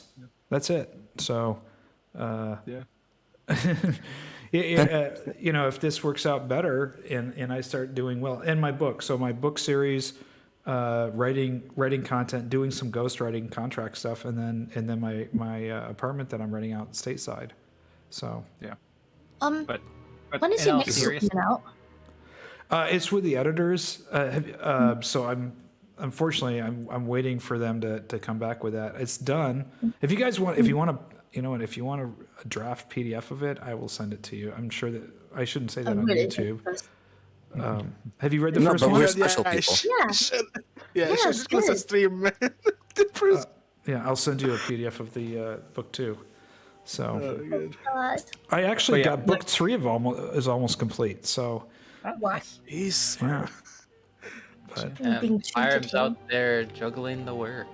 I know, right? What? this Bro, is it's admirable. Yeah, It's this really is- admirable. Like I've told Pyram that a few months ago, but like watching him just work got me motivated. It's admirable that he's doing all that. Like Well, you guys Really? think about it. When we guys started in September of 2020, I didn't have a YouTube channel. When we started, I didn't have a YouTube channel. I was just trying to get Foundry to work on an old laptop. I had a Wi-Fi hotspot. oh yeah, I remember that. And I couldn't even get it running on my laptop, so I had to get a Forge subscription, so I could even get it running, and I didn't have enough power to even from my laptop to stream. I couldn't stream until I didn't even know how to stream until session 4. So, and then I started Patreon. Was it August, June, July? Yeah, August I think of last year. Like 8 months ago. Yeah. So, yeah. It's been a wild ride. Yeah. It has oh, been a actually, wild my ride. DM for Stars Without Numbers and now Mothership just jumped in. So So when are you dropping your new single? my new single. Yes. Like whenever DM gets In your big. area. I have No, that's not what I'm talking about. I have no idea. I have no idea. Anyway, to go back to the kind of Twitch versus YouTube thing, honestly, in my opinion, right now the YouTube is going fine, and I don't think, like, unless Pyram, you want to try to do dual streaming where you stream on both at the same time, it's probably best to just continue with the YouTube thing for now. Yeah, I But think this- so too. I don't make any money off of YouTube. I don't have anything set up on YouTube to make That's- any money. Yeah, exactly. I mean, maybe I'm just biased because I'm I mean, you like can a set Twitch it up on pleb. YouTube as well. But it's a lot hard. I don't know. I'm just Harder? biased. I don't know the like inside I mean- of it. I'm not sure if it's harder to set up like donations and all of that. I know that the It's not hard to set up donations, but it's Can they do like, donations on YouTube? partnerships. Yeah. Membership. Super chats. There's And membership. memberships, yeah. There's membership is like the subscription, so they pay you a certain amount a month. YouTube takes a certain amount, and the rest Yeah, goes but to that's you. Patreon Basically already. Same as I guess Patreon. you can do both. though. The other thing that you can do though, that's like the reason would be to do on Twitch is for people to be able to do donations, which is like one-time payments. They pay you €5 and they send a message, and it's like, hey. It's not always the- €5 actually. if- It if depends I on was- the I country you're know, I in. just gave it as an example. You could do like Yeah. different amounts, but YouTube can do the same. They have super chats. It's basically the same purpose, and I actually prefer the YouTube version because it stays on top of the chat for a certain amount of time, so that like you have a while to read it, so you don't need to get it to it straight But away. this is only for live stream, right? Oh This yeah, is yeah. for live streams, yes. Yeah, it's just for live stream. Again, for videos, there's YouTube no is context. obviously because there's no Twitch. Yeah, video hosting. this is just for streaming, and yeah, there's like I'm not sure if I can give an example of super chats, but yeah, like super chats is something you can set up for sure. Huh. Well, I'm not mean, sure how exactly that works or how many subscribers you need to have or what you need to do to be able to set that up, but it is definitely a thing that you can do. I'm just definitely- focusing yeah. on my Patreon content for Yeah, but that's what I right was now. gonna say. Yeah. Again, like the only reason I see to swap to Twitch is for that, but YouTube can already do that. So if Pyram wants to do that, he can already do that here. So there is no point to splitting the audience unless he wants to stream on both. But Twitch though, I'm just kidding. No. I'm a Twitch pleb. I'm a Twitch whore. I know it's a lot of logistics. There's a lot of weird Leah, shit you run that on need to Twitch, set up. right? There's the whole points Yes. system. There's all Yeah, of exactly. that Ask stuff, her. And Do you you, need to Leah, set all you, that up. you run Twitch, so Yeah. and you run YouTube too, right? I don't. The only thing I have on YouTube is just strange clips. So, but you run on Twitch. How is that for you? Do you like Twitch? So for Twitch, it's Twitch is listening. Be careful. please don't ban me. Get DMCA'd. Yeah. Oh yeah, that. But I haven't got in trouble for that. Mostly I play like a lot of games, and so it's easy to engage with viewers that way. But when I'm running Strahd on Twitch or playing Eberron on Twitch, I don't really engage with the viewers as much. Yeah, I mean, And you so- don't need to, right? Yeah. No, you don't have to. But then there's some people that will like throw money at you, and you like some of them might have like a question, like they might throw like I don't know 100 bits asking, "Oh, which character are you playing?" Something as simple as that, and I could just simply miss it and not respond to it. Huh. Yeah. Well, I haven't done any of that stuff. It's a little Yeah. bit weird for longing. Like it's good for gaming content because it was designed for gaming content. Yep. For like long style streams for campaigns, like D&D campaigns, it's not particularly suited for that. It's a very fast. But wouldn't it be platform. the same I issue think- with YouTube as well? Like because YouTube even in YouTube, audience tends to be a bit slower, especially for these kind of live streams, in my experience. what are you saying about my YouTube audience, huh? What are you calling? What, are you calling them slow? Wait, do you stream on YouTube? No, I'm just gonna. I'm just saying that when people are clicking on stuff on Twitch, they expect, fast dopamine content, whilst people Yeah, who are the That's way- true. on the way- live streams on YouTube don't have that same expectation. My, So my I think my focus and just my style is I'm more writing content and then making my detailed YouTube videos, and the only streaming I'm doing is when I'm actually playing the game. But I think Yeah, that's fine. the value proposition that I bring to the community is the PDF Is and the through, modules. Yeah. Because that's where I spend all my effort in, and then I don't mind not getting any money or getting paid for them watching the videos of the guides on there, because those are instructional and they're really helping the entire community. And if they really want to help, then they can go to my Patreon and donate $1 or here's the thing. or They $4. helped me with Foundry, so Yeah.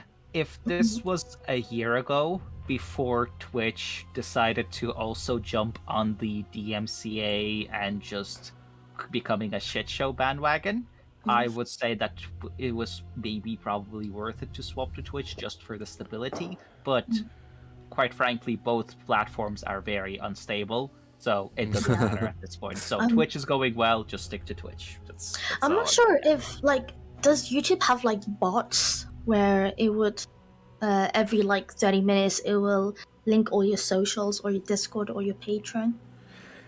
Yeah, they have a bot for the Patreon. I haven't installed that yet, and they have this thing on my Patreon which I can do exclusive videos from YouTube to Patreon. I haven't done those yet. I've been writing kind of my business plan out. My goal is to finish up all the CoS Strahd modules, finish up the Gothic 5e, and then I haven't said this to anybody, so if anybody's listening, I don't know if there's anybody's listening. I took Hot exclusive. Yeah, I'm gonna give you a little big reveal here.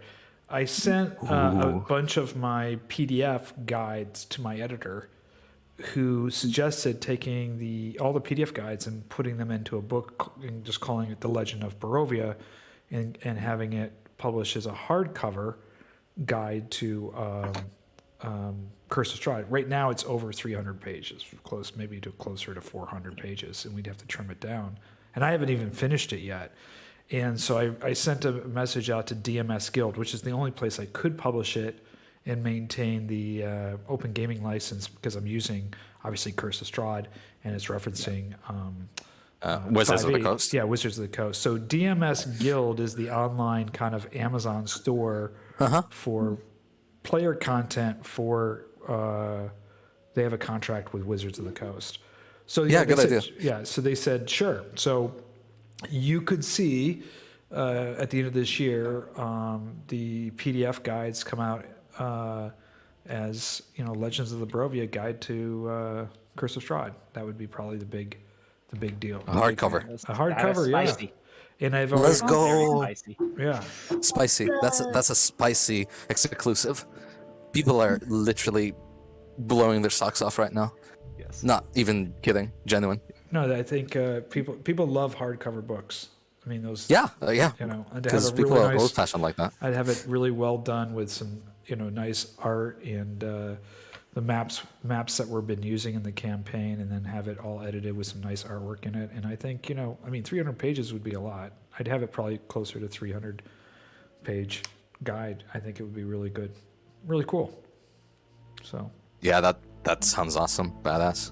Yeah. That would be. See, once again, you're literally giving me inspiration and motivation. Like, man, amazing. So, hey, it's after 10. We've answered all the questions. Are there any other questions online? If you guys got any questions, send them to me right now, because we're going to wrap it up. I want to say thank you so much. Huge thank you to all the players. You guys were here a year and 6 months. Holy shit. Oh, really? Wow. Year and 6 months, an epic campaign, first time DMing 5e, a great group of players. You guys killed Strahd.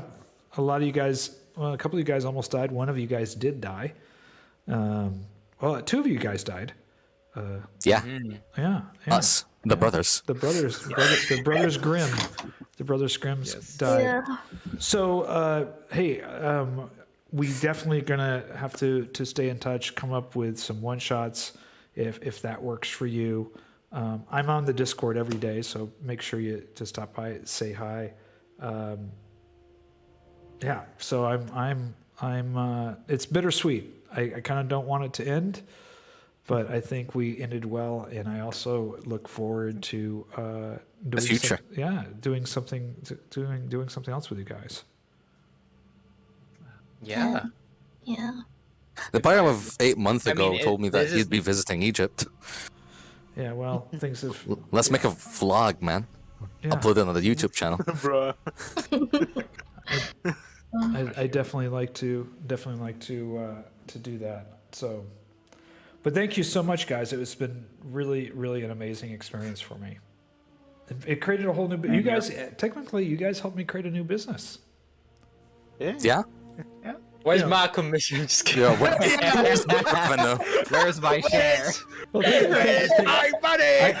I started a Discord channel with just you guys. It was just you guys on the Discord channel. And now I don't know how many people we got on there. We got hundreds of people on our Discord channel. How many people do we have? I have no idea. There's I see 95 94 on patrons. Patreon. There's 95 patrons right now, and there was. And I about also see 42 two people different online. Patreon. Why is there two different Patreon?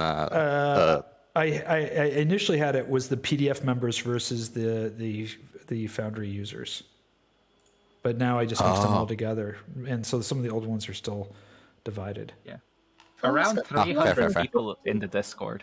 Around 300 300? people. Yeah, 300. Oh, damn. There's 200 Fucking amazing. offline and about 100 online. Oh, I more see. than more than 300 actually, because Oh, like damn, 43 yeah. online, 209, and 93. That's almost 350, or maybe even a little bit more. Fucking amazing. Those numbers. Pyram, I need to ask you this question before we end. Yeah. Are you proud? Are you proud? Uh, Are you proud of the progress that you've made so far? I'm hypercritical of myself. So I'm really critical of myself. And I love when I don't like praise. I love constructive criticism. I would prefer someone not say, great job. I would prefer them to say, hey, you did this well, but let me show you how I can do it better. So I'm sorry, but I've only got praise for you. I'm very proud. I'm happy to where I've gotten, but I look back at my old videos and I want to go back. Just like I look at the old modules, I constantly go back and I have to tweak them. I have to make them better.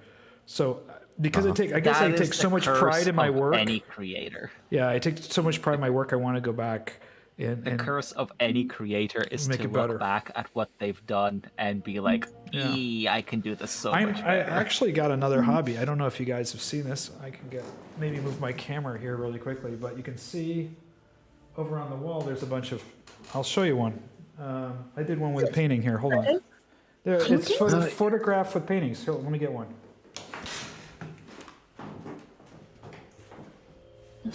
But yeah. The live stream hasn't caught up yet. Yeah. But yeah, like.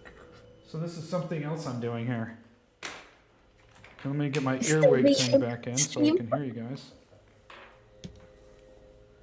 So that's here we go. That's a photograph on canvas, and then I paint it. So there's some painting in there. The leaves are all yellow, so I'm painting it with oils. But it's one of my black and whites that's stretched on canvas, and that is in Serra d'Estrella on November 1st. That is amazing. That is and amazing. I've got a bunch of those, so I'm doing those too now. So that's nice. Kind of my other gig. So maybe I can sell those and make some money. Hell yeah. Make sure you sign it. Oh, it's signed. This one's signed. Whilst I'm spending, whilst my second hobby is basically spending money. Oh god. Balancing like a old RTS, like an old Warhammer RTS. God. Man. The amount, honestly, like the engine is so old and finicky that the amount of times that I've felt the urge to just fucking remake it in a better engine and then had to stop myself because I know that it's too much work and it's not gonna work out for both legal and practical reasons is insane. Wait, what are you working on exactly? Dawn of War Soulstorm. Huh. So yeah. Before I go, man, why did why did my hobby have to be League of Legends? This is so fucking unconstructive. So I hate this. Just quit. I hate this. Just uninstall it. Just Before I go, I will uninstall it. give You'll you- be better It for it. always comes back. I will give you my piece of advice. You can take it or leave it, but this seems to hold true with whatever I've done. Is execute, consistency, and communication. So if you can execute and continue to execute over and over again, and you can continue to communicate, no matter what business or what you try to do, it will be successful. I think those are the three secrets. You just execute your plan, and then continue execute. You know, if you're gonna, people make a YouTube or 2 or 3 YouTube videos and they get frustrated. Oh, it's not successful. You have to make 150. You got to keep on putting them out over and over and over. Consistency. Yep. And then Consistency communication. is key.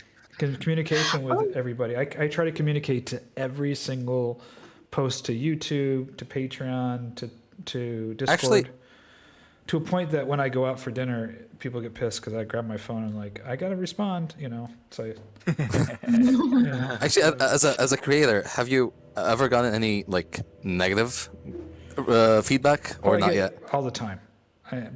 No, not constructive, but just negative. I hate your videos or something. I have somebody that says there's somebody that constantly says shit about being in black and white. It says that's so old school. What the fuck are you shooting in black and white? You're an idiot. Blah blah blah blah blah. Or some people, you know, but you know what? I guess the good news, there's good news about being old, and there's a good news about being an ex-Navy vet. You just don't give a shit anymore. I don't get baited anymore. When you get my age, you just don't give a shit. You're like, well, whatever you want to say, I don't really care. And So then you're the saying that way I'm to look internally at 50? that- Yeah, and then the other thing is, don't ever get baited. And I did recently. I just responded to somebody, and I just shouldn't have. I was like, yeah, it was stupid. I don't know who this person is on the internet, and I don't give a shit.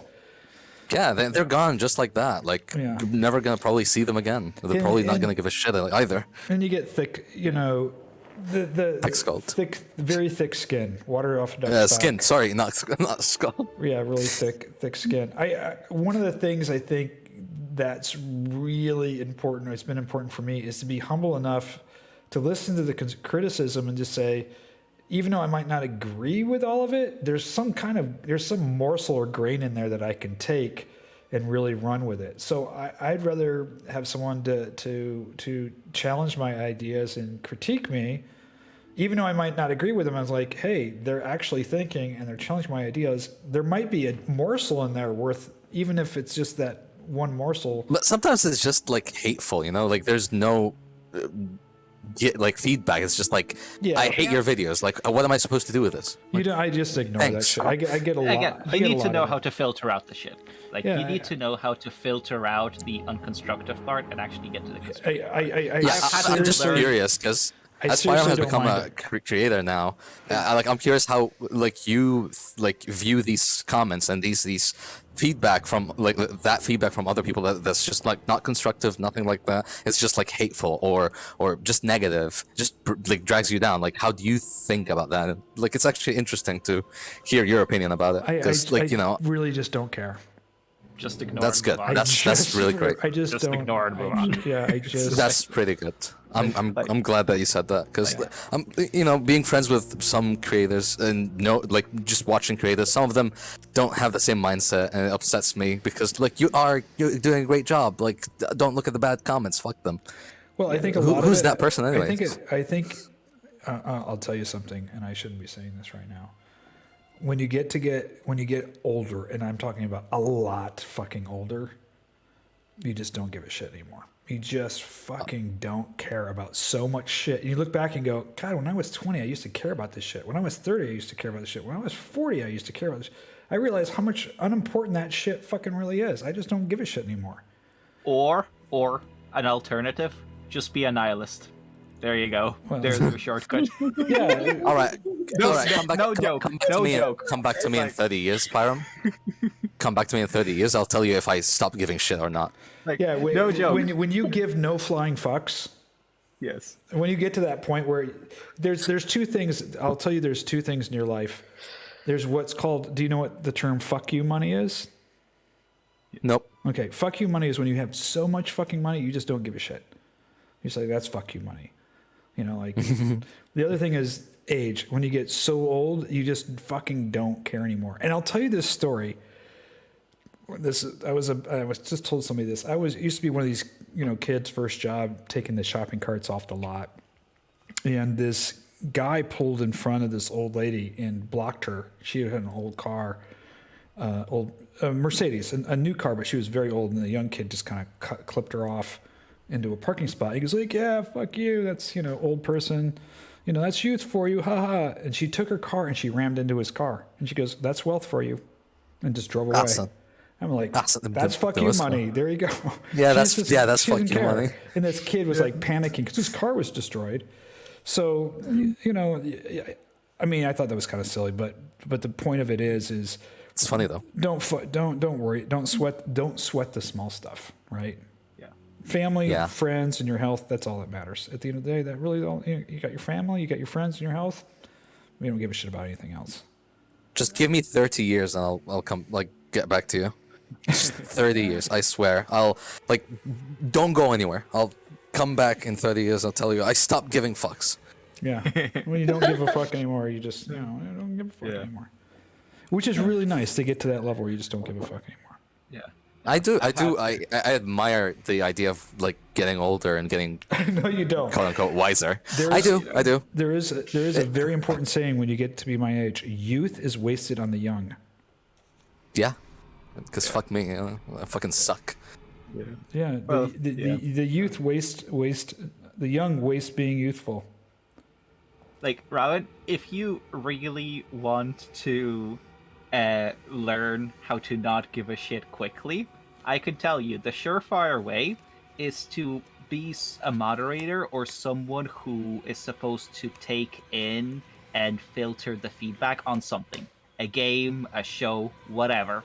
Be that for a while, and you will learn how to not give a shit. Because I started, helping mod this game a while ago, and I was already pretty good at like filtering feedback, and it's just God. Now you're just Super Saiyan. Like, it's God mode. we have so many different channels for like all the different factions and all of that, and my ability to just filter feedback and even just developing a sixth sense for when someone is being genuine or when someone is trying to bait you has just developed so much from that. I think the other thing is you get to an age, or it could be a point in your life, and I ask people this: what is the most valuable thing in your life? I don't know what you guys think it is. I actually know the answer, but I don't think you know the answer until you get older. I think I know the answer, but maybe I don't. What do you think the answer is? Family, like no shot. I'd give up everything for my family, at least. That's what I think. Okay. Like immediate family, like father, mother, sister. I don't think brother. this is one of those questions where there is a right or single wrong answer? that is There is a right answer to it. There's one that you think is most important that might not be the same thing. It is the right. It's For important. It everyone is else. right for It's right for everybody. Well, my nihilist brain is telling me that nothing because we're all space dust. Okay. Who expressed us? The most valuable commodity that we have is time. Time? That's it. Oh, I got it. That's it. Because you can't buy it. You can't do it over. So whether you want to use that time to spend with your family, or you want to spend that time for work, that's the most valuable thing. And I think when I was really young, I didn't really appreciate how fast time goes by and didn't always take advantage of using that time productively or wisely. But when you get older, you realize I don't give a shit about a lot of stuff that people give a shit about, because time is so precious to me. You want to spend it with your son, or spend it with a friend, or spend it with a loved one, or doing something like that. So I think time. I already feel guilty about wasting time, and I'm just fucking 21. I'm like a little child. Here's the thing. The catch is you shouldn't let yourself get drowned in the guilt, because that leads to inactivity. Like, you feel guilty about it and you beat yourself down, and that becomes a vicious cycle where, you always, no matter what you do, you always feel like you should be doing more, which is terrible motivation to get you to actually do stuff. Like, it does not work out. It just leads into a vicious cycle, and it's just not. I will leave you with this question. Yeah. What are you going to do with your time? Now that's a rhetorical question. In a way that's an existential question. Regret. Yes. And we're all going to be space dust soon enough, so just spend it in a way that I won't regret, and that's all there is to it. Well, thank you, man. guys. My favorite D&D therapy sessions. I swear. Thank you guys so much for playing. You guys have been totally awesome, and thank you for all you guys out there watching. Thank you for your questions. I really had a really good time. If you guys really want to have an existential crisis here, I don't want to have a crisis. I just want to enjoy my life and have a good time. Enjoy my time with my players. Enjoy my time with you guys, the Patreons. And if you don't like it, that's fair. I don't really care. I hope you do like it. If you don't, it's no skin off my teeth. Don't use it. Don't buy it, right? So. If you don't like it, there is a door over there. Just get out. Yeah, there's a door over there. There's another YouTube video you could be watching right now. You could be watching, Cats in a Hat. I don't fucking But you know. spent your time here. Oh my god. Now, who's the loser now? That would be Oh me. my god. That would be me. So, hey, you guys have a great, wonderful time. I will catch you You on too. Discord and let me know when you guys are going to be playing something soon. Yeah. I'm gonna be lurking, just waiting for Pyram to DM something. I'm just gonna jump on him. I'm not gonna let him go this time. I don't care about fucking work. Life is meaningless. D&D is forever. Yes. Yeah. Yeah, I think that's really the takeaway message here. D&D Yeah, is no, thank you. forever. Nothing else matters. Yeah, wasn't this the message from this therapy session? Like, No. aren't we? No, okay. Spend your time wisely. Robin, the message was that everything is meaningless, therefore you make your own meaning. Therefore, So D&D. whatever Yeah. is meaningful to you D&D. is the thing that is meaningful. Oh, I Role think playing asshole characters. you guys have a great one. I will see you guys on the flip side. Yeah. Thank you, the YouTube Yeah. people. And with that,